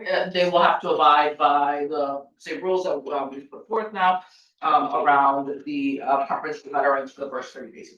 I just wanted to make sure the folks. Thank you. Any other questions, Commissioner Tillman, followed by Commissioner Lyons? I just have a question. Very much appreciate that you've taken the loading and the parking and taken that off the alley. One question I do have is regarding, Morgan Street, even with the train stop, is very compact, and but this is prime for Ubers and drop-offs and things of that nature. What mitigating things have you done to alleviate some of that? So the west side of Morgan here along our building is actually a paid apart lane there. So we do intend to apply it through CDOT or a loading zone there for Uber drop-offs and delivery drop-offs, all those things that we know happen all the time. One other thing too that we incorporate into the interior of the building, we have a drop-off area that's secured right next to the door attendant. So people can get in and out of the building very quickly, and they're not trying to go up to up to the resident floor or anything like that. So we're really trying to keep people out of that loading zone, even though we have it, so that it's free for other people to do drop-offs. Commissioner Lyons? Going back to the sustainable, the matrix, I was curious if you could say more about your plan on the workforce development portion of it. Have you selected an agency, and at what point would you be come into an agreement with said agency? I think that mostly happens on the contractor side. So I don't think it's their process, but What I can say is we will be entering into a project labor agreement. We will be all with that contractor. Contractor we selected is Clark Construction, very familiar with all of the parameters needed to build this type of property, this area. Any other questions or comments from commissioners? Okay, what's that? Well, Alderman Burnett. Oh, okay. It's like water. Please go ahead. First, I want to say thank you all for presenting. This is extremely exciting for us because it's the first project in Fulton Market, I believe, that it is following the new TOD, where it's less parking requirements needed. And this area is becoming such a foot traffic high area, and people like to live, work, play all around Fulton Market. So to have a development presenting more units, I know the original, you all increase the amount of units and you reduce the amount of parking. And so at a time where, as you stated, the rent levels are becoming extremely high in Fulton Market, which means we just need more density and more units. And so I'm excited for this opportunity to set the precedent for what we know isn't necessarily desired in this community. Some people love the parking, but we do need more people and we need more units. So I thank you all for that. I'm looking forward to working with you all on the workforce development piece and how we continue to engage with the community. And I know your partner Darren is very adept with making sure that the community stays involved with these type of projects. So I'm sure it will be a continued relationship in that manner. And so, yeah, thank you guys. I'm supportive. The community is supportive. And so we're excited to get this going. Thank you. Any other follow-up questions or comments from the commissioners to the alderman or the staff? No, okay. Then I'll go ahead and ask for a motion on this item.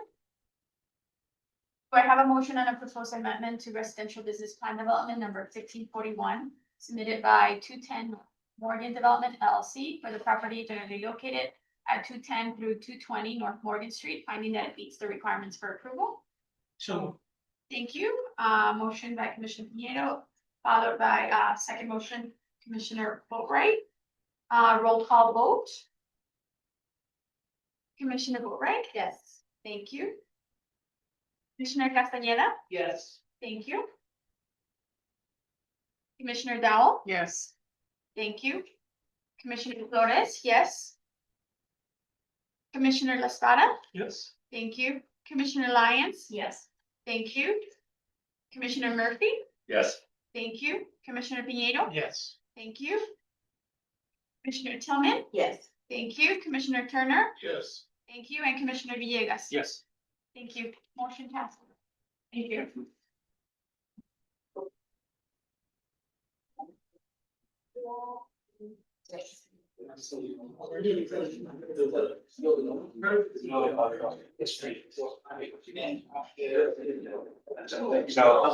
Appreciate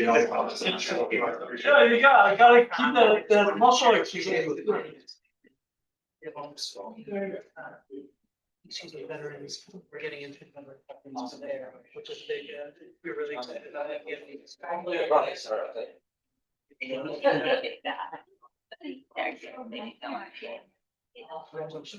You're right. Yeah. That's it. Thank you. So sorry, I gotta get back.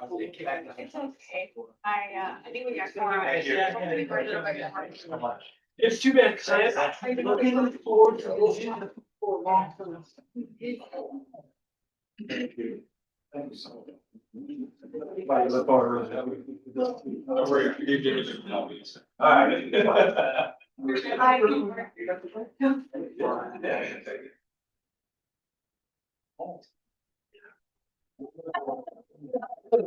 Before we go on,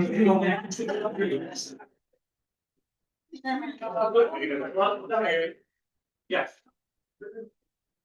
Oh, thanks. Okay, we'll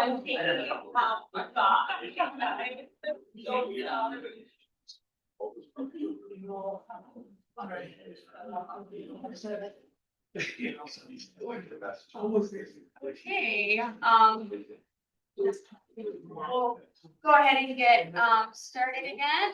The next item is listed as P8. Quiet. A proposed amendment to business plan development number 1478 submitted by 1200 West Carroll Holdings Oh, sorry. LLC. Oh, please. Guys, please.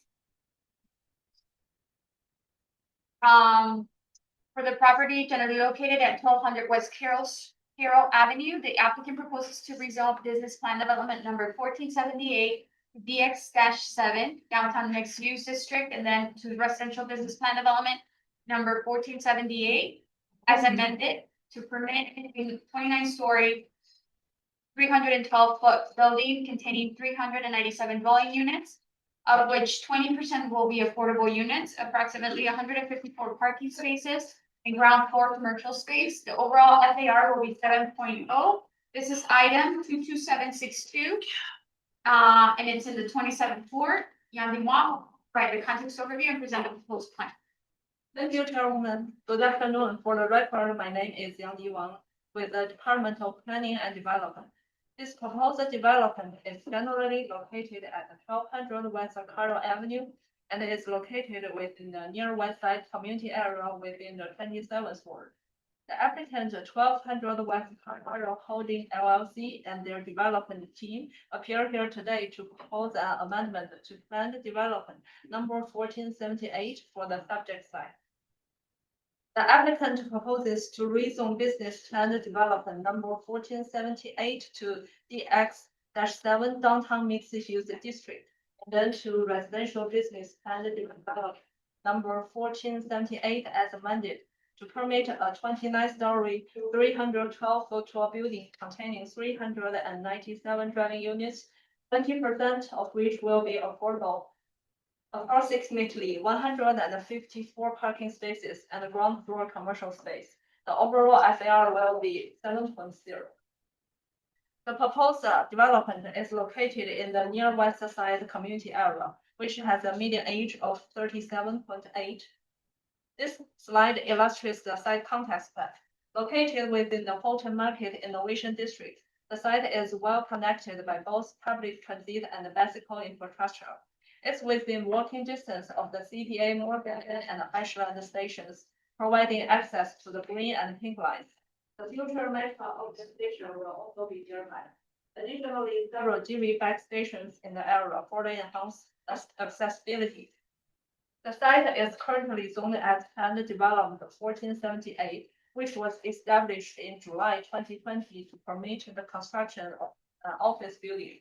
However, no construction has occurred to date. The site is vacant now. The site is located within the Kinsey Industrial Corridor and is surrounded by a mix of commercial, residential, and light industrial uses. The site is located within the Fulton Market Innovation District, an area envisioned to feature a coordinated network of linear parks, landscaped rights of ways, and pocket parks designed to serve future residents and employees and to create stronger connections throughout the community. The planning context includes the Western Loop Design Guidelines and the Fulton Market Innovation District Plan. The Western Loop Design Guidelines were adopted in 2017 to guide the development and establish standards that preserve the neighborhood's character, high-quality design, and dynamic nature. The Fulton Market Innovation District Plan was adopted in 2014 and updated in 2021 to promote mixed use and mixed income growth, support both new and existing businesses, accommodate new development, and protect the area's fundamental historical and cultural assets. Now I will turn the presentation to the applicant team to introduce the proposal. Thank you. For the record, my name is Katie Jinky Dale with the law firm of DLA Piper. We represent the applicant in this matter. I promised Steve I'd keep our presentation brief because I know he's after us as well as the central area plan. As we always have done in the 27th ward, we went through a robust community process as well as worked with DPD very closely on this project. That included filing an application and presenting to the community groups in May. I think we beat the last presentation by 2 days to be the first community-wide meeting hosted by our new alderman. If we successfully obtain approvals today and committee on zoning, we plan to start construction in Q1 of next year. This is more detail on those community meetings we had and then changes, some of which Tom will go through shortly when presenting the plan. But notably, we did agree to work with Metro to install a boundary fence along the north to promote pedestrian safety. We also worked to right-size the car parking and enhance the bike parking, including working with Divvy to provide another Divvy station close by. And we've already gotten outreach from WCA around working with local artists to provide for murals and public art on the property or on the project, which the development team has done on, I believe, all of their projects in the city to date. With that, I'll turn the presentation over to Tom to go through the plans.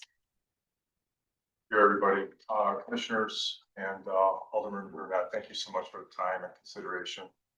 We're very excited about this project. We've been working on this for a while. Here's the view of our building, and it's highlighted the red. In context, showing some of the other buildings that have been built or have been approved. So we think it fits really nicely in terms of context. Another view looking southwest. And we just recently finished a building at 160 North Elizabeth called Holbricks. We're very familiar with the area, and we actually did affordable housing there as well, 20% affordable. We did 75 affordable units. Here we're actually doing 80 affordable units. Very excited about that.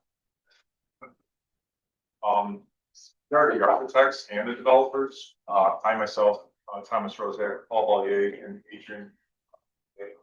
We are all architects, so we're architects that develop. And I've been doing this for 36 years. And this is a passion of mine to create housing for people, including affordable housing. The first time I did affordable housing was in Evanston in 2002. So we studied the site. We studied obviously with, it's a very large site. We could have done 2 buildings. We could have gone up to 680 units. We purposely created a building, a single building, and an open space. We are so excited about this open space. I think this is going to really create this kind of moment on Carroll Street. Trammell Crow just did a project called Flora, just a little bit east, with a little pocket park. I think these pocket parks, open spaces, are really going to create a beautiful kind of offering for not only the residents, but all the neighborhood people in the area. We studied this, and we kind of focused on that open space. And so on the far right is kind of what we ended up is a tall, slender building. We have a podium. We have a retail, big retail offering. We have over 16,000 square feet of retail and this open space. So this is the main view looking northwest with the building. We worked very hard on the architectural details of it. And we have the podium and the open space and all the retail. So to your left is Carroll Avenue, and then to your right is Racine. Looking north from the tracks, we're right next to the tracks. It's obviously a vacant site right now. So we're super excited to get this thing built. Here's a little bit of a close-up onto the open space. Again, it's a classic type of park with kind of a crisscross pavement so that people can cut through like people do to get to the stores and the retail. Lots of landscaping. I'll go through the landscaping in a little bit. Here's another view of it, kind of close up. We have a placeholder name of Carroll Place, and because we're really creating a place. This is placemaking 101. So imagine Saturday or Sunday, a craft market or a farmer's market, or maybe in the summer on a Wednesday night. So this will be such an amenity to all the people in this neighborhood. Super excited about it. It's going to be curated by Willow Bridge, who's our leasing and management company, and the retailers that are there that will be there. So this is going to be kind of a joint effort. Plus, we're going to reach out to the community groups to help curate kind of group offerings. This is a dusk shot, and now imagine Friday night movie night, and this will be open to everybody. You can picnic, you can kind of hang out, and this is going to be a really, really nice park with benches, beautiful landscaping. We have shade trees, ornamental trees. We have local plantings, native plantings in terms of all the perennials that are all going to be kind of easy maintenance. Here's a concert. Imagine a kind of a summer or fall concert. So again, this is going to be such a great amenity to the area. So to one of the commissioners' points, this is our passion. This is what we do. We're architects and developers. We don't know how to do anything else except housing. This is a real noble craft to create housing. We're in the middle of a housing crisis. And so to do this really excites us. And we deliver one building every 3 years. That's our kind of goal. We focus on one building at a time. So here's a view looking back towards the city. We're gonna have really nice views, very similar to Full Bricks, 160 North Elizabeth that we did. Again, views looking, actually 360 are amazing, but looking east are really, really special. So we're architects, so we focus on the design. We're so excited about this. Katie knows this, but we literally went through about 100 different designs in terms of the look and feel of this thing. The slender glass building, massing, and facades are artfully segmented into 3 distinct components. Its overarching structure defined by a black painted aluminum slab and column cover design, providing a strong dark framework. A central vertical band features gray painted aluminum cover, slightly pronounced, offering a subtle transition, while a prominent horizontal section is clad in white aluminum covers and accent fins, creating a striking visual counterpart where it intersects the black and gray elements. I think that's a really handsome design, very, very kind of dynamic, and I think it will be a great offering for the apartments. We are, not many apartments have been built in the last few years, so there's a pent up demand right now. So we're excited to do this.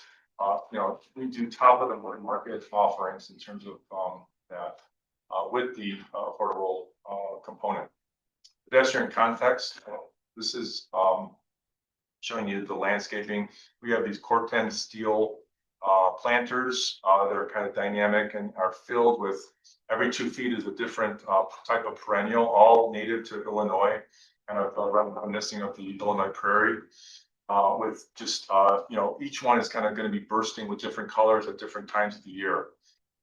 Again, it's a public space. We're going to have landscaping, hardscaping. We're actually going to have 2 types of sculptures. We're going to have a kind of standing steel sculpture, and then we're going to have hanging light sculptures, and all in a kind of compliant with the dark sky design.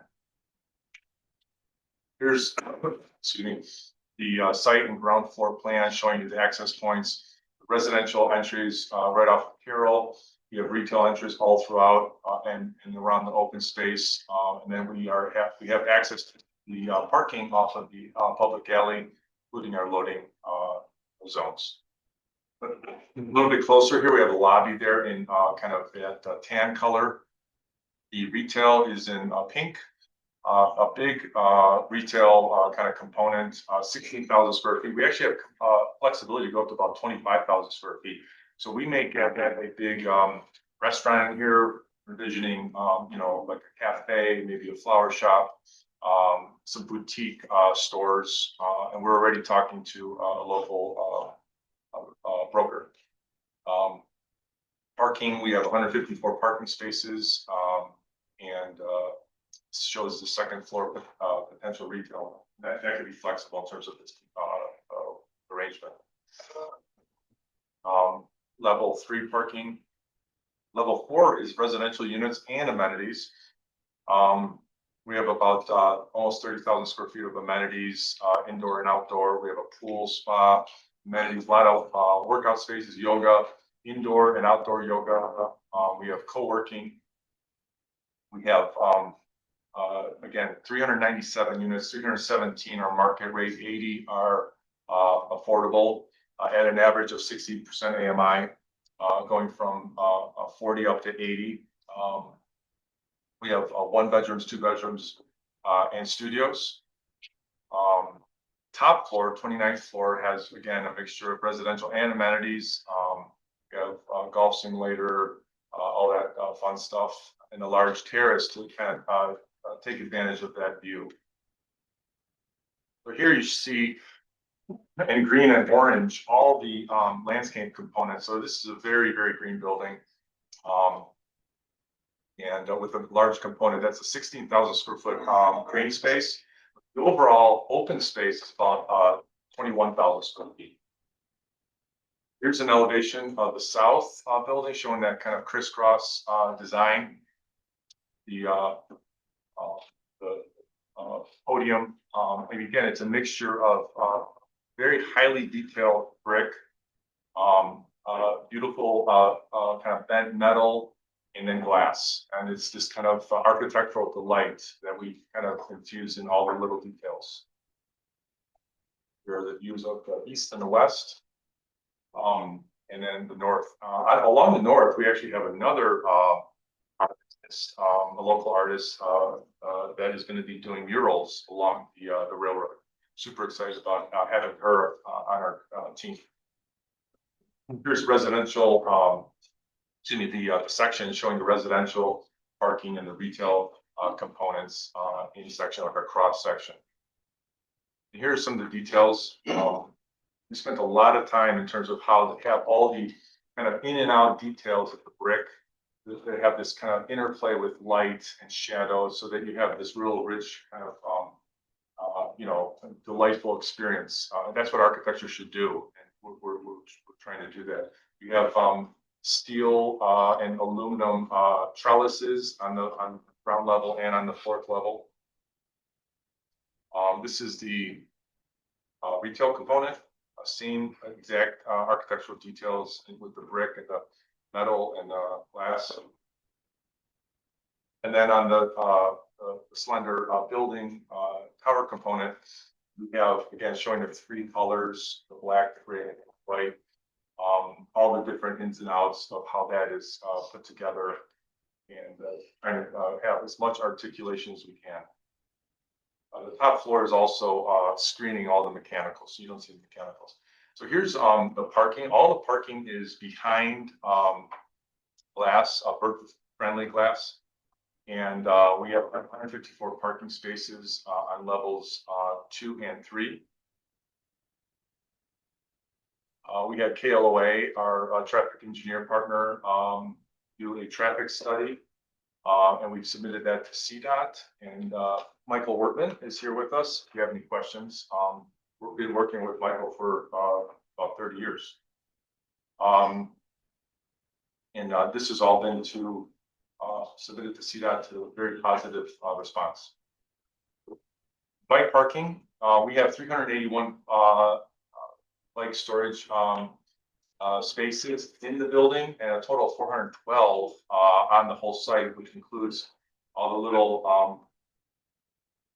bike racks and the divvy station.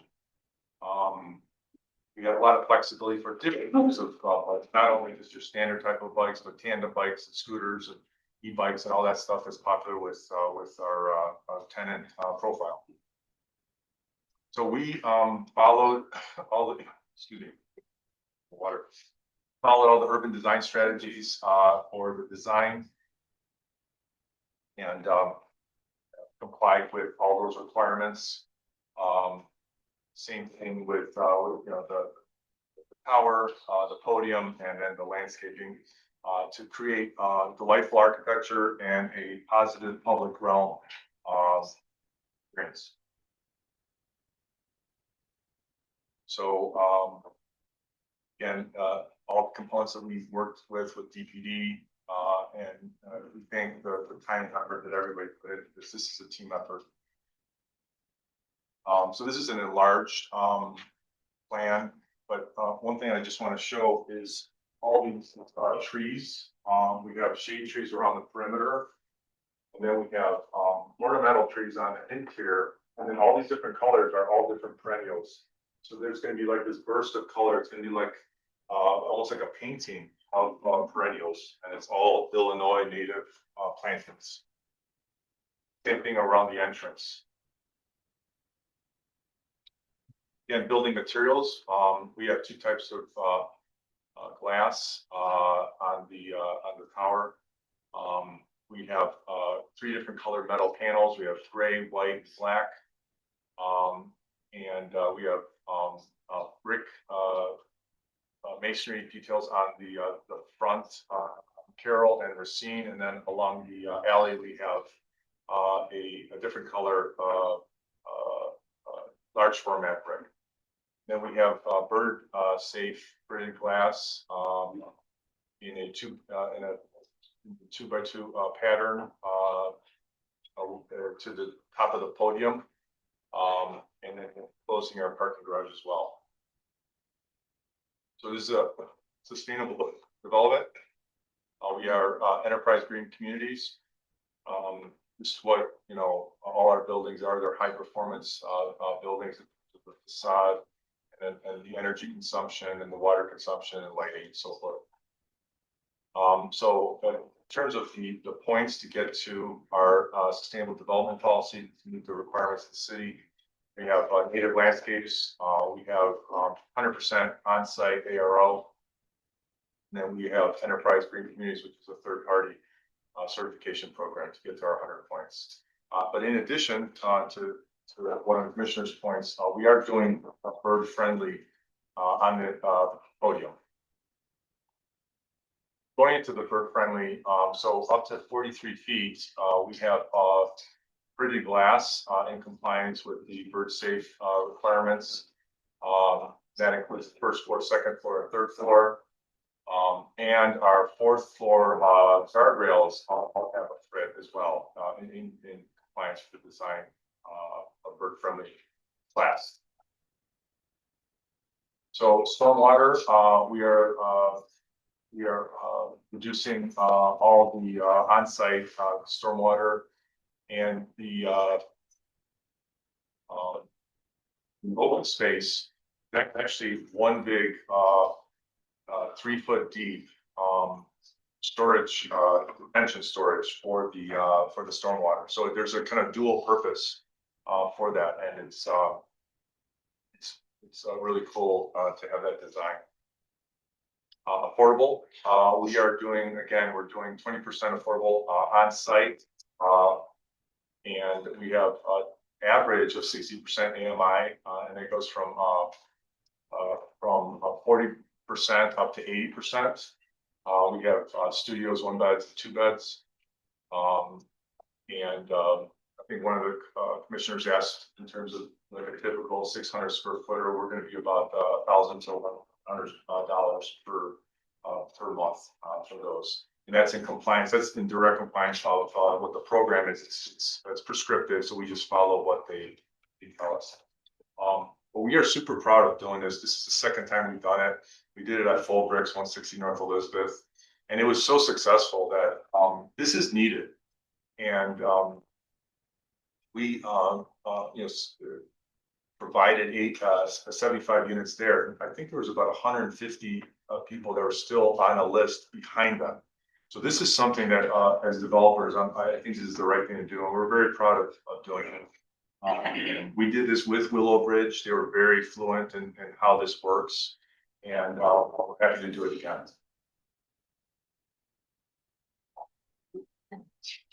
So just to wrap up briefly, the development team, so this project does come with significant construction jobs between the rail crossing contributions and the industrial conversion fee, about $1 million in contributions to the city collectively. We talked about a lot of the other items on here. One economic benefit that isn't on here for Butler is we currently generate around $15,000 per year in taxes that will jump up to $3.2 million per year after the project is built. Generate with Affordable Illinois, we factored in about $100 million in taxes over 30 years. So that I'll hand it back over to TPD, but for your time and consideration, and we're available for any questions. For the record again, my name is Yang Wang with the Department of Planning and Development. DPD has reviewed the project materials submitted by the applicant, and DPD has concluded that this proposal is appropriate for design and support the development for the following reasons. The proposal complies with the planned development standards and guidelines. The proposed development is consistent with plans adopted by the Plan Commission or approved by the City Council, including the Western Loop Design Guidelines and the Fulton Market Innovation District Plan. The proposed development is compatible with the character of the surrounding area in terms of uses density and building scale.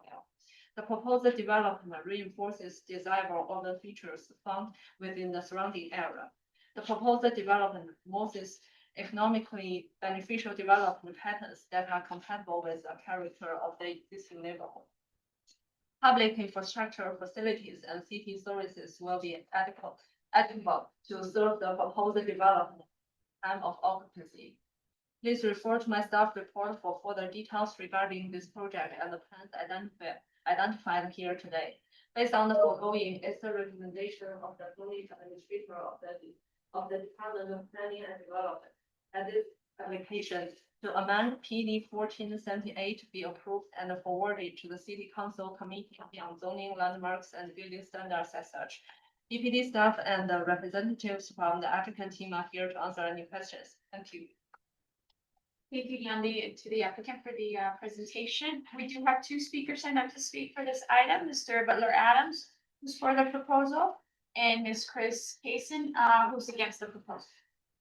Yes, again, for the record, my name is Butler Adams. I am in favor of this proposal. I've gotten a chance to speak in favor of Ms. Bozak's projects for a few years, first one being Metro. That was a while ago. So I mean, again, we're getting a piece of vacant land off the books. I did know that this was going to create 3 million annually in tax because I asked at the Zoom meeting last month. One thing that kind of bothers me with this one is just the fact that in the green space, you're using turf instead of actual grass. They did the same thing with Flora. And I know that we want open space and green space, but to put turf down there, just for me, as someone who likes actual landscaping, it's slightly irritating. I do hope that with your trellises, perhaps you can plant around the edges some climbing vines that bloom flowers in the summertime, which I mentioned that in the Zoom meeting as well. The fact that you have, again, the swimming deck on like the third floor, just to your south, there's a huge proposal at 1200 Fulton for 2 massive buildings. That's going to put your swimming pool in shadow for a lot of the day unless you've done sun studies. So I would like to encourage more developers to put their pools on the roof and actually enclose them so that can be used year round. That seems like it's a great amenity for a building to have a year round swimming pool. And it was mentioned also by the developer that if you wanted to, you could have built like 600 apartments on this site. You should have. It's in a taller building, still with the open space, but you should. It's me. Good luck. Mr. Adams. Hi, I am Chris Hansen. I'm representing Brick Friendly Chicago. Wanted to know that we tentatively support this project. We're just asking for a couple of, we very much appreciate everything that the architects and developers have incorporated already that into bird safe design. Seeing the bird friendly fritting up to 43 feet on the podium and storefront windows. Having the dark sky compliant things, all of those, even perennial plantings are going to be wonderful for birds who are migrating through.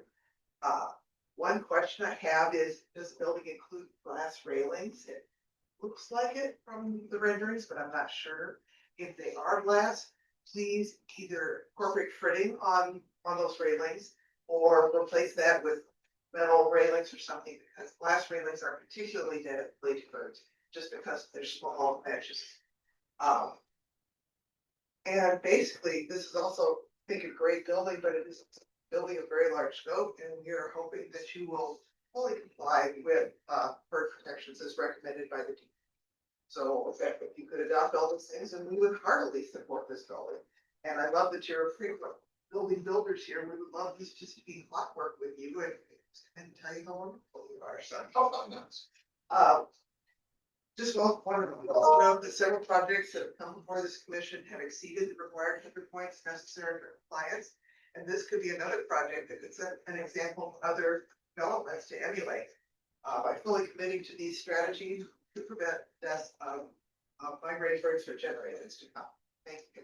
Thank you, Ms. Hanson. I will go ahead and open it up to the commissioners for any comments or questions of the applicant or the staff on this item. I do. So, Commissioner Peter. yeah, thank you.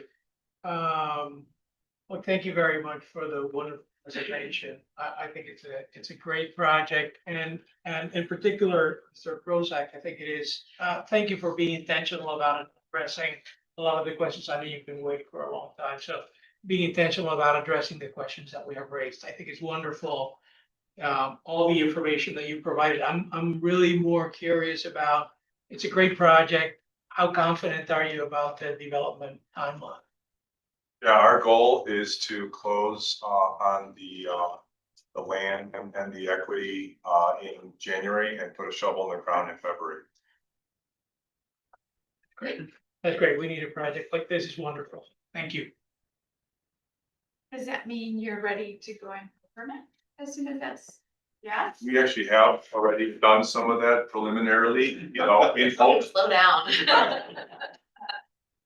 We were being just very kind of, you know, proactive and knowing that everything is still, you know, under consideration. So. Great. Any questions or comments? Yeah, Commissioner Dowell. I just wanted to commend you on the open space. I like the idea of the space for moving. I've seen that be a real strategy for community building in my own ward. So thank you for thinking of that. I did have one question about I have lived in a high rise since I was in my 20s. That's been years ago. So what do you do about recycling? How do people recycle in buildings like that these days? Yeah, we have a full recycling program, and what we do is we have a trash chute, but the recycling actually happens in a separate container on every floor. And then the management company brings it down and puts it into a separate a dumpster. So there's two separate dumpsters, and we work with several different vendors that we work with on that. But it is totally set up and ready to go. So it's not a chute system. It's like We have one chute for the trash, but then the other stuff that happens, it's more manual, but it works better this way. Thank you. Thank you. Any other questions or comments for commissioners? No. Alderman, would you like to make a statement? Sure, yeah, and it's been awesome to be a part of this process. As they noted, it was my first community meeting, the first one people were really excited about because they included green space in Fulton Market. So really kudos to you all for listening to the community in which you've engaged with years prior and hearing what they needed and implementing it in such an excellent way. The multi-layers can be really awesome, both for the residents and for the rest of the community. So I really applaud you for the design here and implementing the green space. I know you also went into detail about what kind of turf you're going to use on this project and why that's important, because you need it to feel like it's as natural to grass as possible.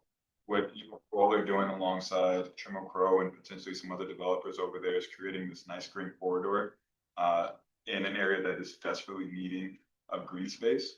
So I can't say it enough. Thank you for doing that. And I also agree that we should probably try to build as many units as possible. So, but understanding that there are constraints in, again, listening to what the community desires in terms of density and in terms of height. So I'm supportive, the community supportive. Thank you, Alicia. Thank you, Alderman. Any other comments or questions from commissioners before I ask for a motion?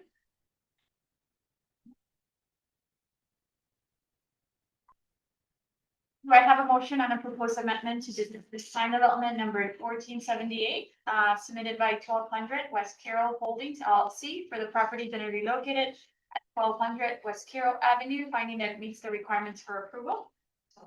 Thank you, Commissioner Boatright. Second, Commissioner Dowell. Roll call vote. Commissioner Boatright? Yes. Thank you. Commissioner Castañeda? Yes. Thank you. Commissioner Dowell? Yes. Thank you. Commissioner Flores? Yes. Commissioner Espada stepped away.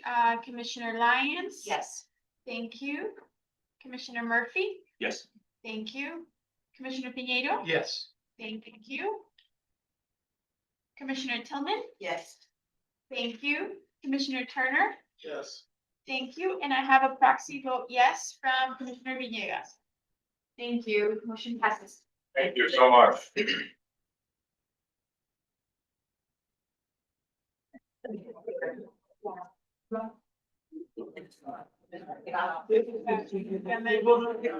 It's enough.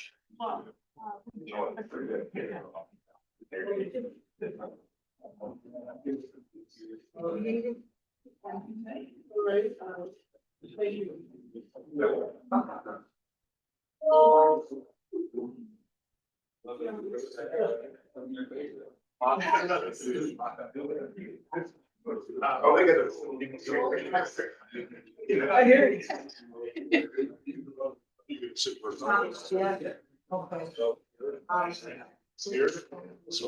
No, I guess.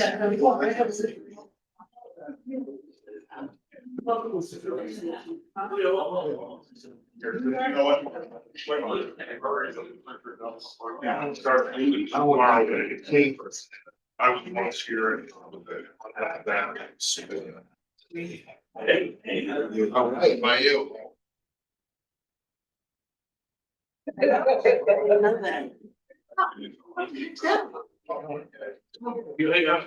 Oh my God, I was like, oh, she crazy, show some favor, she was like, yeah. I'm so thank you, I appreciate it.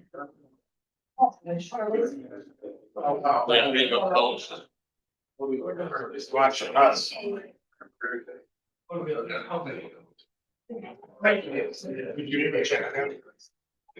No? Figure out how to hook it up. I'm hooking up any. Oh, no. Even if you don't give us things like fucking video, they-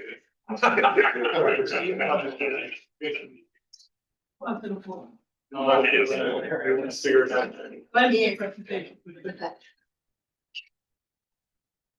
You don't know, you don't know, sorry.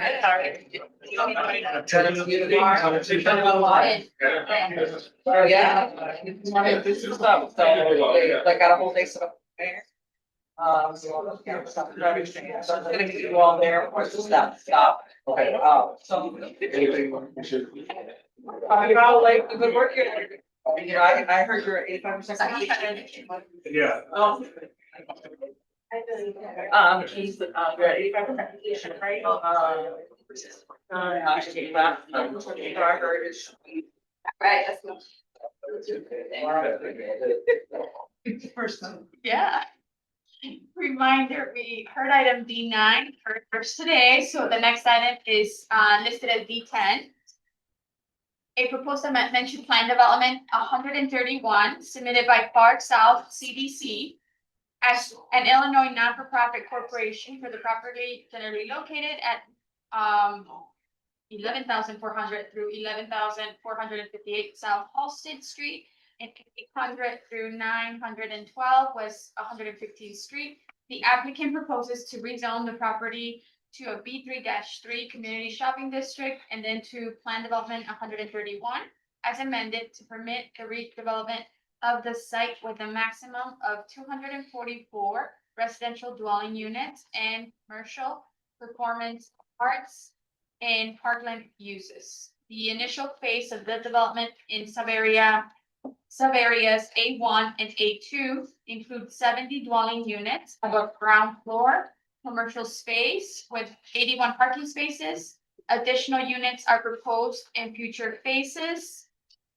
In sub-areas D and E, the maximum height proposed is 60 feet and the overall proposed floor area ratio is 1.3. This is item 22442 and it's in the 21st ward. Omar will provide the context overview and present the proposed plan. Thank you. Good afternoon, commissioners. For the record, my name is Omar Smailabegovic with the Department of Planning and Development. This development is generally located on 11400 South Halsted Street and is located in the area of the 21st ward. The applicant and their development team appear here today for the purpose of amending Plan Development 131. The applicant proposes to rezone the property to a B3-3 community shopping district and then to plan development 131 as amended to permit the redevelopment of the site, the maximum of 244 residential units and commercial performing arts and parkland uses. The initial phase of the development includes 70 dwelling units above ground floor commercial space with 81 parking spaces. The first phase of the development also includes the construction of a new stormwater detention facility and the dedication and improvement of new streets, including South Peoria Street, West 114th Place, and the widening and improvement of West 114th Street. Future phases of the development would also include the construction of up to 174 units in future phases, a park, and a community center. The subject site is located in the Morgan Park community area, which has a population of 21,335 people, an average household size of 2.5, and a median age of 41.5. The subject property is improved with a vacant commercial building. The site is adjacent to the Major Taylor pedestrian and bicycle trail and is served by CTA bus routes 8A, 108, 115, as well as PACE route 352. Most of the site contains a disused surface parking lot and the site of a now demolished commercial building, in addition to the vacant commercial building that remains on site. The surrounding land uses for the area are primarily residential and commercial. I'll now turn the presentation over to Steve Freeland with the applicant team to discuss the details of the proposal. Good afternoon. My name is Steve Friedland, attorney with Applegate Thorne Thompson. Excited to be here representing Far South CDC. I'm glad that I got to do your first project, your last project, so I'm closing you out today. Oh yeah, one last private project. How's that? With me today, to my left, is Leslie Roth, who's with LJC Architects, project architect team. Next to her is Abraham Lacey, who is the executive director of Far South CDC. And we've got Paulo Cisneros, who is a project manager with POA. POA is Preservation of Affordable Housing. It's a not-for-profit. It's been before you for other projects before. They do a lot of affordable housing development, and they are the development partner with Far South on that first phase of 70 units. And Alex Barhawk is director of development with DL3 Development. They're a consultant on the project to Far South and are really going to help with the infrastructure, which you'll see there is a lot going on in this project. This is the redevelopment of an approximately 13-acre site. It was the site of an old Jewel Foods. It's owned currently about 50-50 between Far South owning sort of the west half of the site and the city of Chicago owning the east half. Far South is going to be the purchaser or the recipient of the land from the city of that east portion. As I say, the site's been closed for a while, Jewel's been gone, and it really represents probably the most significant redevelopment in the Morgan Park community in the last few decades. So, it is something that I know Abraham has been working on for a long, long time, and is very excited to be here today. Don't remind me. This gives you just a general overview of the site, and not only will it develop the 2 blocks along Halsted Street, but we are going to be reintegrating the property into the city's grid. So currently there are no streets running through the site. We've worked extensively with CDOT on this, and there's going to be sort of a new 114th place down the middle of the site, a new Peoria Street west of Halsted, and then there exists what is basically a glorified alley, which is 114th Street along the north side of the site. That is going to be sort of better improved as part of this as well. So it's new streets, it's housing on the east, and on the west side, it's going to be parkland attached to the Major Taylor Trail, and hopefully in the future, a performing arts center sort of right there in the middle with a view down from 114th place. So I'm not going to steal any more of Leslie's thunder. I'm going to let her speak to design issues. Thanks, Steve. My name is Leslie Roth. I'm a principal with LJC, representing the architecture and engineering team for this project. We've been working with Abraham since 2018 to bring this to fruition, so we're very excited to be presenting to you today. The image that you're looking at is from the Halsted view looking west. This is, as Steve mentioned, a 12-acre development, and the image that you're looking at is the full 12-acre build out. The buildings that we'll be talking about today and our focus are the 2 taller buildings in the foreground along Halsted Street. The pedestrian context of this building really focuses on a full visibility of the Halsted and 115th corner. What you're looking at in this image is a view looking southwest at the gateway to the project along 114th Place, which is a new street that runs through the middle of the development. This will be a transit-oriented development, and it is transit served. Pedestrian circulation of the project includes new sidewalks, new street trees, and a variety of other pedestrian amenities to ensure accessibility and safety as new residents move around the development. It also conforms to the requirements by CDOT, including safe and efficient pedestrian circulation, new sidewalks, as I mentioned, and parking is both safe and secure for residents and separate from other uses on the site. The planning context connects to the Major Taylor Trail, which is a regional trail system that runs throughout the Cook County region. As I mentioned, this is a transit-served location at a highly visible intersection in Roseland at 115th and Halsted. As most of you may know, PACE is conducting a bus rapid transit improvement project along Halsted. There will be a station right in front of this building. There's also a South Halsted corridor plan that was initiated in May of this year, and that will be supporting improvement of the entire corridor. This project complies with recommendations and strategies in the 2021 Far South Quality of Life Plan as well. Since 2018, we've been engaging with community on this project. It included a variety of roundtable. Technical difficulty. Oh, we gotta share screen. Oh. I was on a roll. On shares.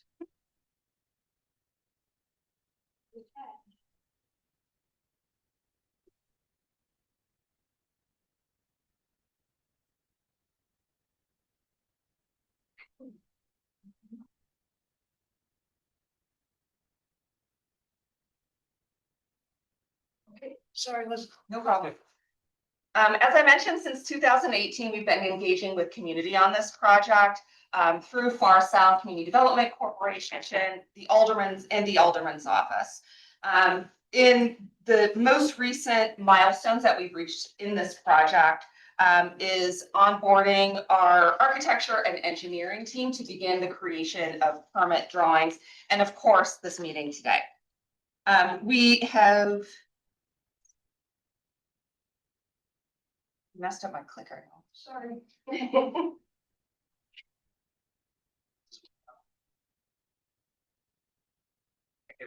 Okay, so you want to do it? Okay, I'll just say next. We can just advance one more. I'll take you through the details of the site plan. As I mentioned, this is a 12-acre site plan that is bordered by 114th Street at the north, 115th Street at the south, South Halsted Street on the east, and the Major Taylor Trail on the west. For the two buildings that we are discussing today are on the east side of the development, right along Halsted. The parking is at the rear of both of these buildings, and we'll go through parking ratios and number of spaces with you later on in this presentation.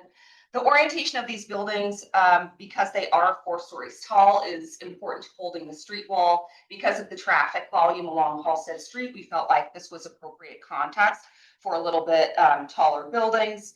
The middle of the development, identified by the number 4, will contain future phases of housing at a later date, and the west side of the building contains public open space adjacent to the Major Taylor Trail, including a connection to that trail, as well as detention for the project. Next slide, please.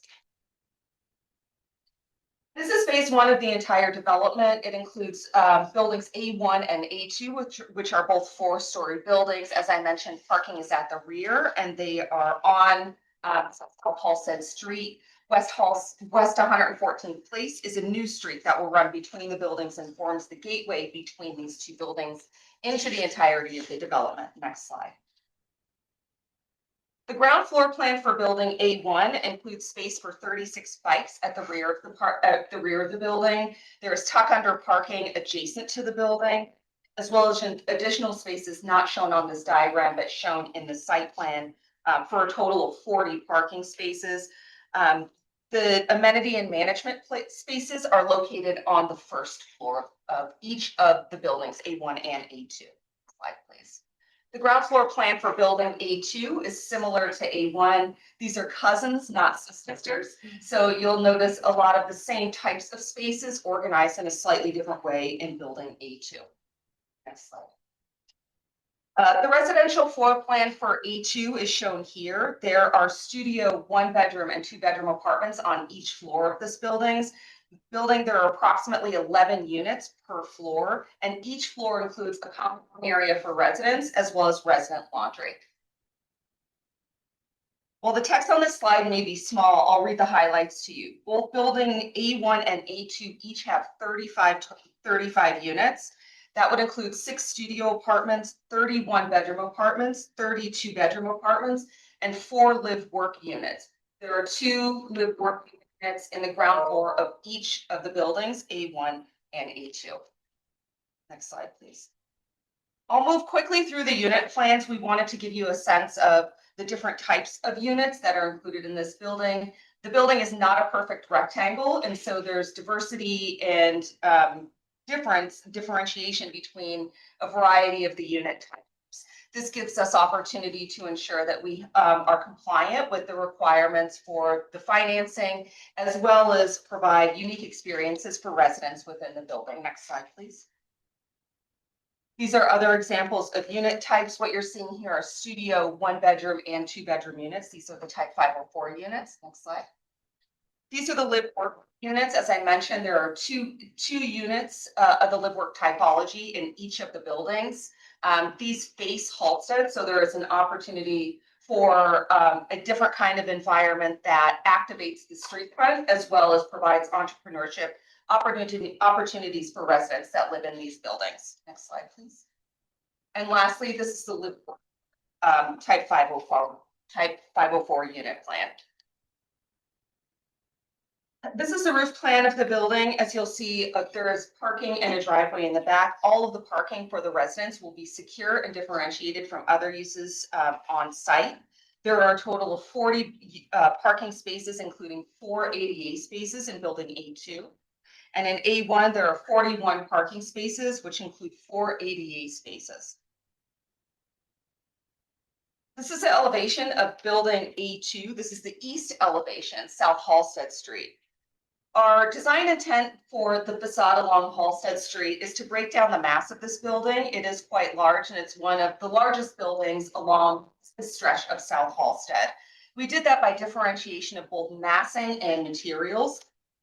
And we are wanting to articulate the program of what was happening inside of the building on the outside of the facade. Next slide, please.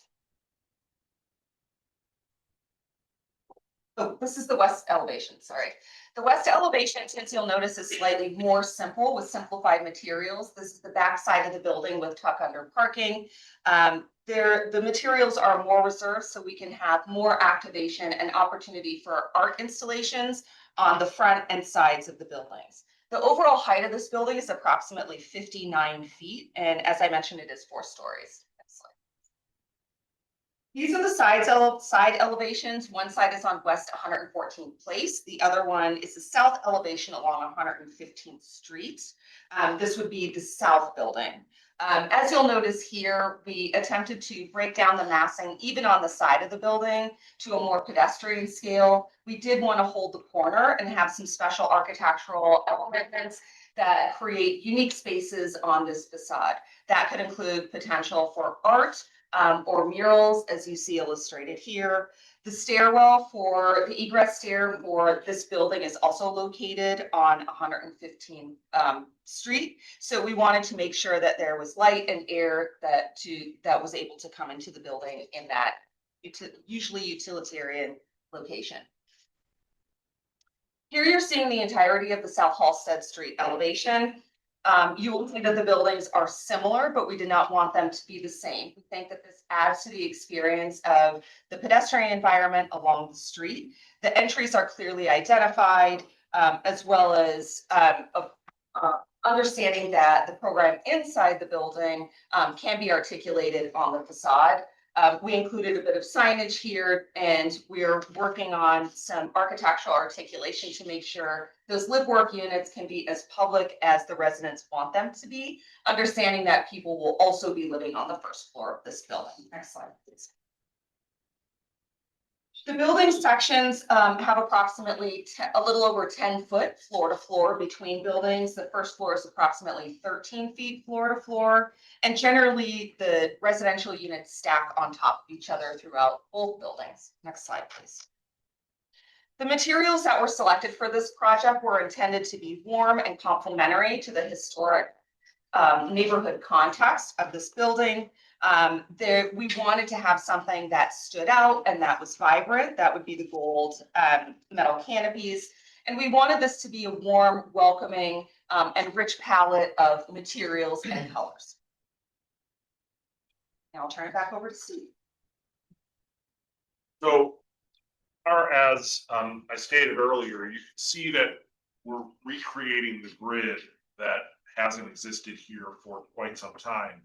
And it will include the new 114th place from Halsted to Peoria, South Peoria from 114th Street to 115th Street. And it's probably maybe being kind to say that 114th Street is a glorified alley. It is a lighted intersection, but it could use some upgrade. So there's going to be some dedication of land from our property, and it will be improved as well as right of way, which will allow for circulation, certainly as development happens as we go west, and the two major blocks you see there will be further residential development.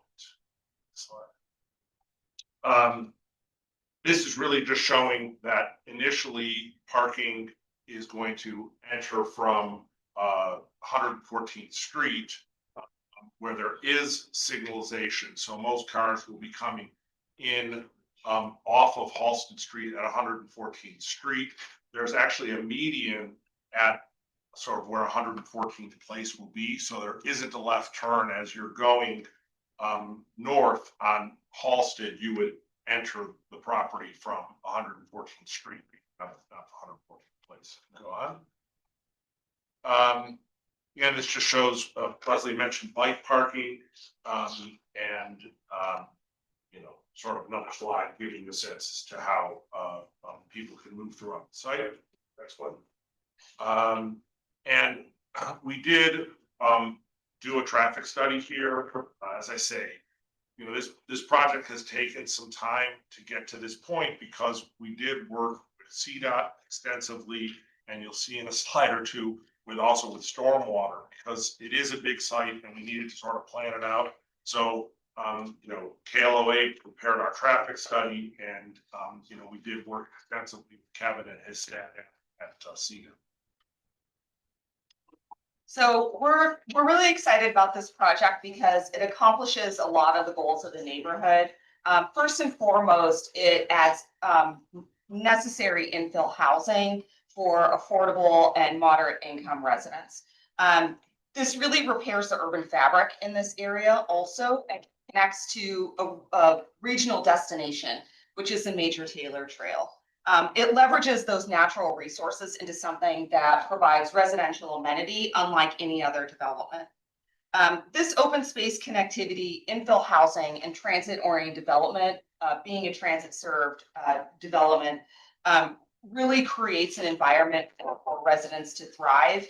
With the PACE bus system and bus rapid transit, access to all parts of the region, including quick access to downtown, will be improved and allow additional opportunities for employment, recreation, and with the live-work units for entrepreneurship and workforce development. The two buildings along Halsted hold the street edge and provide a really distinct and unique character to South Halsted in this area. And it improves safety of the pedestrian environment as well.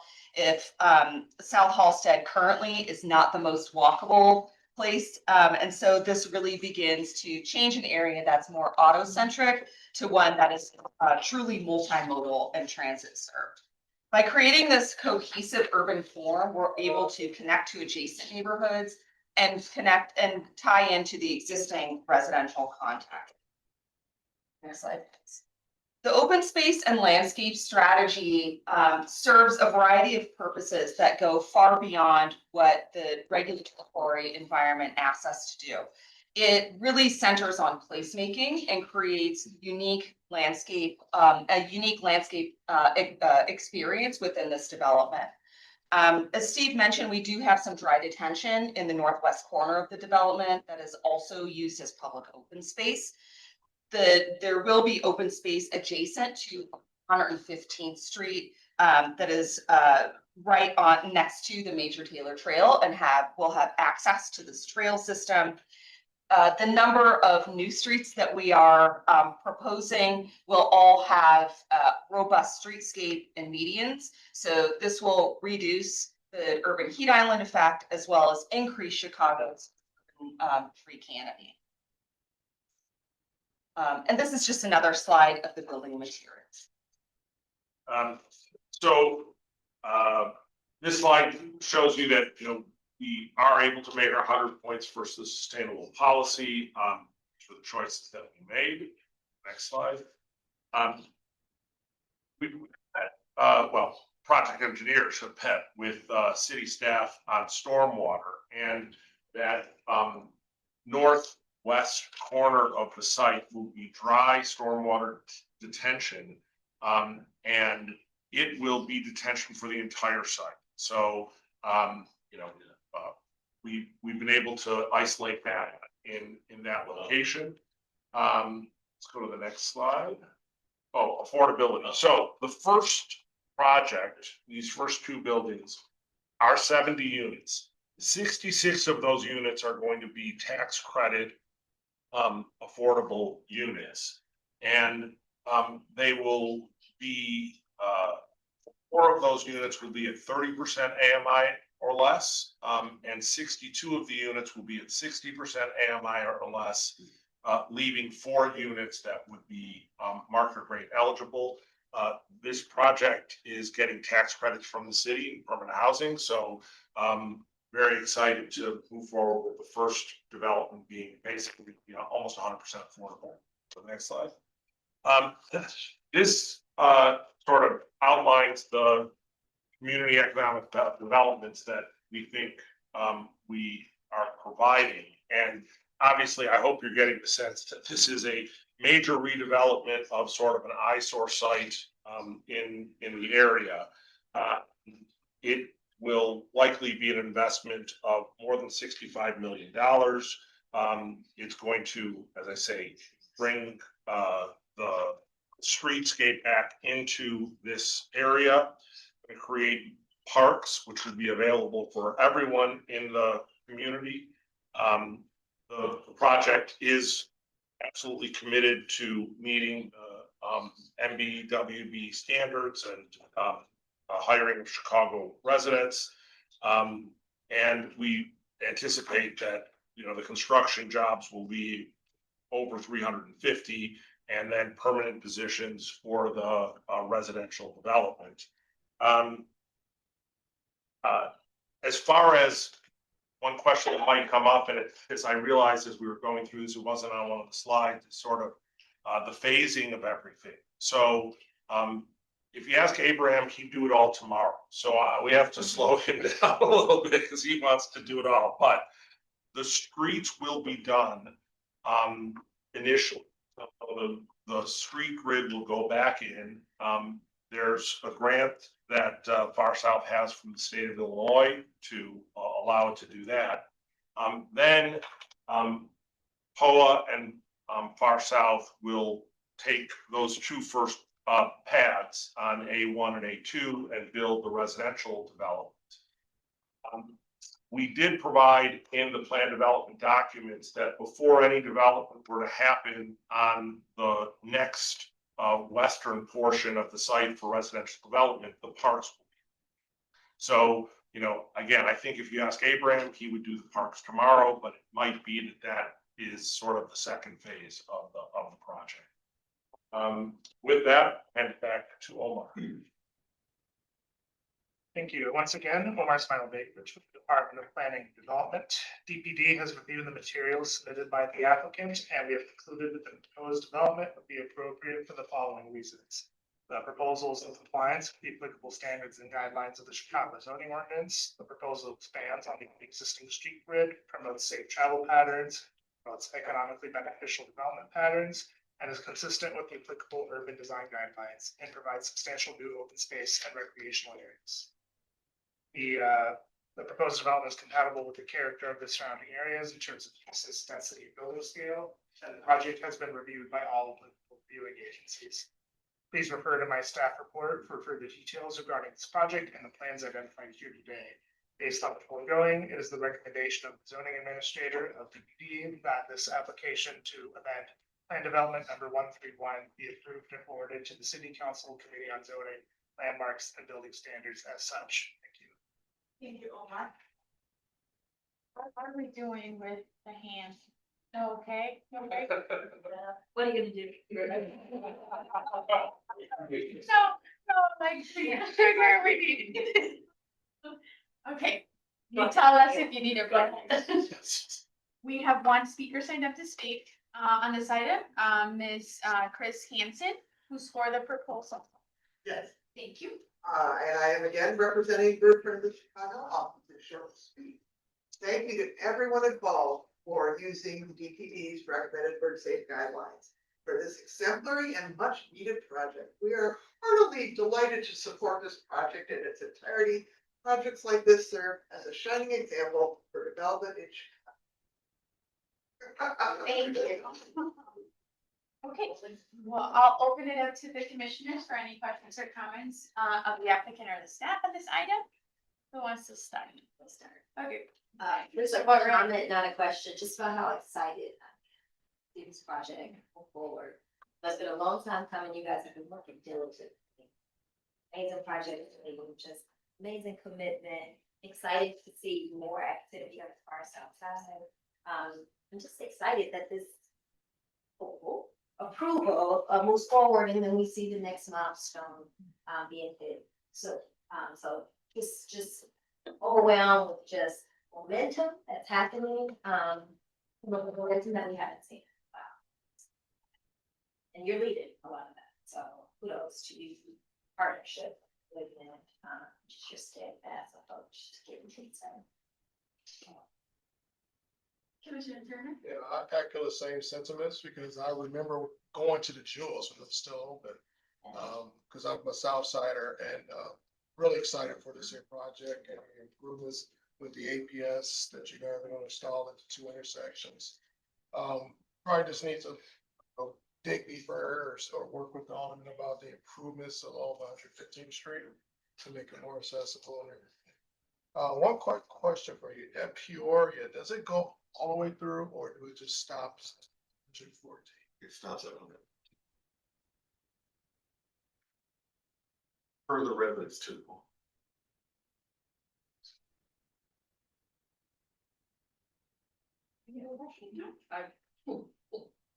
Any other questions from them? Oh, yeah. Again, as everyone has stated, we're excited as the Department of Housing to support the project.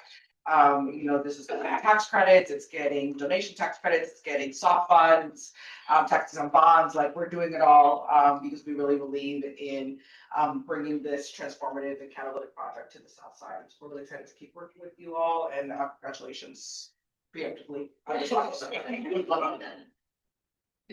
Commissioner, any other comments or questions from commissioners? No? Okay. Alderman Osteen, would you like to make a statement on this item? Sure, thank you so much, and thank you to all of you that are here. This project is, received so much support from each and every one of you, DPDs, CDOT, and the Rockstars have been housing on this, and to the development team, for your perseverance, being this site is set vacant for 15 years plus. Lacey has been laboring almost half this project through. So it's so important to the 21st Ward we are predominantly single family homes. We don't have a real rental market. This gives us that rental market. Whether you are a new family that is looking to live in the 21st ward, or you've been a long-term resident that is looking to age in place and downsize a bit, we are communicating that here, there is still a place for you.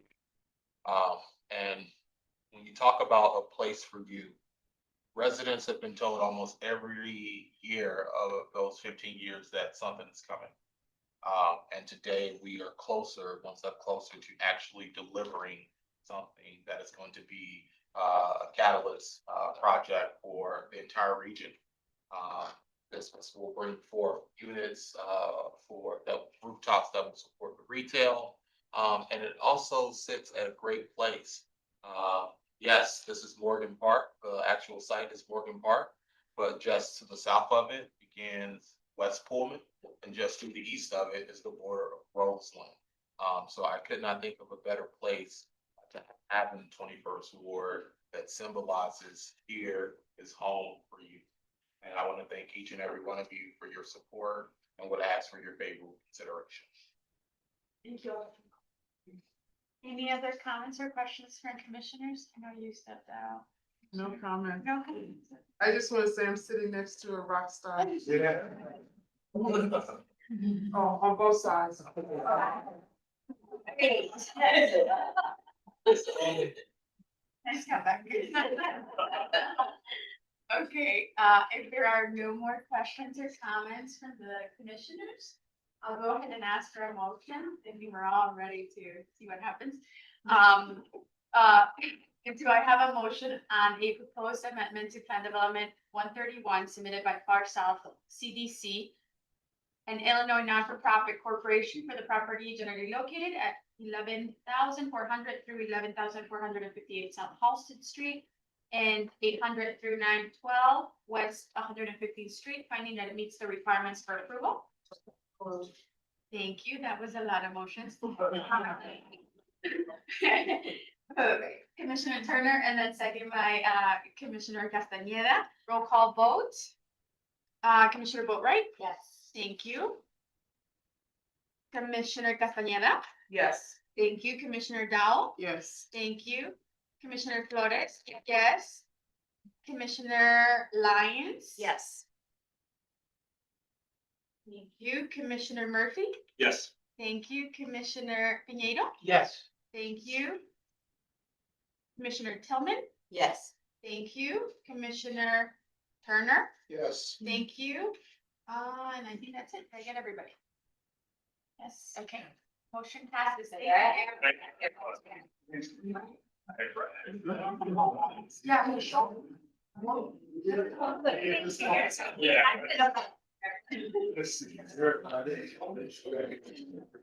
Yeah, I'll say. Yes.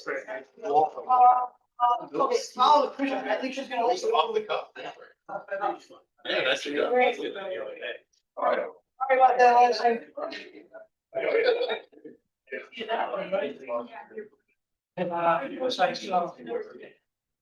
Yeah, yeah. Right, Earl, there you go. Yeah, of course. Thank you so much. Yeah, it's. I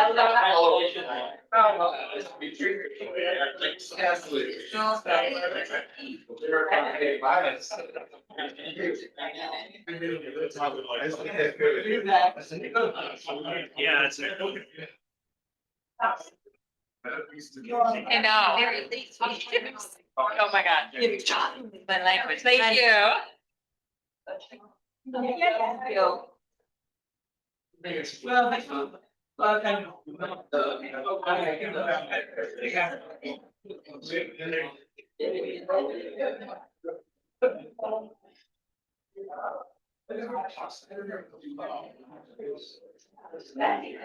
I guess I gotta go home and get ready.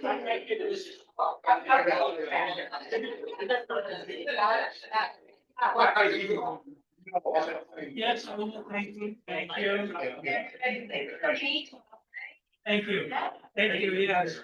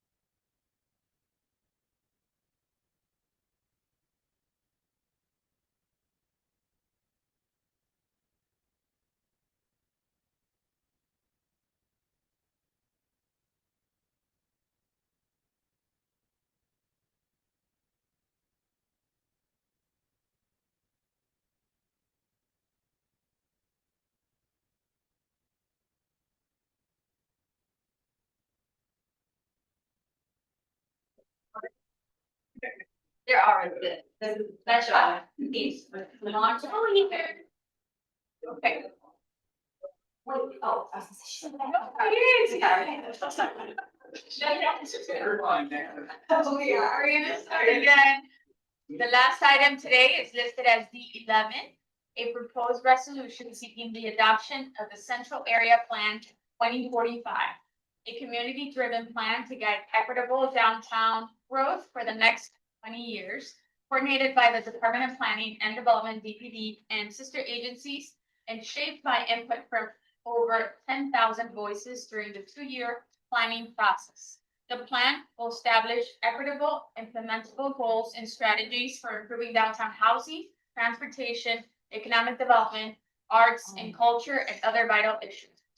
Data and growth projections inform the plan's strategic project framework, which prioritizes mobility, connectivity, and quality of life improvements to support a mixed-use environment.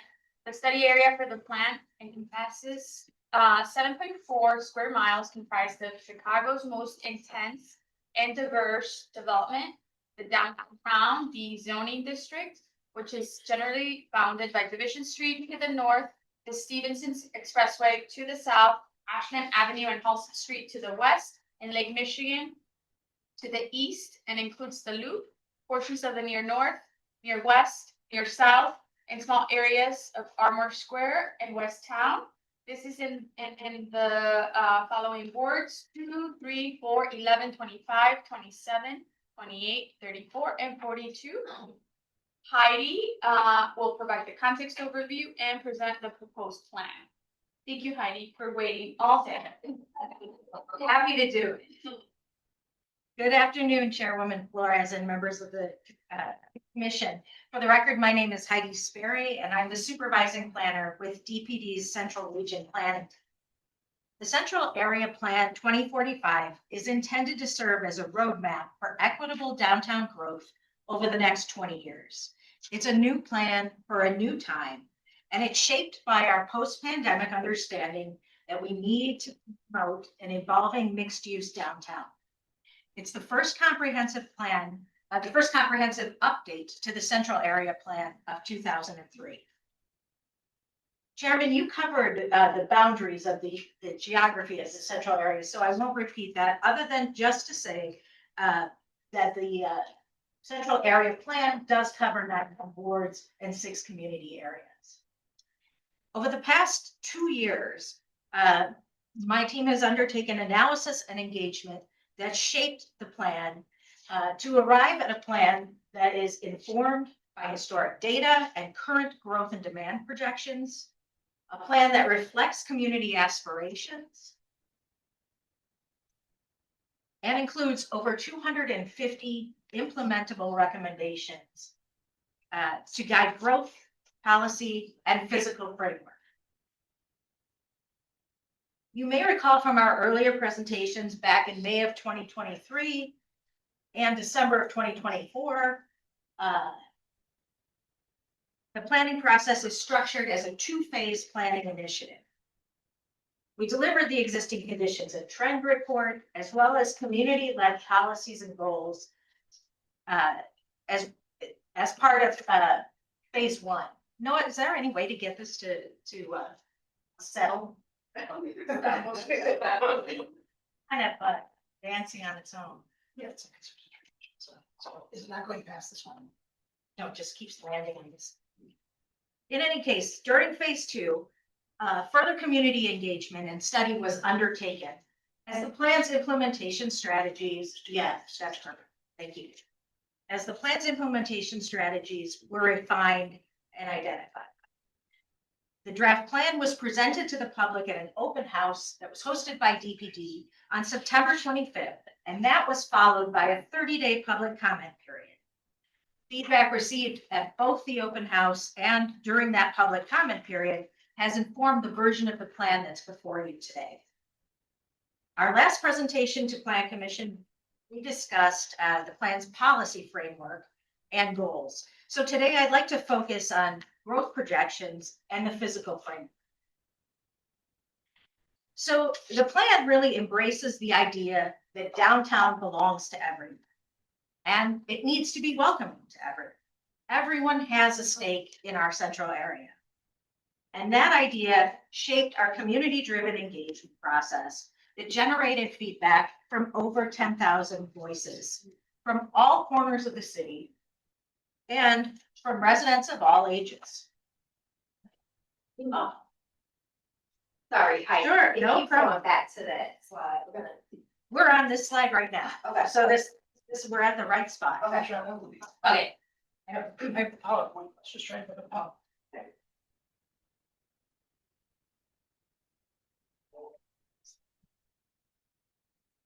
What's in that?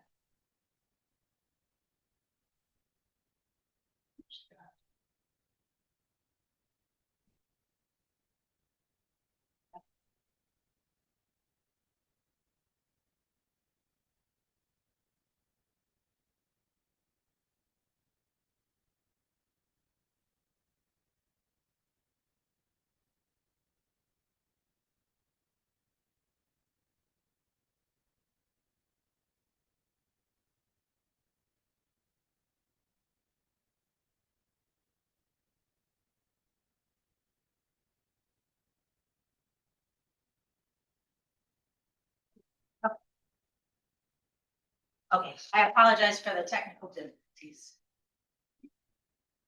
Yep, I think this does it. Perfect. We were talking about our engagement process, which generated feedback from over 10,000 voices from all corners of the city and from residents of all ages, including specific youth engagement that we undertook, which alone generated feedback from 1,400 young people throughout the city. To do this, we met people where they are, through webinars, through in-person meetings, 3 open houses, 12 pop-up events that occurred throughout the city at neighborhood festivals, 17 focus group meetings. More details on the engagement metrics are on page 18 of the plan, so I'll just make reference to that. Now, taking a look at the current state of the central area, we know that today's downtown faces new opportunities and challenges. First of all, the central area is an economic engine. It is a regional and a city economic engine. And while it's just 3% of the geography of the city's total land area, it represents 45% of the tax base and 52% of the city's jobs. So in terms of jobs growth, our downtown is the second fastest growing downtown in the country, just behind New York City. And while we are increasing the number of jobs and job growth is continuing, it's a really critical time to be very intentional about making sure that downtown jobs are accessible to more Chicagoans, especially young people and residents living on the south and west sides. Now I'd like to talk a little bit about existing development. Of the over 400 million square foot of existing development, nearly half of that, 201 million square foot, is office space. The post-pandemic reality is that we need to encourage the conversion of a significant amount of that space to other uses. DPD is supporting office to residential conversions through the LaSalle Corridor Revitalization Initiative, as well as zoning changes to allow for MLA reductions. In the past 3 years, the pipeline of residential conversions, including the 6 LaSalle revitalization projects and 12 completely privately funded conversion projects, has grown to include roughly 3,400 units, of which 725 of these will be affordable at 60% AMI. 3,400 units is more units than what was created in conversions over the past 20-year span between 2000 and 2020. Now, in terms of jobs growth, the central area is the fastest growing downtown in the country. We've added over 100,000 of our 184,000 residents in the past 20 years. Going forward, it's critical that downtown housing continues to offer opportunities that are affordable at diverse ranges of income. This will allow for more residents to take advantage of the benefits and the quality of life assets that the central area has to offer. Now I'd like to turn and talk a little bit about growth projections. Our conservative growth projections were prepared by SB Friedman, and they indicate that downtown will see more than 100 million square foot of development by 2045. The vast majority of that development is expected to be multifamily mixed-use development, which will result in an additional 100,000 new residents. So we're looking at the central area exceeding the population of 300,000 by 2045. Additionally, we're looking at 65,000 new housing units. Based on the projection, the growth projections, 161,000 new jobs, and approximately 12,000 more hotel stays.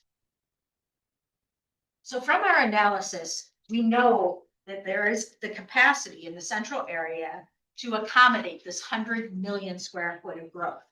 And that capacity exists in the loop, with 13% of the growth projected to occur in the loop. 22% of the growth to occur on the north side, 26% on the south side, and nearly 40% to occur in the west side. So now I'd like to turn briefly to the plan's policy framework. It's organized around the 8 pillars that you see here. These were identified as part of the citywide framework plan, and we've added in an additional land use pillar.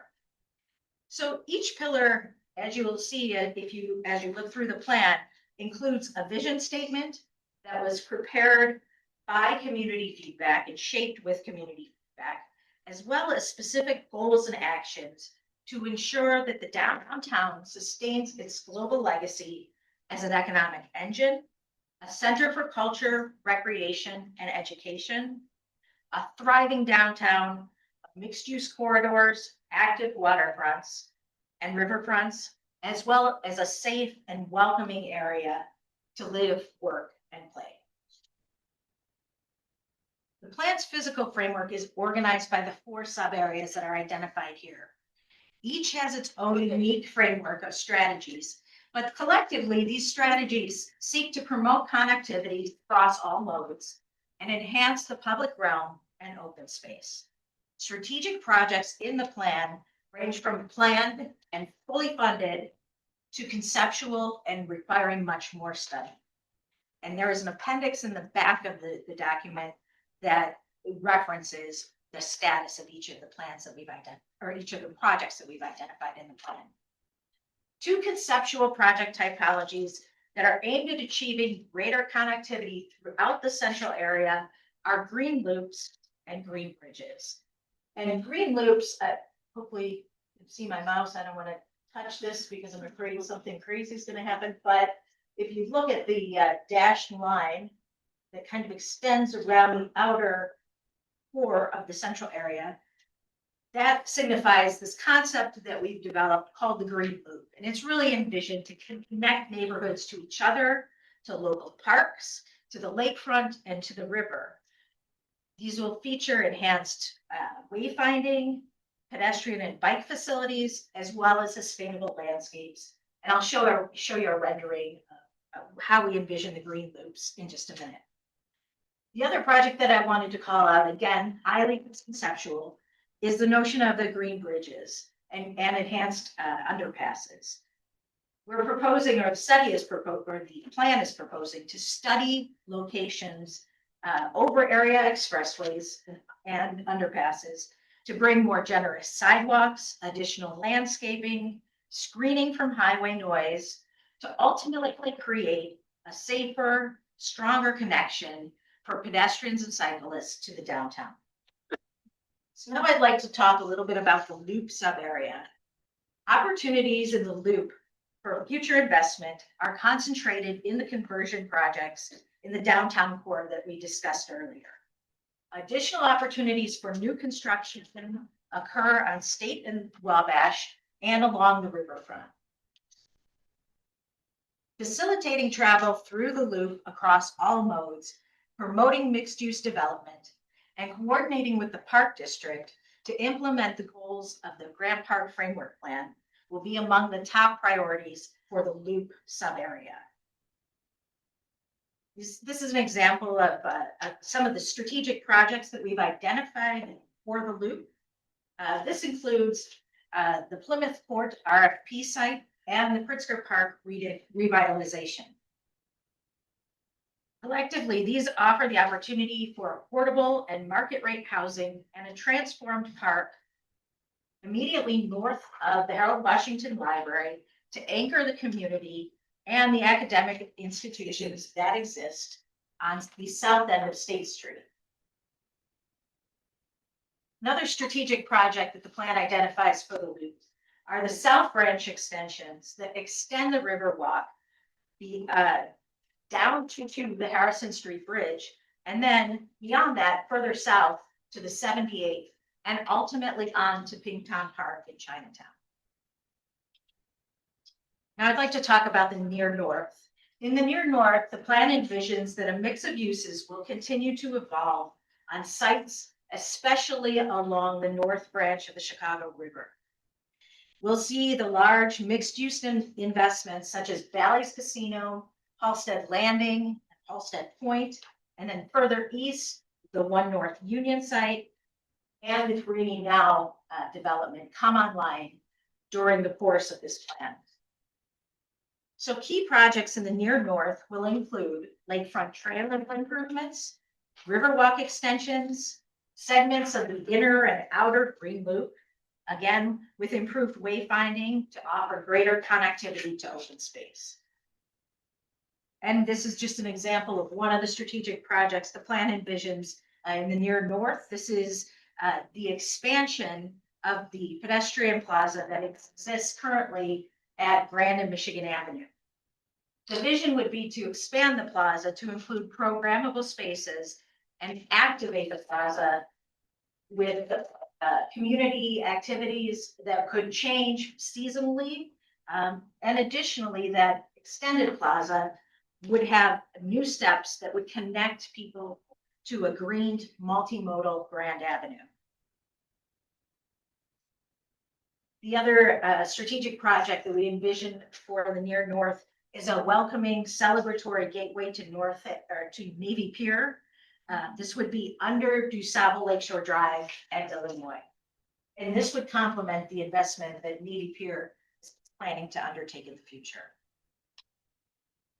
The 78 will lead the near south development in the near term, and riverfront improvements, a new water taxi stop, open space, and infrastructure improvements will accompany that development. Opportunities for new construction also exist along State and Michigan Avenue. In the near south, reimagining the Michigan campus, the museum campus, and improving lakefront connections and reinforcing transit mobility through bus priority corridors and transitways is recommended in the plan. This is the render of the Green Loop concept. Again, the Green Loop will require much further study, but it's really intended to provide additional wayfinding, protected bike lanes, a more pleasant pedestrian experience, possibly sustainable landscapes, additional lighting, and a variety of elements of that nature. That's 18. That is, there are possibilities for two potential connections for the Green Loop. One on Roosevelt Road and one on 18th Street.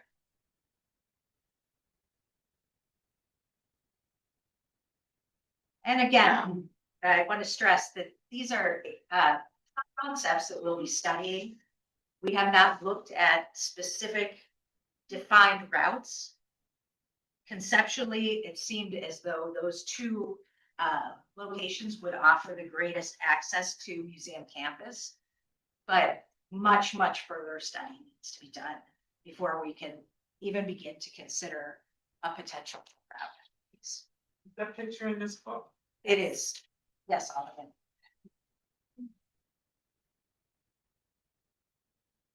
Next, I'm going to move to Indiana, South Indiana.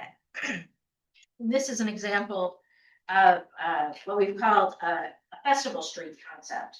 And this allows for temporary activations of portions of neighborhood streets. And this rendering shows the festival street concept on South Indiana.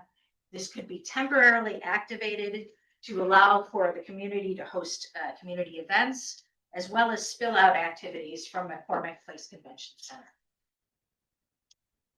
Now turning to the near west, Fulton Market and West Loop continue to emerge as the hub of the planned residential and commercial projects downtown.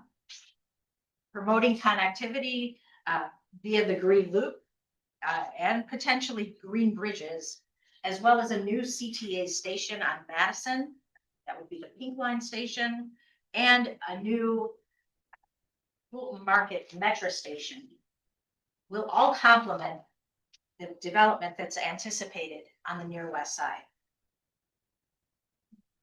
So this is a rendering of the Green Bridge concept, and the plan advocates the study of these green bridges in select locations over the Kennedy and the Eisenhower, with the concept that these will enhance pedestrian experience and create a stronger connection between the near west and the loop. And again, these concepts require much further study, but this may offer an intermediate step toward the realization of an expressway cap, should that become a possibility for funding in the future.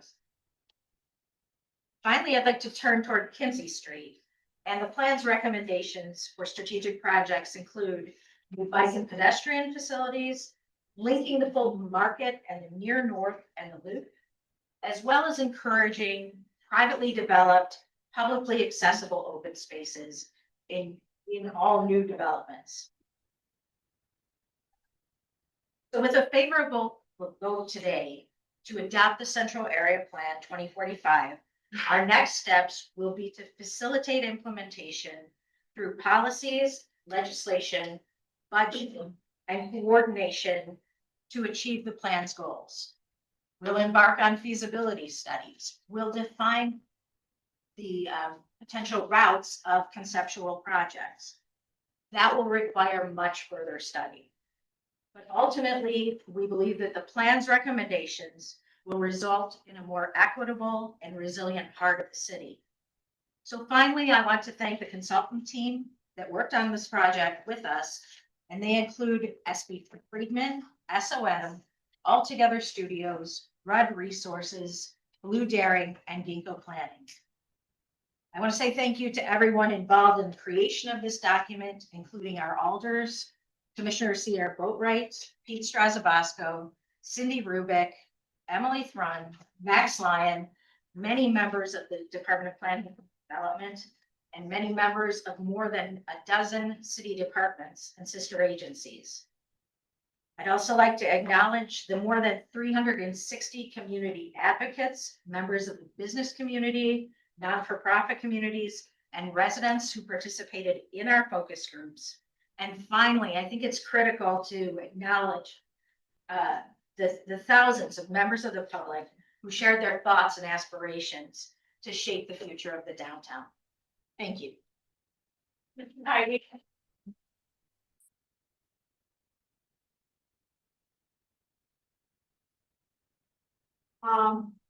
You have two speakers signed up to speak, so we'll start with them.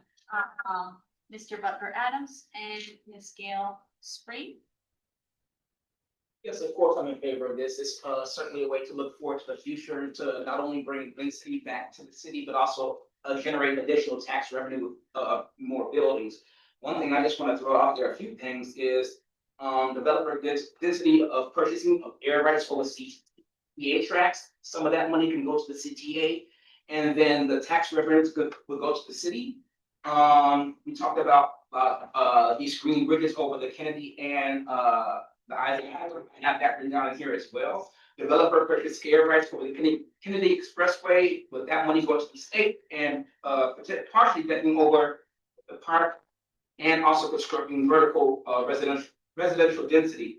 One example that I can point to is in Oakland County, Michigan, just north of Detroit on Interstate 696. They have 3 different deckings over that interstate, which creates 20 acres of green space. That's Rosenstein Park, 7.2 acres, Victoria Park, 3.7 acres, and Lincoln Woods Park, which is 10 acres. Again, that's over 6 acres in Oakland County, Michigan. I think that is more potential for development in the near south side. One thing that was not shown here is a few years ago, there was a proposal called One Central over the tracks just north of Mormon Place and south of Roosevelt Road. If that would ever happen in some way, shape, or form, that would again add additional green space, residential housing, and tax revenue.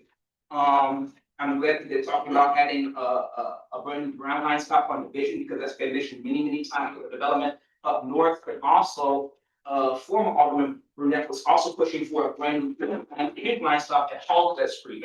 I think that should be looked at as well. There are a number of mega projects around this country that are moving forward right now. The former Atlantic Yards project in Brooklyn, they're redefining that project by actually adding to it, making it bigger. It was approved at 6,400 apartments. Now they're going up to 9,000. So I think that we should not be scared of actually making some of these mega projects bigger. That was one of the big things that annoyed me with the Valley's proposal, was that whole development was initially approved at more than like 8 million square feet. It got brought back like 6.5 million square feet. So I do think that make no little plan should be something that we still strive for, and I hope that we continue to strive for. And I would love to see how much we can get done by March 4th, 2027. 200th anniversary of this state. How much can we get done? I'm looking forward to this. I will be here for many more meetings, and thank all of you for putting in so much hard work in projects like this, because I mean, you have to think about the future, and so many people don't. They're so stuck in the past and right now. You have to think forward, and that's what this project is doing. Thanks. Thank you, Mr. Adams. And thank you, Butler. He always has some very good advice. He's been on our real estate committee for many years. So my name is Gail Spreen. I am representing SOAR, the Streeterville Organization of Active Residents. We are in support of this project, and we have really enjoyed and appreciated participating through all these years, from the Central Area Plan to the Central Area Action Plan to this 2045. So I know the area has widened significantly from what the downtown core is. However, our focus is much more the downtown core in Streeterville, the near north side. So our priority in this whole plan very much has been traffic issues that come with the congestion. I believe you all have a copy of our letter, so I'm not going to read it. I'm just gonna mention a few highlights. For the past 5 years, we have worked with CDOT on the curb management study that initially was going to be the Streeterville traffic study, and then it became a bigger area, then it became curb management, and now CDOT made it a toolkit. So we would invite CDOT to use Streeterville and make it a test area, maybe a pilot program to take the toolkit and really incorporate it into a number of our traffic issues. And so much of the traffic comes from all really looking at the ride share, the taxis, all the deliveries, really how we are using the curbs. It's very different than it has been in the past. So we really need to address this and figure out a way to improve it. Part of it is enforcement. We really lack enforcement. Something else is even the connectivity of all of our public transit. We have these articulated buses where they'll clog up the streets very often, and they're almost empty. So if there's a way to use maybe vans or smaller buses for our public transit that can help move our traffic, that could be something that could be helpful. Traffic aids obviously have been very helpful through the past. They have all disappeared from the neighborhood, so we would welcome them back. And one other item would be wayfinding. And I know it is mentioned, which is fabulous, and that we don't need it just in the loop, we need it on the north side of the river as well, because it really, getting through all of our cultural institutions in Michigan Avenue, even to Navy Pier, my office used to be right by Navy Pier. And people would get to my office looking for Michigan Avenue, and I'm like, you will walk under it.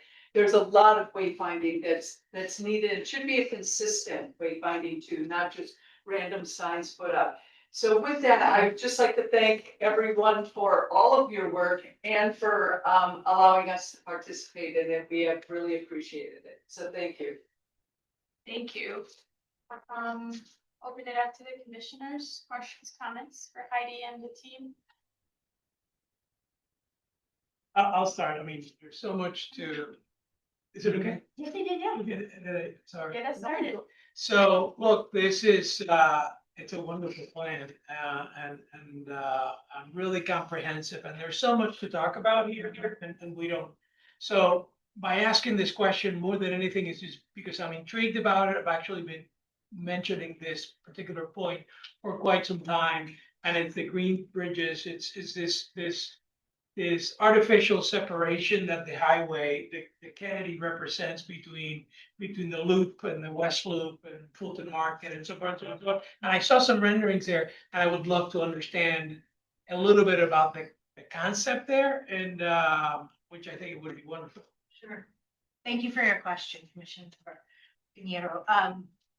The concept here is that the existing bridges, the existing vehicular bridges, the decks could be expanded potentially.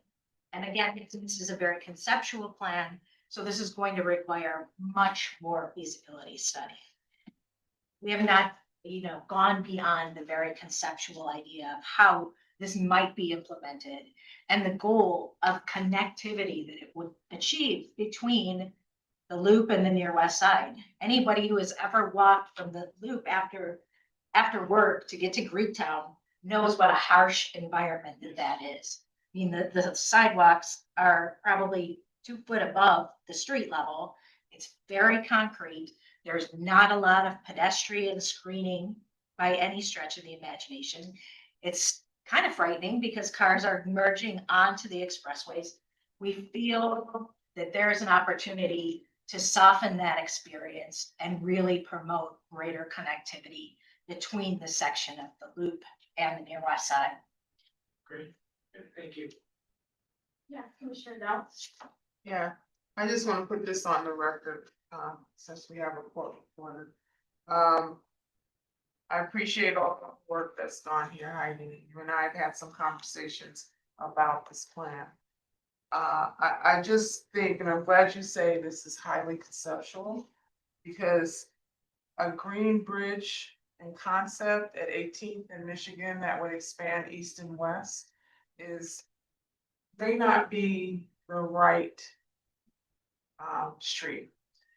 Because it is a street that is the only connection between the Dan Ryan and the South Loop by vehicle or bike.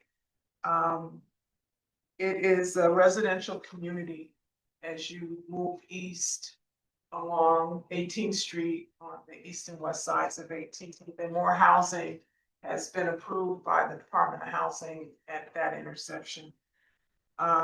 It is also the location of the police headquarters.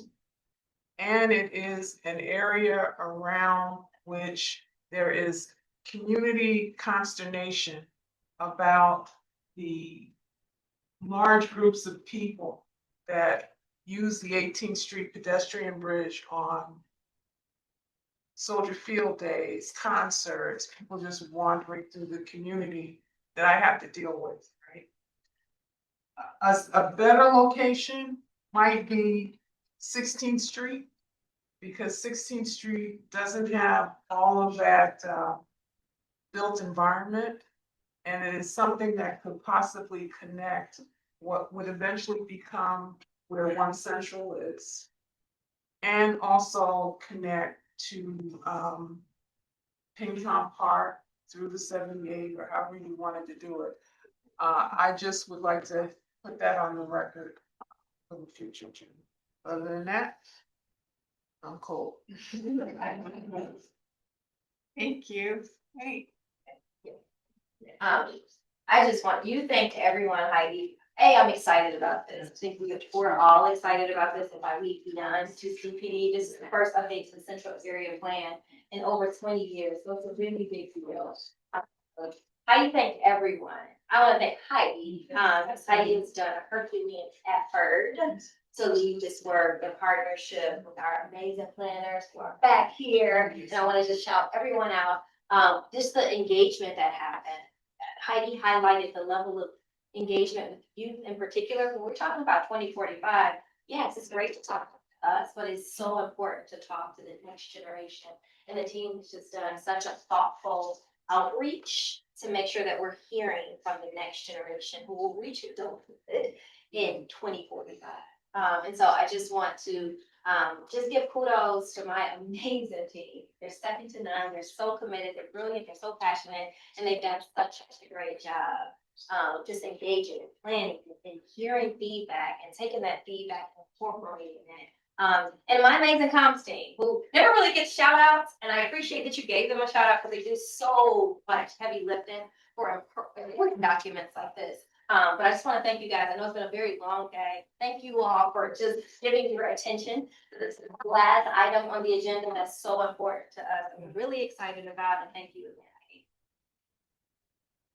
Thank you. Anyone else? Yeah, Commissioner Tillman. Just, for the record, and, thank you again for the presentation. I think that what is most exciting about this is that, you see, so even this image, right? You see so much activity within Chicago, and that's our reality. And so to see that, and now to see the plan to move all of that activity to even more, is even more exciting. So I guess my question or statement is, understood. This is high level. This isn't even framework plans, but it's very high level. But to show not just the city of Chicago, but to show everyone else outside of Chicago what is possible and what we do here, which is, planning and developing such a great city. What are kind of the next steps to make sure that that is public knowledge? Because that helps with the tax revenue, that helps with bringing business in, all of those things. So it's really exciting. Just want to kind of, see where we go here. So in terms of next steps, we've identified in the appendix on the plan, really who the key partners are that we'll be engaging with. So we work toward implementation.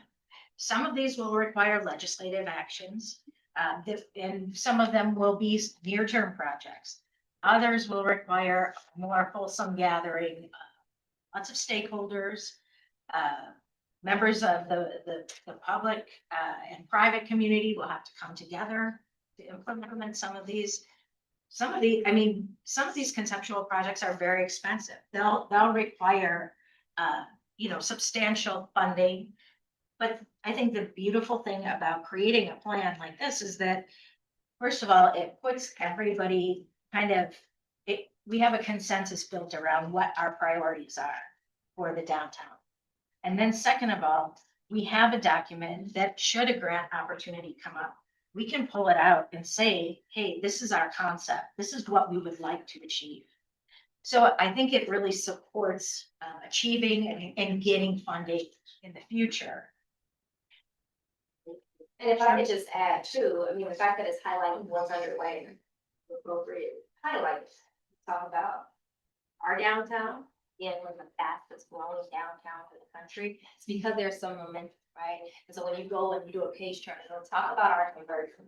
We highlight the 6, but then we acknowledge that there's an additional 11 conversions underway. That's over 3,000 new units. We're leading in that effort. And so I think there's a lot of momentum already underway. A lot of projects that are already underway. Pipeline that we've just approved here that's going to help that, in addition to improvements to the public realm. As we talk about just really activating open space in ways that we just haven't done before, as we think 20 years out. And so I think there's ways to get the word out beyond this room, beyond Chicago. But I think the momentum that's underway is going to take it a lot to get the word out. I think the critical document is the basic plan for our central area. Thank you. tagging on to that with the activating open spaces in different ways. I know Heidi and I had a conversation yesterday during the briefing about making pedestrian friendly streets, even if it's just temporarily. I know other cities are doing that, other countries are doing that, but we seem to be very reluctant to do that. I just want to say I would be so supportive of that, just because, again, sending the message that we don't need a car to enjoy all these beautiful amenities that we have within a very small, radius, so. That's all. Anybody else? We look tired. We are tired, okay. I don't think we have any statements or anything from Alderman Reg. They're all in support. They've been working with, Sure. We do have 4 letters of support, one from Alderman Hawkins, Alderman Burnett, Alderman Conway, and Alderman Riley. Alderman Citro Lopez indicated earlier that he was supportive and was planning to attend, but it appears that he did not make it. So that is the bulk of the alderman who offered position letters of support. thank you for that. We do need to vote on this, so I will go ahead and ask for a motion. Do I have a motion on a proposed resolution seeking the adoption of the Central Area Plan 2045, finding that it meets the requirements for approval? Thank you, Commissioner Boatright. Second by Commissioner Pinedo. Roll call vote. Commissioner Boatright? Yes. Thank you. Commissioner Castañeda? Yes. Thank you, Commissioner Dow. Yes. Thank you, Commissioner Flores, yes.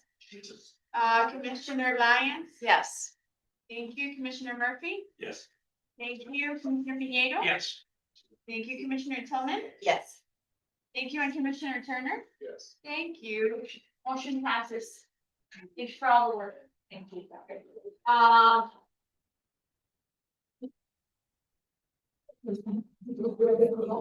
And now we have the vote to adjourn. Yeah. Concludes the meeting of the Chicago Planning Commission. Do I have adjourn? 1 second, okay, roll call vote. Vote right? Yes. Thank you.